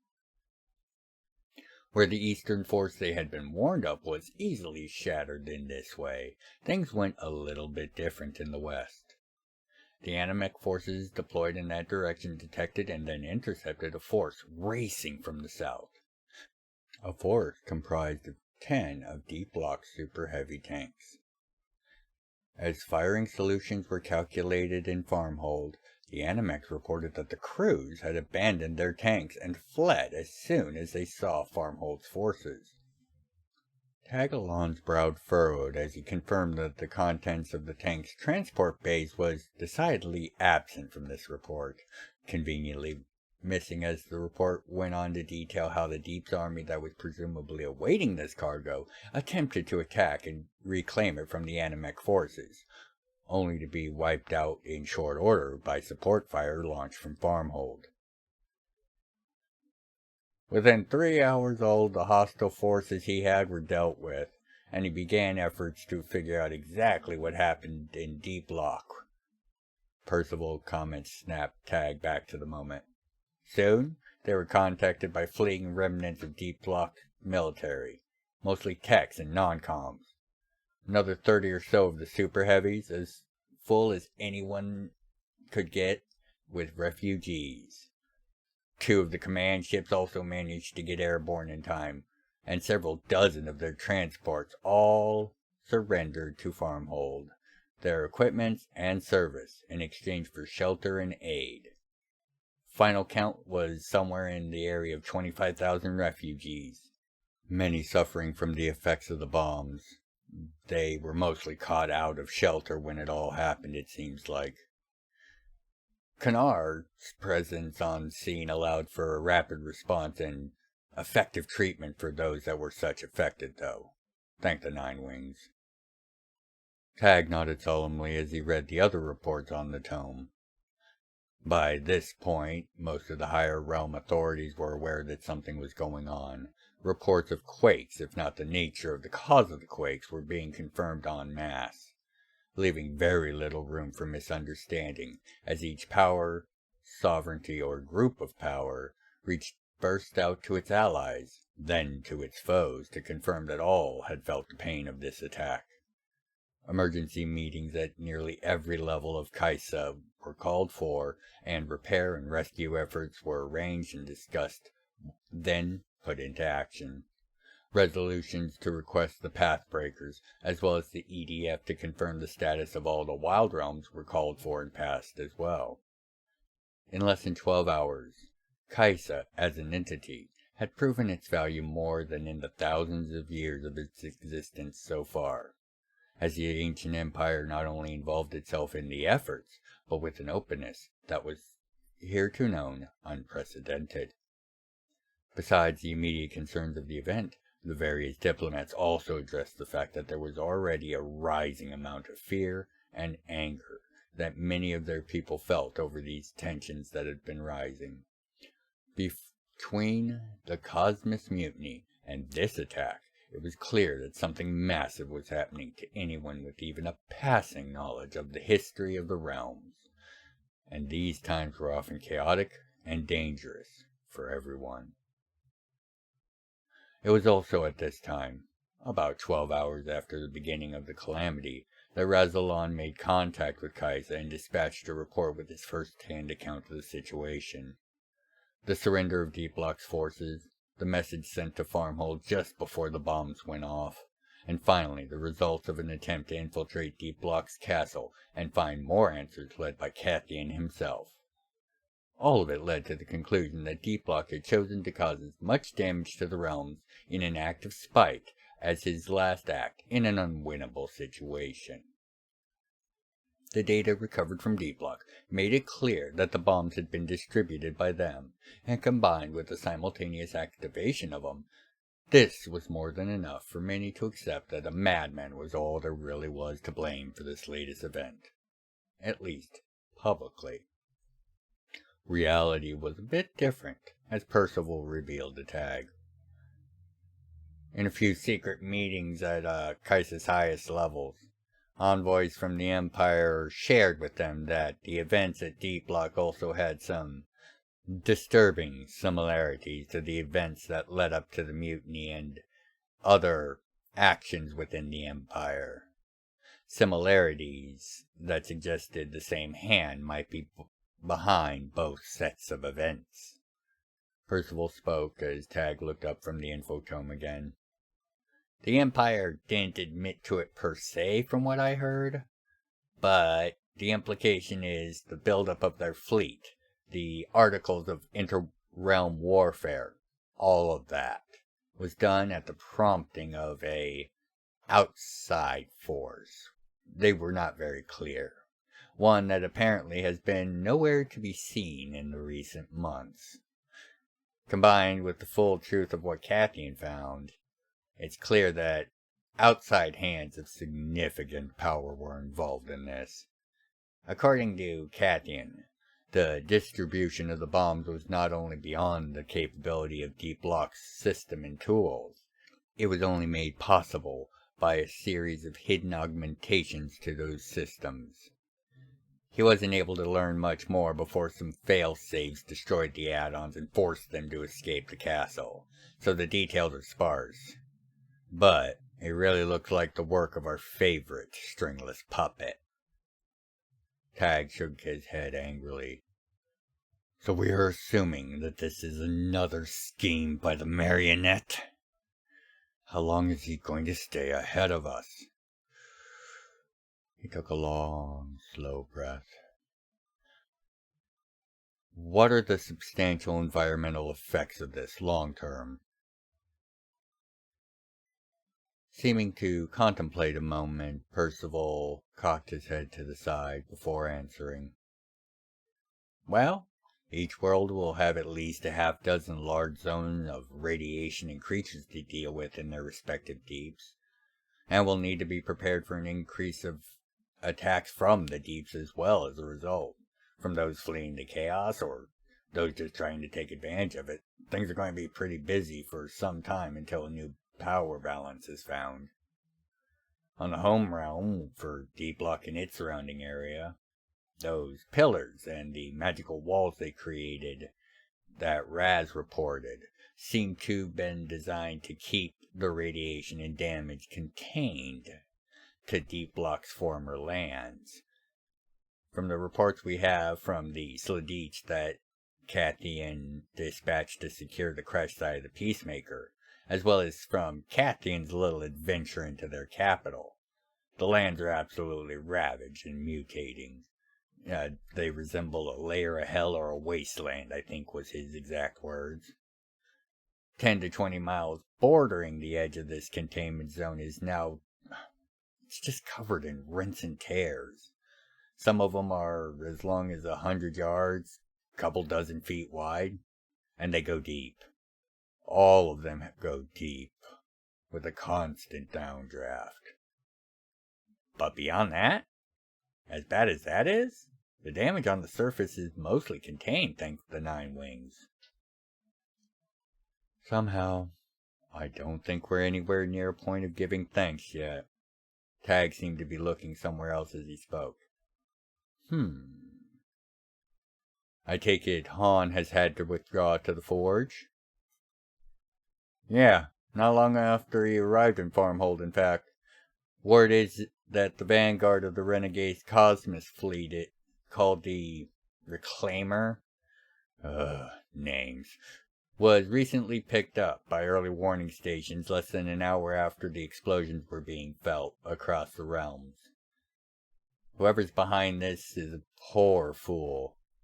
Must have thought it would keep everyone from coming to Nomad's Forge's time of need. While the Forge already has assembled an impressive defense fleet, ready to receive them. Before you ask, Tag, we expect the battle to begin in no more than a week. Based on the readings from the early warning stations, they're not slowing down.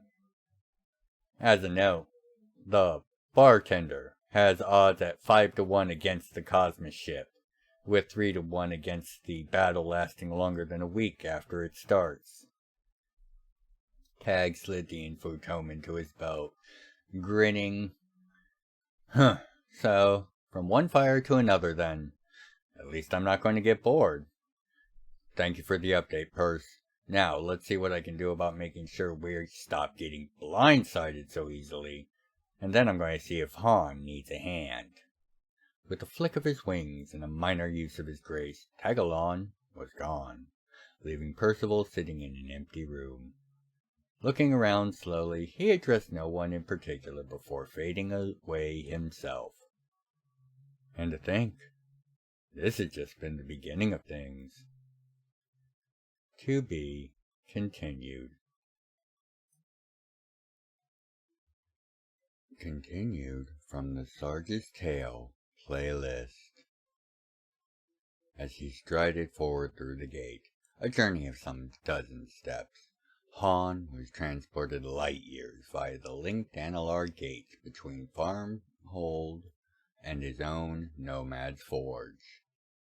Analar gates were one of the few long-range means of travel that don't tend to make one shiver as part of the crossing, due to environmental differences on either side of the gates.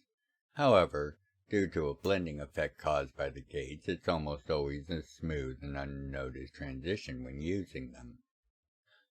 Han shook his head free of the line of thought with a smile as he emerged and began to rush to the command center, then stopped, drawing in a slow breath before activating his comm link. CNC, save me some time and, point me there, if you'd be so kind. He was smiling as the telltale tingle of transport began. You really need to remember that this was an option more often. A moment later, and he was in the main command chamber, with everyone saluting him. He returned the salute quickly, and was moved to the center of the chamber, where the command staff were all assembled. All were awaiting his first order or question, while still performing their duties with precision and almost graceful efficiency. He didn't wait to begin. "Don't sugarcoat it. Which stations crossed and how fast?"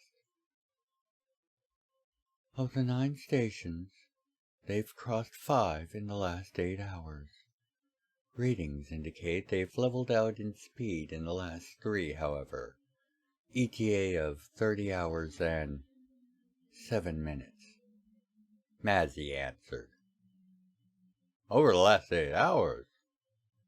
Why wasn't I informed when the first station was tripped?" Sir, you were? Han took a moment to think, as well as quickly check his internal systems, along with that of the stations, and came to a shocking conclusion. "Inform Farmhold we are cutting all but the data gate, then close those links down." Yes, sir. But why?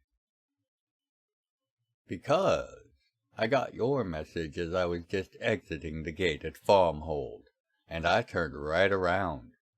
Somehow, that took 8 hours with an analar gate. There's something wrong."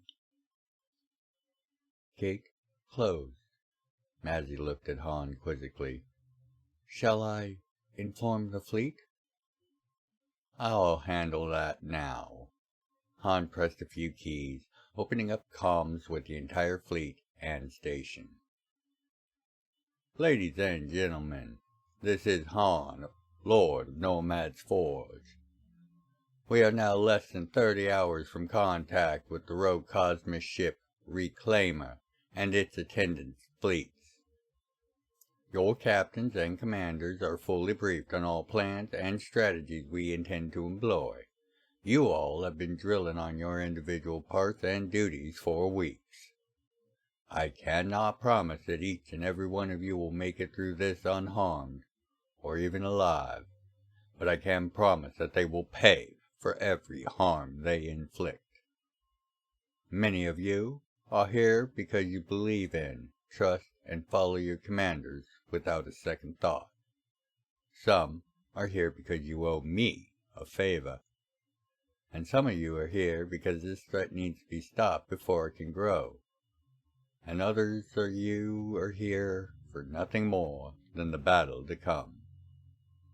Regardless, to each and every one of you, I extend my thanks. No matter your reasons, your presence is welcome and shall not be forgotten.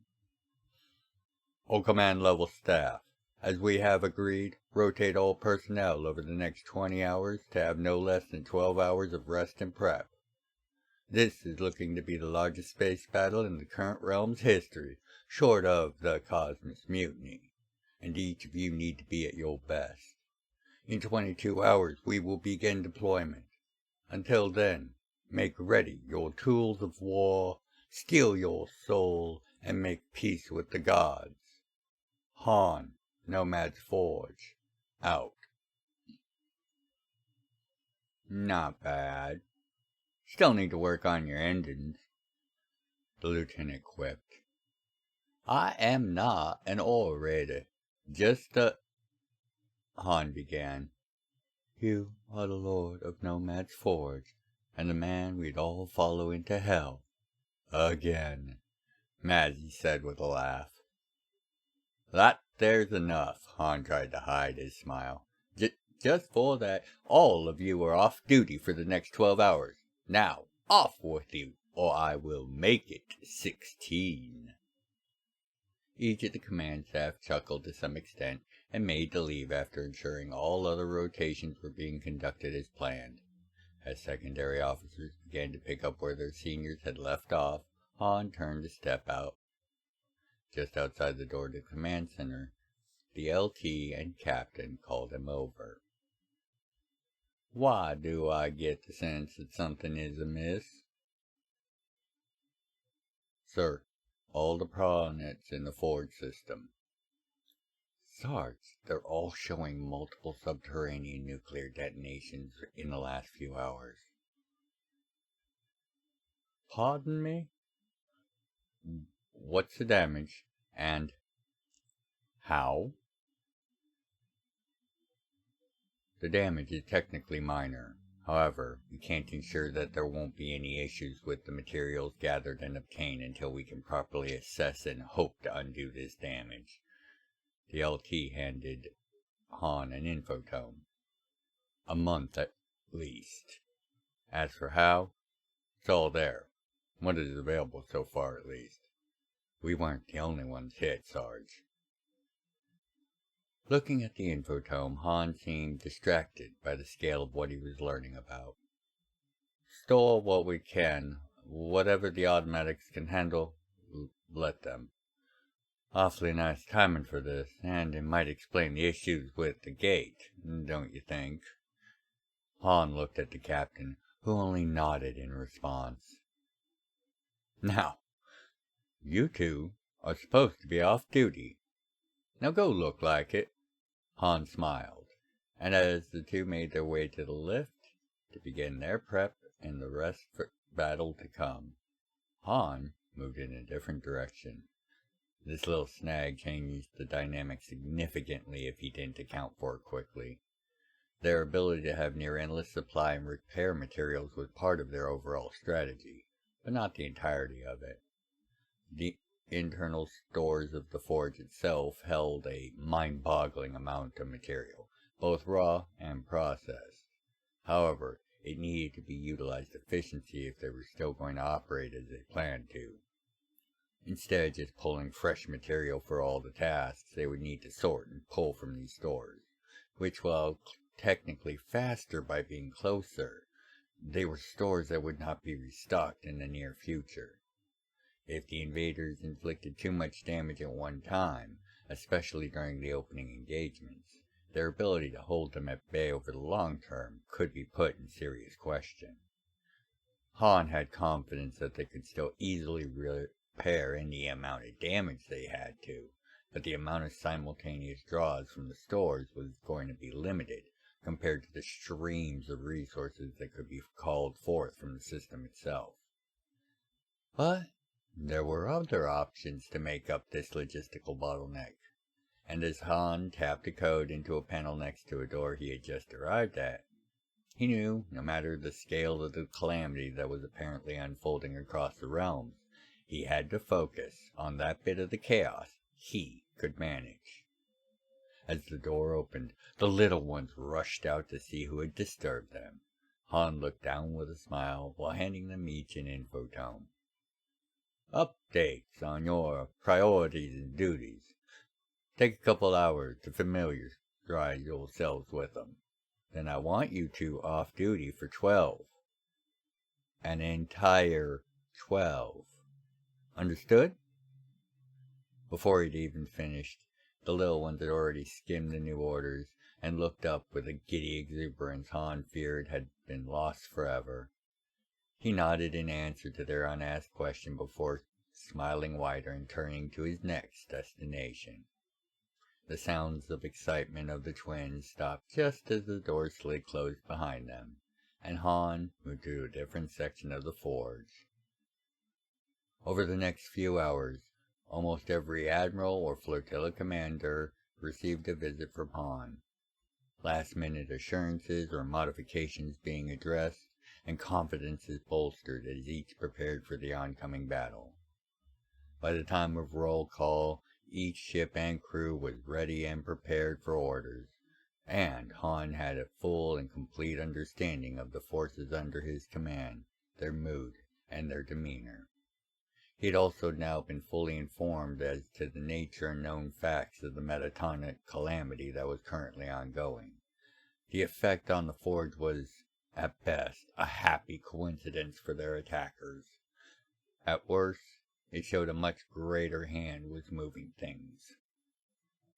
And Han knew it was the latter. For a moment, he pondered how far this plan of a madman went, because Han had a feeling that this had shifted things in some fundamental way. He wasn't sure how, but events of this scale rarely lacked for unexpected consequences. The ships and crews were deployed according to agreed-on plans, and as they waited out the last hours until the arrival of the cosmic ship Reclaimer and the fleet of ships under its command, all intelligence suggested that they were outnumbered in capital vessels at a 3 or 4 to 1 rate. For each such vessel, 50 or more ships of smaller classes were confirmed as attendant. For thousands of such ships at Han's command, that made it a 20 to 1 ratio at the very least. The roughly 300 command and capital class ships he had were made up around a core of Ego Core ultra heavy ships at its center, and these vessels were being led by none other than Varya herself. Her return to the fleet after her involvement with Farmhold and the apparent origins of the calamity was one of the few things that caused Han to rearrange his prep time in order to meet her and gain a fuller understanding of the events. After that, and until the first alarm sounded indicating the arrival of their attackers, Han had focused on the preparations and plans that ensured that whatever disadvantage they were forced to endure, it would not keep them from holding the line and protecting their home. As the alarm sounded, the command center went quiet, awaiting Han's direction. For what was assuredly not going to be the last time, Han suppressed a shiver and spoke. "What do we have? Numbers and composition." Scans indicate 250 capital ships, another 3,000 ships of the line, and perhaps 3 times that in smaller craft, approaching at maximum speed, effective weapons range in 1 hour. A near match for our own forces, but only a fraction of what we know they have, Han replied. So, it's waves then. Very well. Activate the defense platforms. Level 1. Instruct the fleet to arrange in pattern green, 5, and hold. A series of 6 rings rising from the clouds that made up the edges of the forge system, massive weapon platforms of an entirely novel design, began to spin in place, with layered shield bubblings forming over them to protect them. These stations were larger than most capital-class ships and were completely unmanned, having the most advanced technologies available stuffed in to allow them to perform their many functions. While being massive weapons platforms, they also boasted incredible sensors, systems, and relay functions, allowing ships with the proper equipment to be transported from one platform's area of effect to another, or even back to the forge for repairs. Within the effective dome of their cover, the enemy's suppression of exclusion fields would be negated, allowing Han's forces to maintain the massive maneuverability advantage that they bestowed. The stations themselves did not lack for field drives themselves, but this is because their motive systems were of an altogether different nature than normal realms design would envision. They had 6 facings, twin sets of 3, each with a slightly arcing cross face. From the ends, great gouts of flames pushed and moved the stations, causing them to spin on their center, with various jets firing to adjust spin and angles. Each facing along the edges of its mile-wide surface, 100 capital-class cannons faced. Between the spinning bringing different facings to bear in remarkably rapid succession, and the difficulty it would be in landing a targeted shot on something moving so erratically, each posed a serious threat to the oncoming attackers, along with whatever surprises that were not readily apparent. Platforms online. Rings 1 through 6 report full activation and are fully linked into the battle link, came the reply from the command station where the captain and the LT were set up and coordinating the various elements of the defense. Excellent. Remember to advise all ships to keep their EF drives off until I give the signal. They still think we are as hobbled as they are. Let us not show our hand before it is proper. Han was acknowledged by a curt nod from the comms officer, who was already relaying Han's reminder to the fleet. Where are the rest of them? Not sure, ma'am, came the answer from the long-range sensor platform. The first wave seems to be deploying some sort of jamming cloud in their wake. We can't get any clear readings behind them. Han grinned slightly. Well, that does make things a bit more difficult. Are they still deploying it? Negative. It seems like it was deployed on the edge of a short-range system, sir, the officer replied. The shadow it's creating is small, but that is in cosmic terms, easily enough to conceal a huge fleet in a cosmic ship. Although, best guess is it's only going to last a few hours, day at most. More than long enough for their purposes, to keep us from having a clue of what they're up to while their van seeks to test our defenses, Han said, continuing to smile. It also means that they are similarly hampered in getting clear readings. Order rings 1 and 2 to begin firing. Target pattern, scatter, 3. But, sir, that's still out of range massively, was the reply as his order was nonetheless carried out. Are they? The rounds those platforms fire are crystalline base formed as part of the firing sequence. Han smiled knowingly. They have a shelf life of just over an hour, which easily places our guests within their range. It's just not often you have targets in such a direct line charge at such ranges.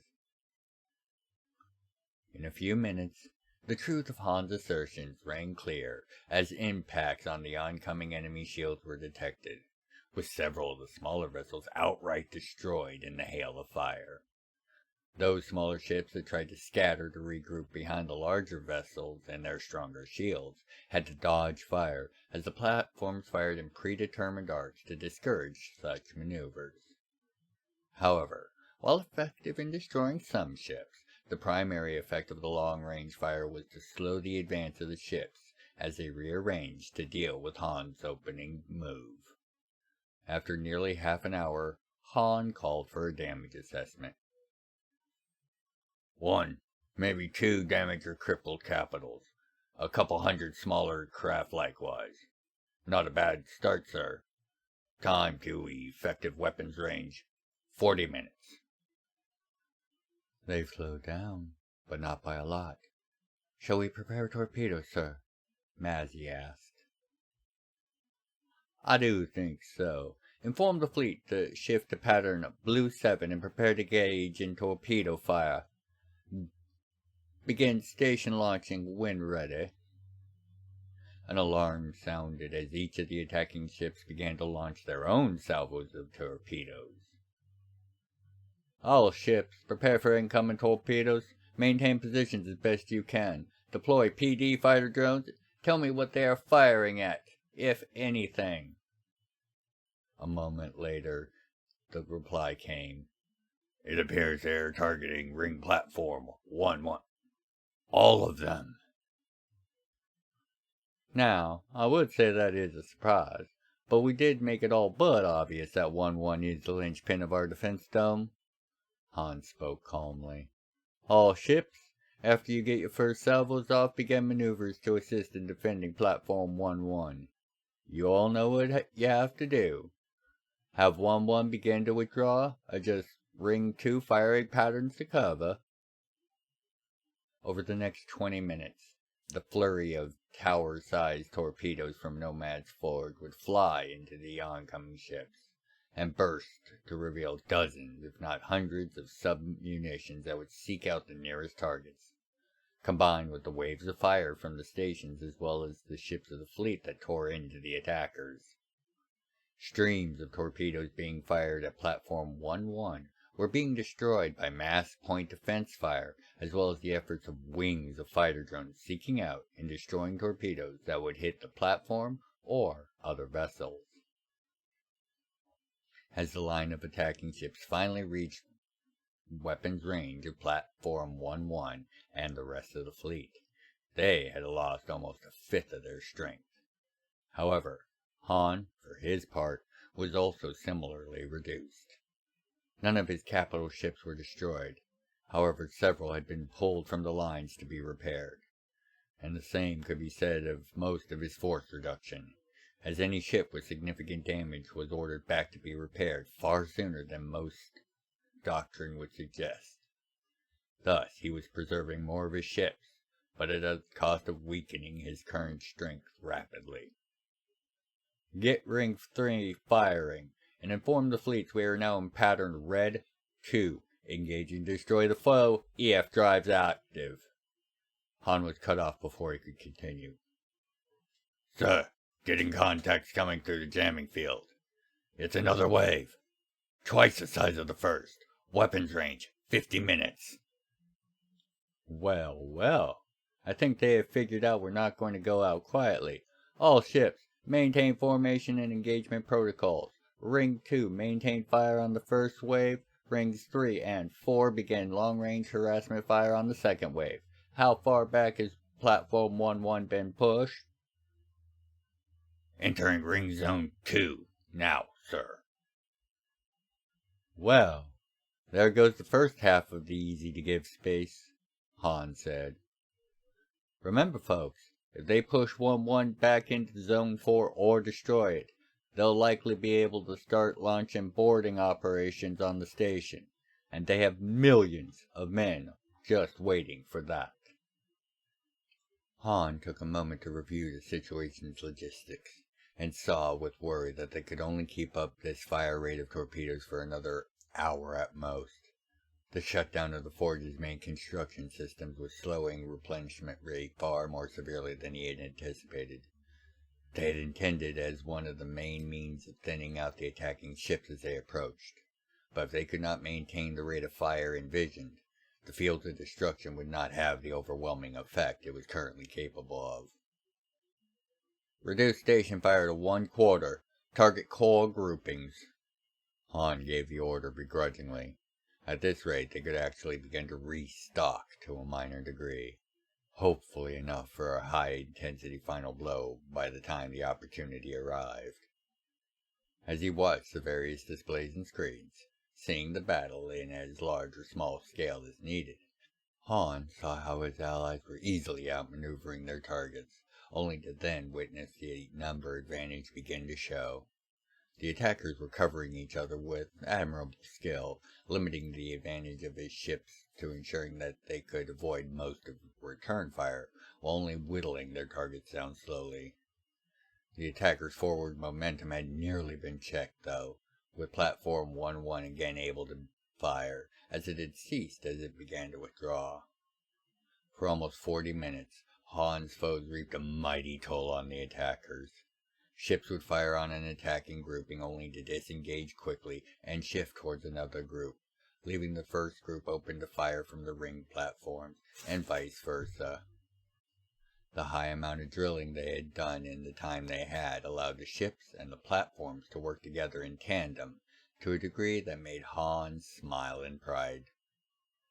Reduced to less half of their initial strength, with the wreckage of their fellow ships becoming a significant hazard, the first wave broke and began to fall back in a fighting retreat, bringing a cheer from all in the command center, only for a single shouted call to silence it suddenly. Second wave, 5 minutes out, and firing boarding torpedoes at all capital and line-class ships. To be continued. Continued from the Sarge's Tale and Octor's Journey playlists. Second wave, 5 minutes out and firing boarding torpedoes at all capital and line ships. The call had silenced the command center. Han was the first to speak. From that range? They must be more than just boarding torpedoes, else they're just throwing away lives. Get me a better read on them. Tell all vessels begin evasive maneuvers and prepare to resume a fighting withdrawal. So far, their strategy of slowly giving up space to slow the massive fleet of attackers had proven very effective and costly for the attacking foes. The first waves of ships were cut in half, and now the remaining half were regrouping in the rear of the oncoming second wave. But with the second wave being twice the size of the first, their ships were going to sustain damage at an ever-accelerating pace. Even with them rotating off the line for rapid repairs after only taking moderate damage, just to be rotated back in as soon as the work was complete, the increase in incoming ships and the weapons they brought to bear would start to inflict damage faster than it could be mended. Han was pulled from the thought as each of the torpedoes that had just been launched flashed and seemed to disappear, only for impact reports to begin to stream in from many of the mainline and capital ships. Somehow, the projectiles had accelerated to near light speeds towards their targets, and when the shielding of the targeted vessel sought to block the incoming object, the force of the impact was somehow converted into a disruption field. Most of the ships were able to adapt, or had systems in place to counter such ludicrous attacks.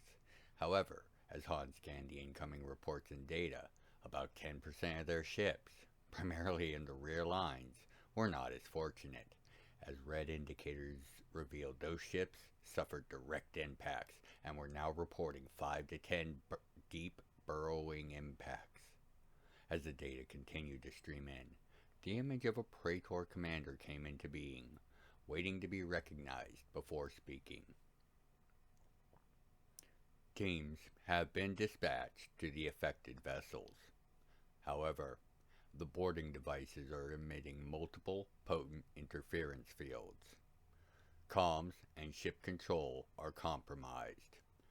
They're dead in space. We'll keep you updated, sir. After a nod from Han, the image faded, and Han looked across the command center.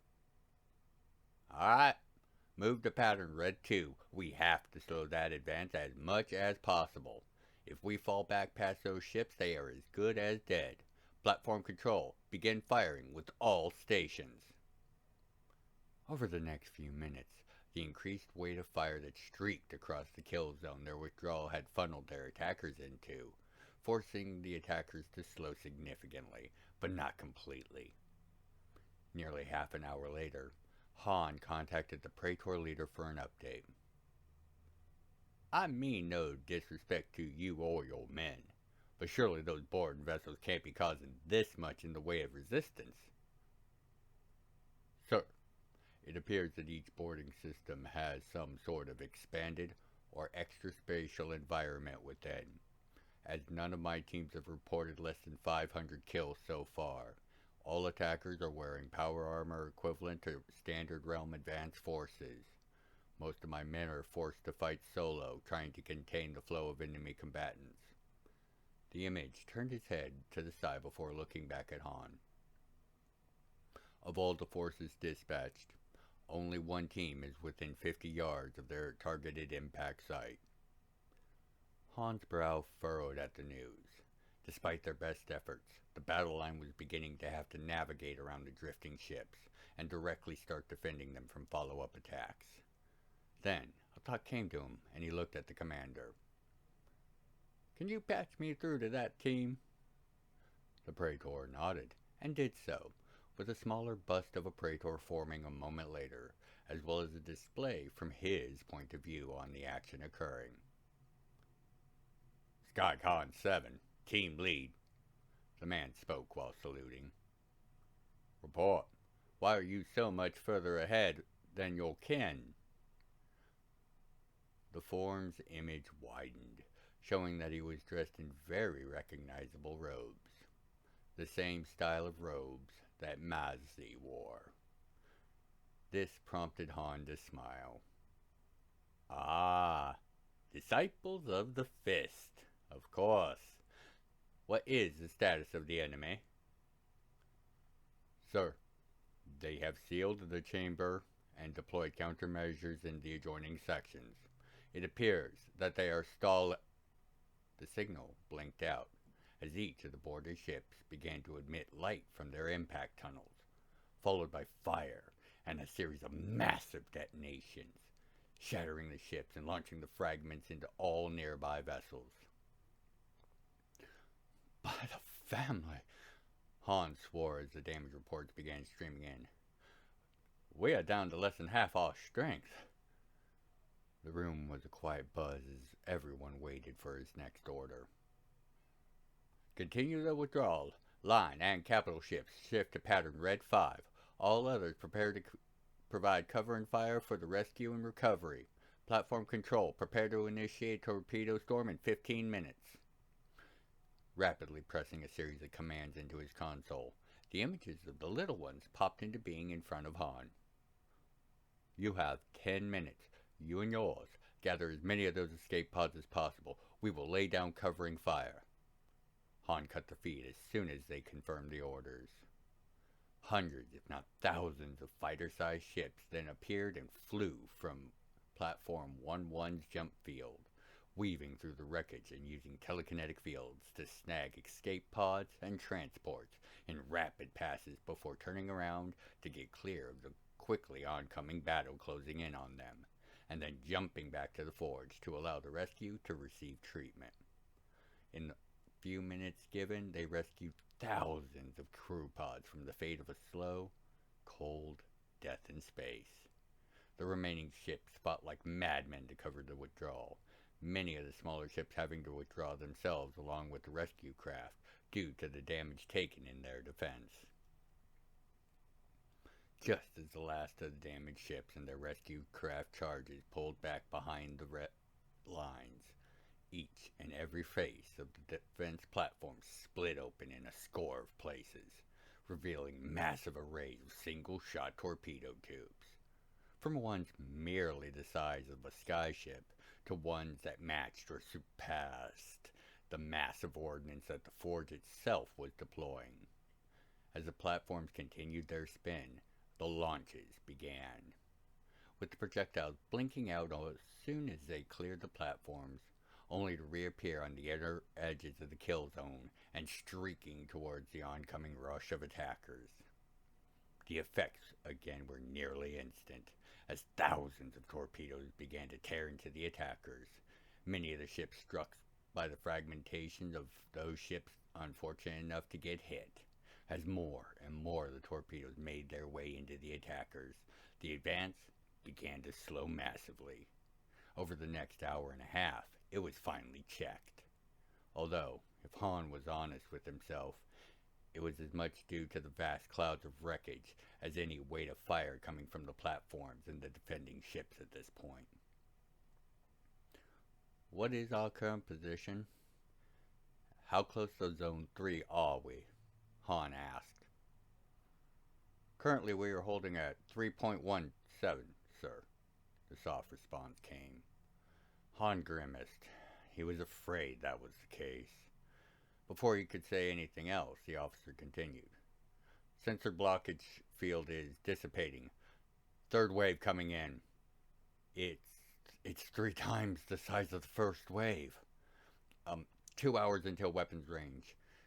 Enemy ships are starting to shift the wreckage to form cover. Our platform effectiveness is down 30%. Where is the Cosmos vessel? Han asked while scanning the various streams of information. All platforms continue to fire on the lead element. Force them to focus on fortifying instead of trying to push their assault. All vessels shift to pattern Orange 4. What is our current fleet strength and how much are we going to be able to have restored in the next hour? Current strength is around 38%. Repair should get us near to 50 in the next hour 10 minutes. Most of the ships caught in the blast are going to take no less than 12 to fully repair, and the rest, it'll take weeks. Cosmos ship is inbound, but slowly. ETA, 5 hours at the least.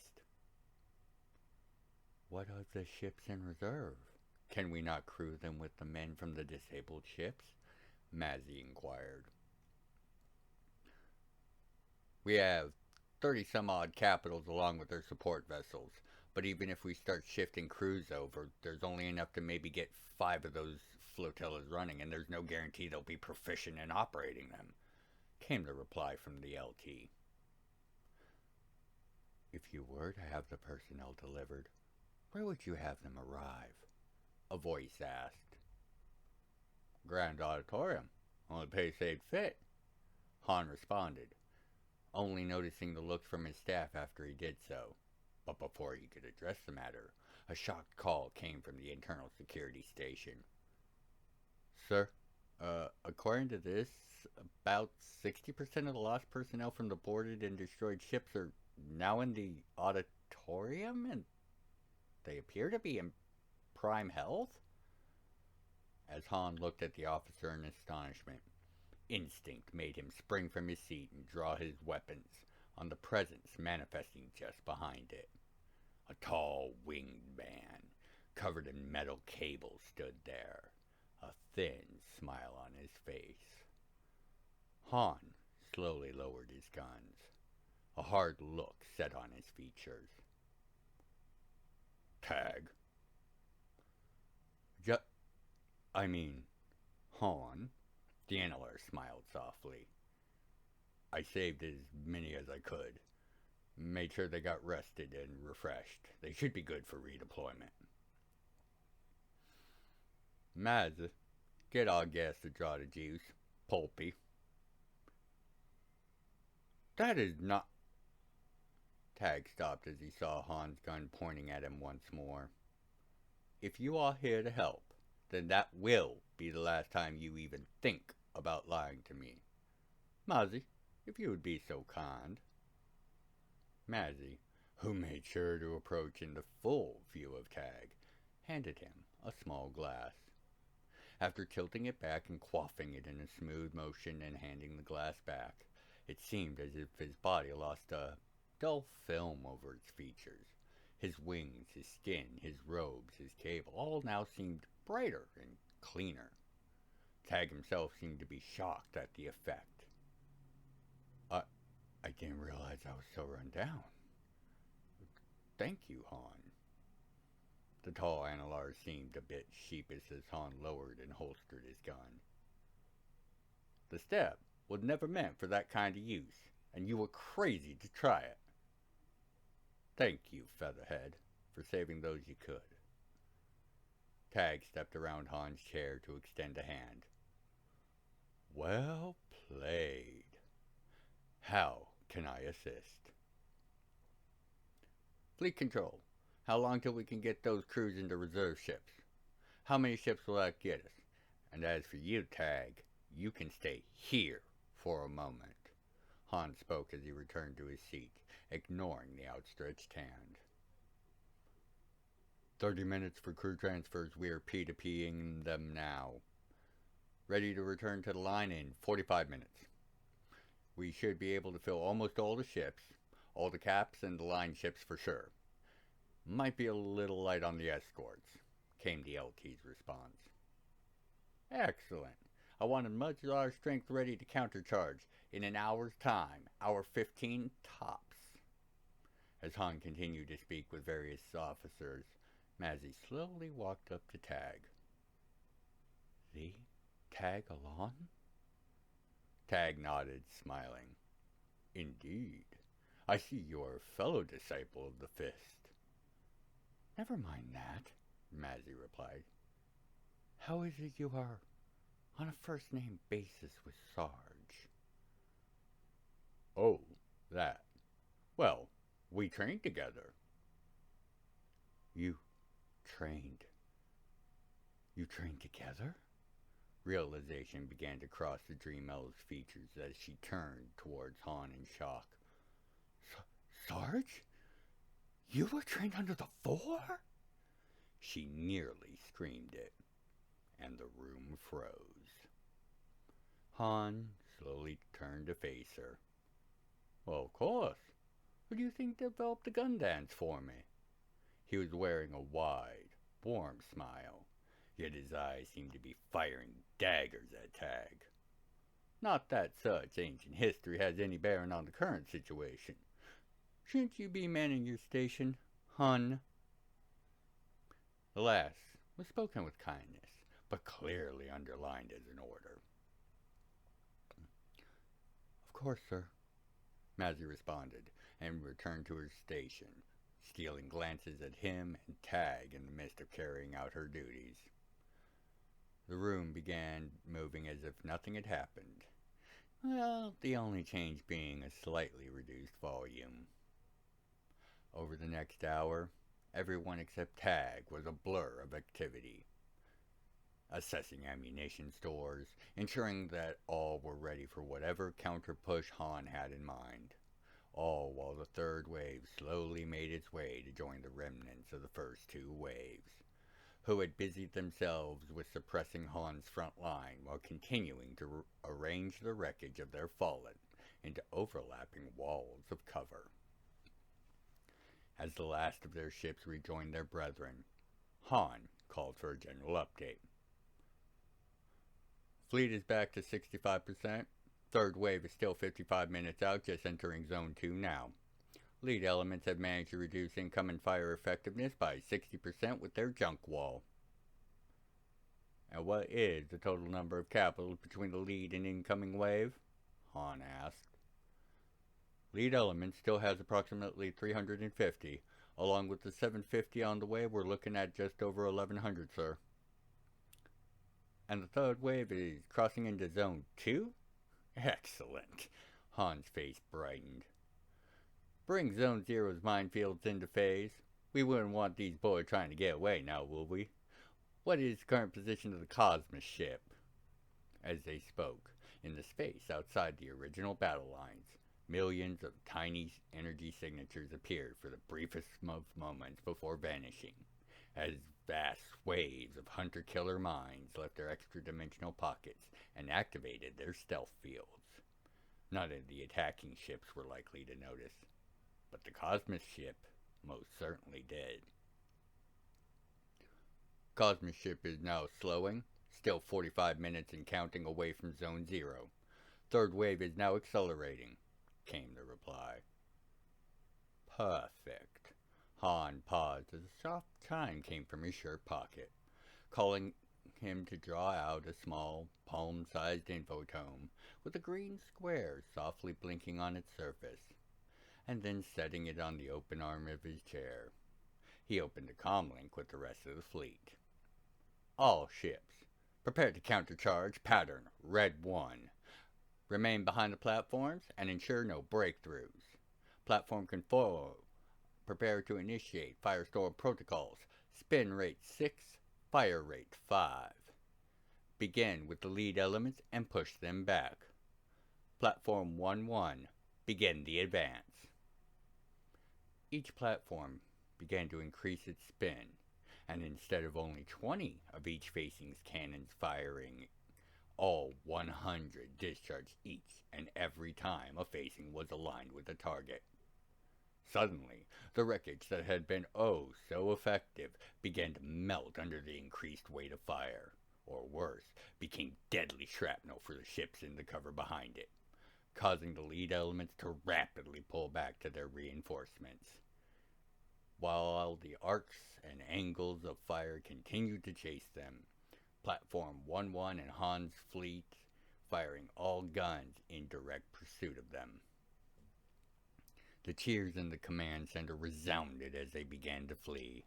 Within 30 minutes, they pushed them almost all the way back to Zone 1. Any too slow or damaged to withdraw were being cut to pieces by the oncoming defenders. Tag stepped up and spoke softly to Han, not wanting to distract from any of the officers. May I ask, if you had such firepower, why are you only now using it? Simple. We needed them to commit fully before closing the trap. This way the Cosmos ship can be handled without it enjoying the services of any of this fleet. Even if you take out every one of those ships, you do not have the force to take that Cosmos vessel. To try would be suicide. Tag's astonishment was further compounded by the wide smile on Han's face. Well, I didn't say we would be the ones handling the Cosmic ship. Now, did I? Han said as he softly pressed the still green, blinking square on the device.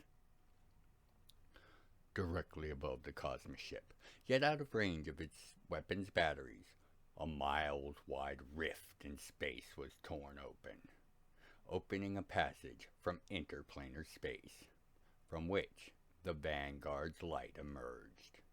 As the rift closed behind the ship, Optor and Sorte sent a single message to the Cosmos fleet vessel, offering them a chance to surrender. To which a laugh was the only reply. Still well out of effective range of the planet-sized ship's weapons, the Vanguard light began to separate. The 4 forward-facing spines that extended between the 4 wings of the ship proper detached, each one over 5 miles long. From each spine and each wing, 9 super-heavy frigates deployed, each a copy of the one that Optor had used to escape the Antani planet. From each of those, 4 lighter corvettes detached and moved into the greater formation. From one ship, a now over 350 ship-strong flotilla began to slowly vector towards the now fleetless Cosmic ship. As the defense platforms and Han's fleet continued to maul the attacking elements, with a not insubstantial portion trying to turn to escape to come to the defense of the Cosmic ship, those that fled quickly found the minefield uncrossable, with any that tried being destroyed or crippled within moments of entering the field. As one, every ship of Optor's fleet fired once, and cries of shock and disbelief rose in the command center. How is that even possible? Their ordnance, it's expanding twice after firing. A voice came from the long-range sensor station, prompting all to look its way. It's confirmed. Whatever they're using, it's not standard Praetor X rounds. We're looking at munition growth of no less than 2 orders of magnitude. The 6-inch guns on the little ship are firing rounds nearly 50 foot in caliber. Full expansion less than 500 yards from the point of firing. They're wreathed in multiphasic plasma. That main gun is firing multi-mile rounds. Impressive, but that is not our main concern. Our ships are still outnumbered, and they require your attention, Han softly reprimanded. But do ensure a high-res copy of that battle is properly recorded, for our later enjoyment. He finished with a slight chuckle, while all carried out their duties, supporting the defense fleet as they continued to break their attackers. All kept an eye on the battle happening outside their current battle zone. The first set of rounds fell on the shields of the Cosmic ship like heavy drops of rain. Great clouds of fire and energy spread out, as only a fraction of the force was able to press past the shields, causing fire and damage and scattered in small dots. The damage was minor, and nearly instant in its repair, with the only sign of the attack being the cloud of power still clinging to the outside of the shields. The second volley, however, had far more success, as the amount of energy that bled through the shields were far, far greater, coating entire surface regions of the ship in fire and destruction. But the shields held, if only barely, even as 40% of the upper surface was damaged and subsequently repaired. This isn't looking good for them. Should I go and help? Tag said quietly. No, you should not. Just wait, Featherhead, was Han's reply.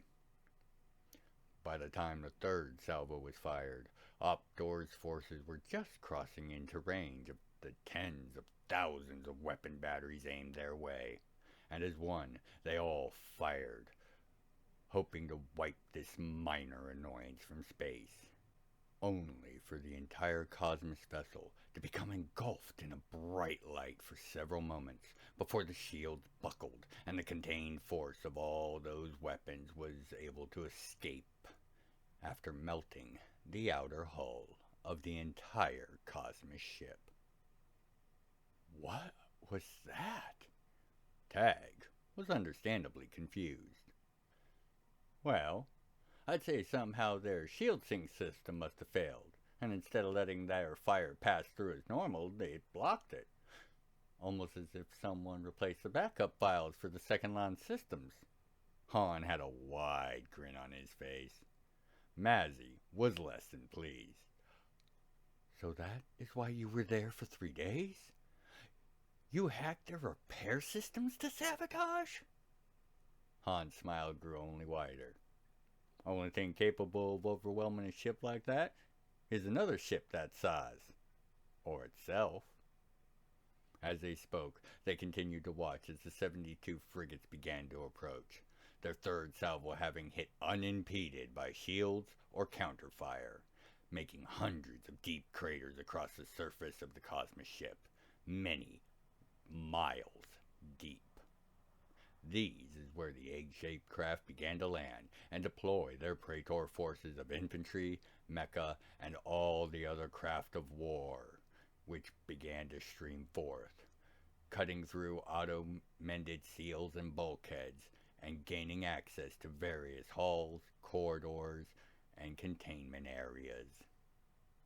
Each ship has about 1,000 or so Praetors, Han began, along with the best gear that they have ever come up with.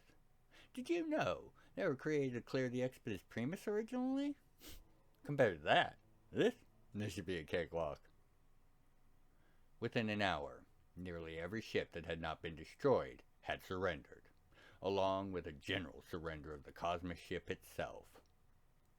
Its captain and commander was wise enough to realize he had been outplayed, and did what he could to spare the lives of his men. His men, however, fought for several hours more, believing the orders were coerced or fake in some way.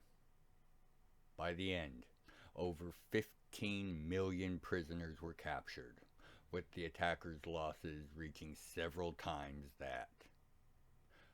Likewise, over a third of Han's fleet was destroyed, with no less than 1 million of his own dead. But the forge had been held, and the attackers stopped. Those captured were being held in specialized prison ships while their fates were decided. Meanwhile, the Cosmos ship itself was taken to be rebuilt by Nomad's Forge, while the Vanguard Light and half the remaining fleet prepared to leave.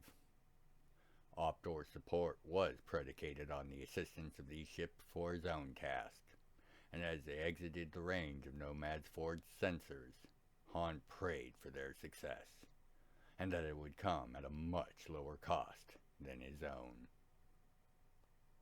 To be continued. The sun was low on the horizon, just dipping below the tops of the forests to the west. As dusk began, Cathian was sitting in his house, watching the roaring fireplace and lost in many, many thoughts. He didn't notice as a man walked in quietly.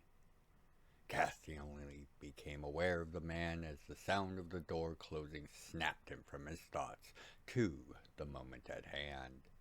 With reactions honed by training and a drive born of steel determination, he had his pistol out and aimed at the door in the flash of an eye, only to find the entire area empty. The door was shut, and only the crackling of the fire could be heard over the beat of his heart in his ears. A moment later, after scanning across the room, he began to holster his pistol and settle back into his seat, only to reverse the action when he noticed someone in the other large chair set to watch the fire. Before he could speak, Cathian recognized his sovereign ally, Han. of Nomad's Forge. Mumbling a curse, he holstered the pistol as Hans spoke. Not bad. Did a merchant sell you that? Looks like something he'd sell. Han extended an arm, revealing a large bottle of some faintly shimmering spirit. It's time we had a proper discussion, Kath. You don't mind if I call you Kath, do you? Not at all. Many do. Cathian gestured, and a stout drink bar appeared between them, allowing Han to pull both glasses and ice from within as he poured both a drink from the bottle. He slid Cathian's over slowly, warning him to take it easy. Stuff's older than you are by orders of magnitude. Han sniffed the stopper before stuffing it back into the bottle. Setting it down and lifting his own glass, he saluted the younger man. To the heir of Lanth, the Lord of Farmhold. To you, Kath. Cathian raised his glass in a semi-shocked response. And to you, Lord of Nomad's Forge, Ignorance's Keeper. To you, Han. As both took a sip and returned their glasses to the table, Han was the first to speak. Well played, Kath. I'll tell you how I know about your line, if you tell me how you know about ignorance. His smile was genuine and wide and warm. Cathian's was a much younger mirror of it. One of my advanced statementship units covered the tragedies. That and a little bit of research, it gave me the idea. Cathian lifted and pulled a drink from his glass, with the result being his head swimming in sensation and random memories for a moment, as the drink's effects overwhelmed him for a second. What sealed it, he continued, was when you showed up. You were far too familiar with Professor Kanar, and far too potent to be anybody else. You're the only man I've ever seen the Professor defer to. Han grinned. Fair enough. I figured it was along those lines. Kanar has never wanted his situation to color the interactions of those he meets. Just wanted to make sure there wasn't someone subverting that simple desire. Han took a sip and held a hand up to forestall Cathian's follow-up. As for your line, your armor, while adaptive and form-shifting, is unique enough for those who know of such things and how to see them. Lanth the First is a legend amongst the ancient fame forged. His armor is similarly unmistakable to those who ever saw it in those days. Cathian looked in his glass for the meaning of Han's words as it began to reveal itself to him. Cathian looked directly at Han as his question formed, seeming to try to pull the answer from Han's face by gaze alone. How old are you? Han's smile widened. Old enough to see that armor's debut, and to know what most likely was inside that castle. Like I said, your ancestor was a legend. His creations were spoken of even amongst the Analar, most in awe, some in envy. Cathian seemed to retract at the castle's mention. And what did I find? Han looked sympathetic at the defensive younger man.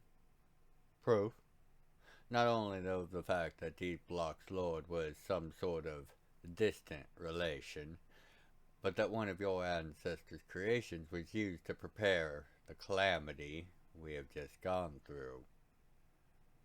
Cathian set his glass on the table and crumpled into his chair. All that effort for nothing. Cass, the number of people who are aware of those facts, beyond the defines I assume, can be counted on a single hand, with room to spare. Han reassured him. But knowing what I do, and your selective retelling of your adventure in the castle, it wasn't hard to figure out you were hiding more than just the discovery and recovery of your arm. Again, Cathian looked at the older man in shock, only to see understanding in his eyes. The real thing moves differently. It's subtle, and most can't see it. Han went on. So between the leg on the Cosmic ship and the arm you retrieved from the castle, how are you feeling? Better. Less discomfort. Cathian flexed his returned limbs instinctively, feeling them thrum and pulse with life. A thought came to him. Without the leg on that ship that was besieging you, did they have enough of the combat drugs to even lay a proper long-term siege? Best guess was that they had maybe a week or two in reserve. So no. Most likely, if they could have sustained it, with the forge being shut down due to the calamity, we would have been worn down and crushed in as maybe 3 weeks at the fastest. They had to go with that multi-wave direct assault because they felt they were on a clock. Once the drugs ran out, so did their enhanced control of the crews. You saw this in the refugees, I assume. Yeah. A day or two after they arrived, they just became much more unruly for a few days, untrusting of all of us. We just assumed it was part of the shock. Shock, plus the mental whiplash of no longer being under the effects of the drug. It encourages adherence to the chain of command and to following orders. I'm glad to hear you're handling it well. You do have quite the city here, Cass. Han changed the subject. Yeah, and we're now responsible for managing the former Deep Lock's lands and protecting all of Jam'mar from what might crawl out of that hellstorm. Cathian snatched his glass, but took only a small sip.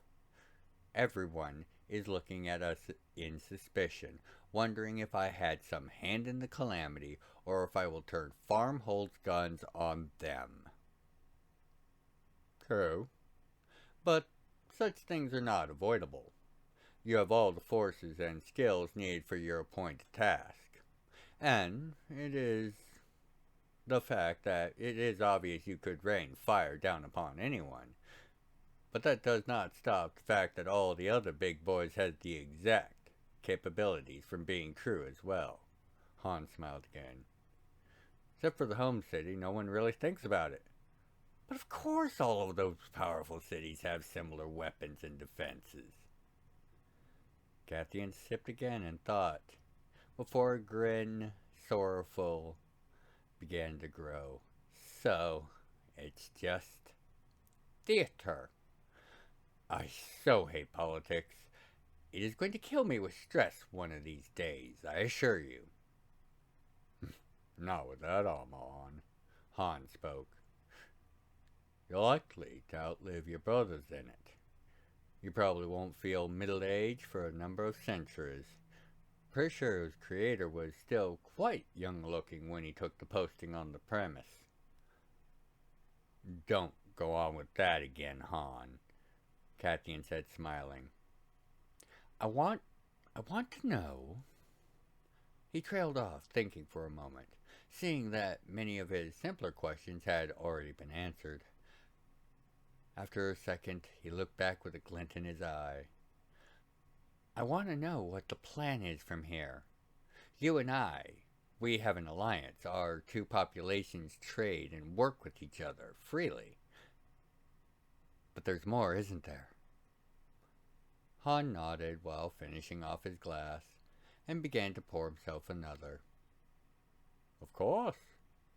Farmhold is set to become a center of crafting and skill expertise, and the forge, a beating heart of industrial might. There is one more piece to the puzzle for our little ambitions. A population and a reach sufficient to apply these advantages into a real effect. Cathian gave a low whistle and took the last sip of his own drink. And he stopped, the drink bringing his thoughts into clarity. The praetors that are leaving the Lunas. They're following the captain of the warship that showed up at the end of your siege, aren't they?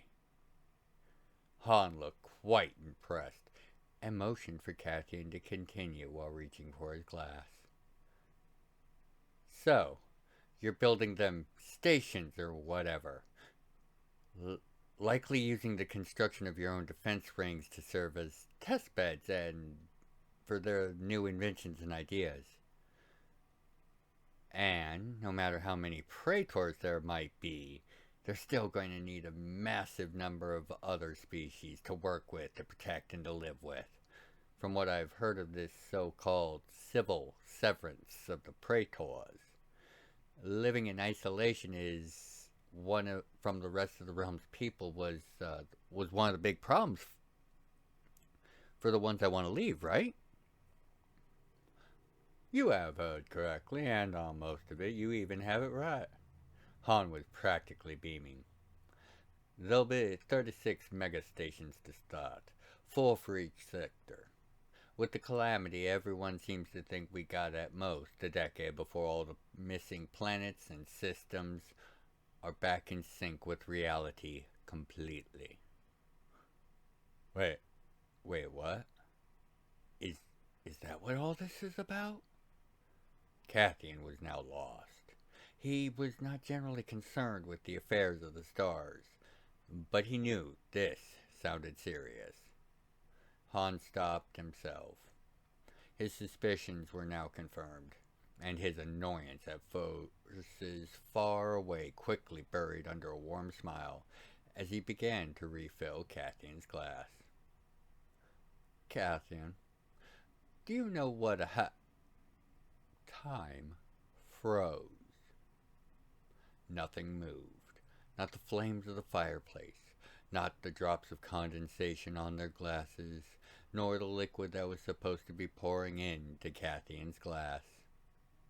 To those that could act in such alien states, the room almost vibrated with the strain of what was and what could be.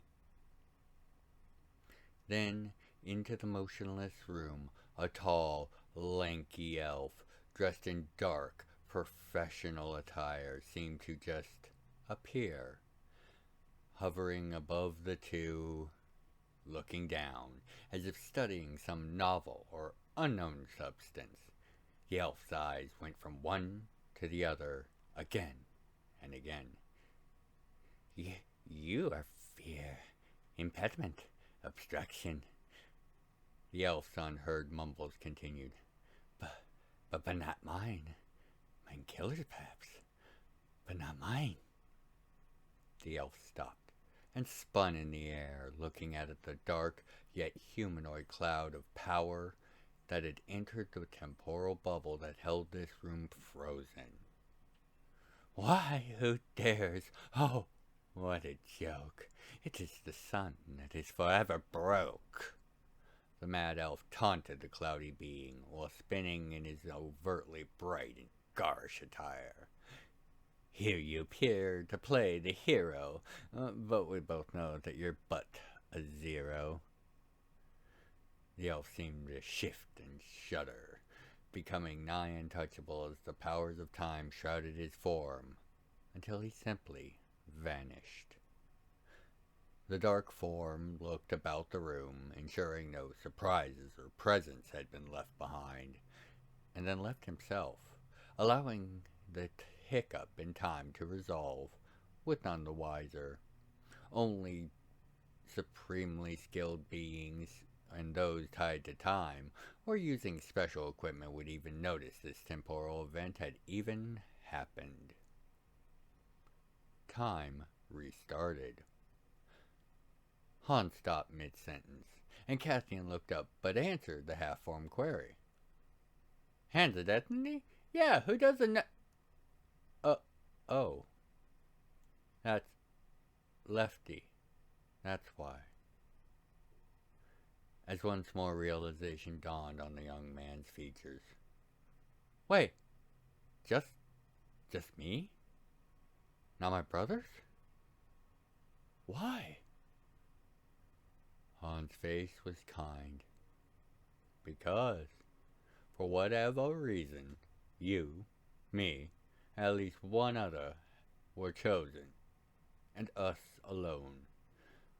Does that mean our closest are doomed to die in the furtherance of our duties? I don't know, Kath. I don't. But I hope not. Han set his gaze directly on Cassian. But what I do know is that we are not alone. Like I said, the leader of the new Praetor faction is, like us, chosen. And with the way things are progressing, I think I am seeing an outline of things to come. If I'm right, Cassian, we are chosen specifically as to distract any discontent our work might engender, solely to us. So the danger comes at us head on. That I can deal with.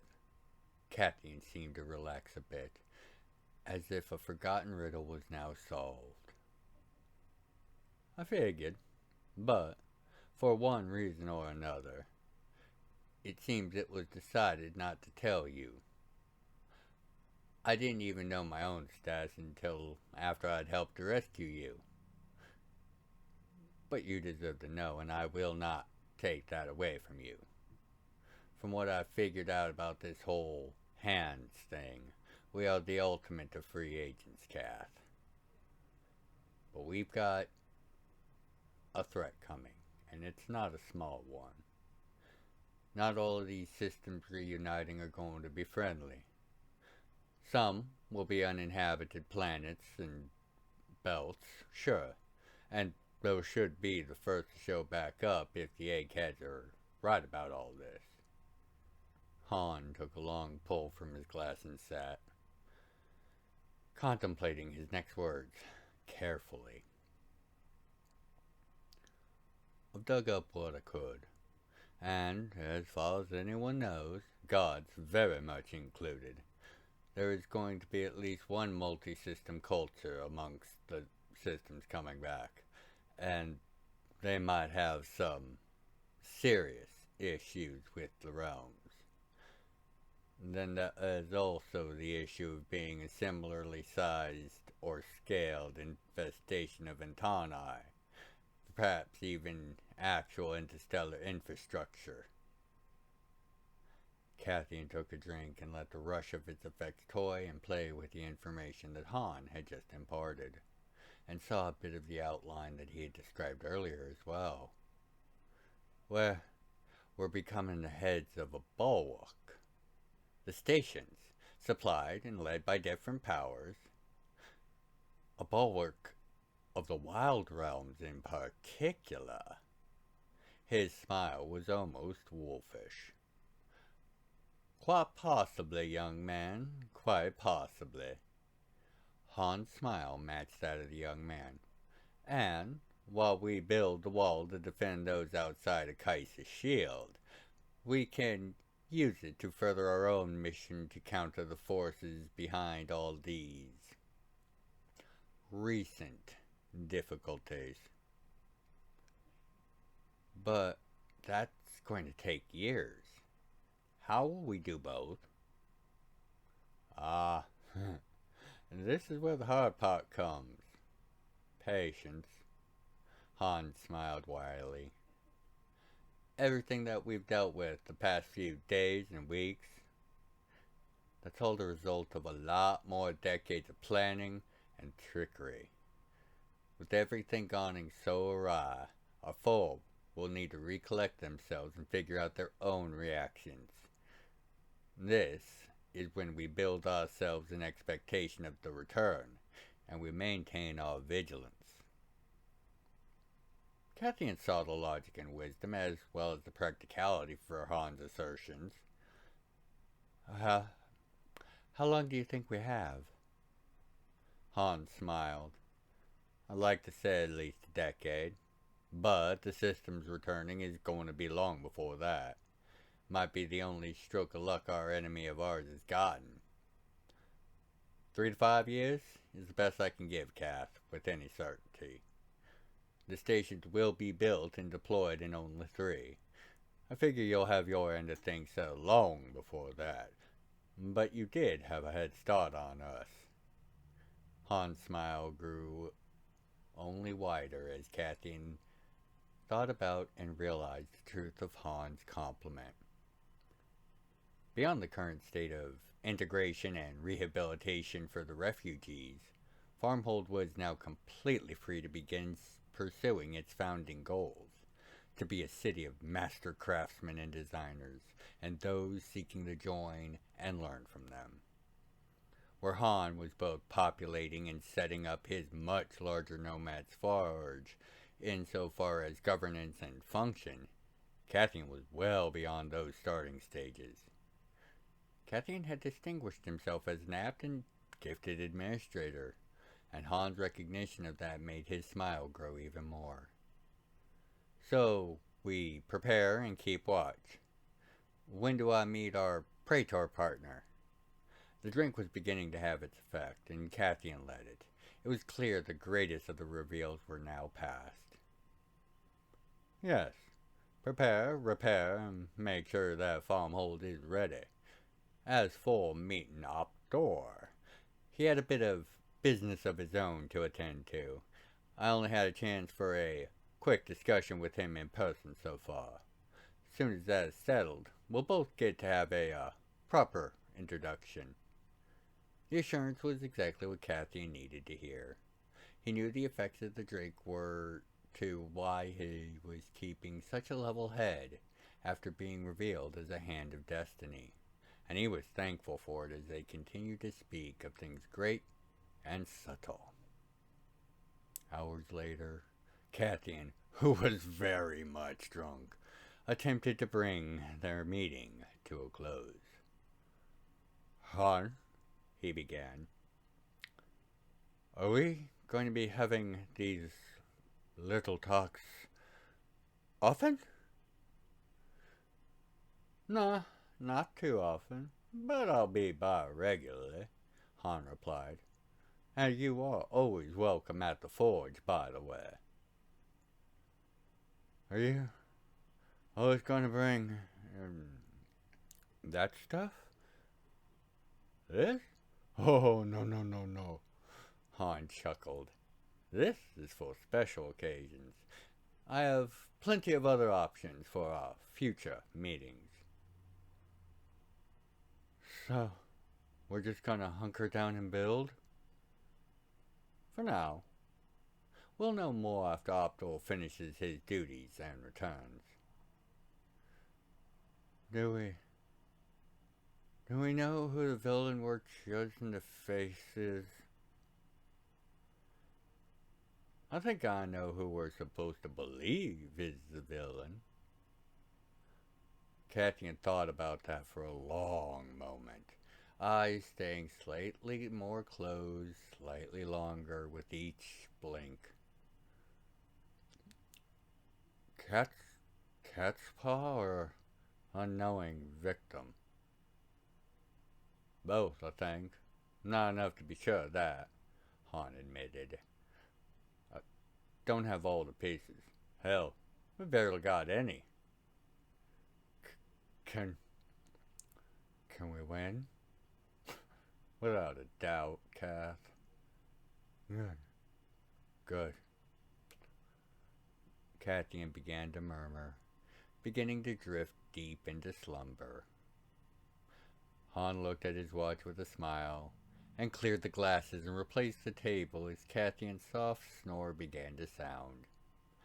Picking up the bottle and turning to leave, he smiled, quite impressed with how the boy took the truth, drink or not. Perhaps they had a chance after all. If you'd like to contribute to the further exploration and explanation of the realms, please consider leaving a comment, a like, and sharing the video around. I read all the comments and make efforts to reply to each. Thank you for helping to grow the channel, and know I look forward to each and every one of your comments. Other methods of support can be found in the channel's description. Thank you for watching.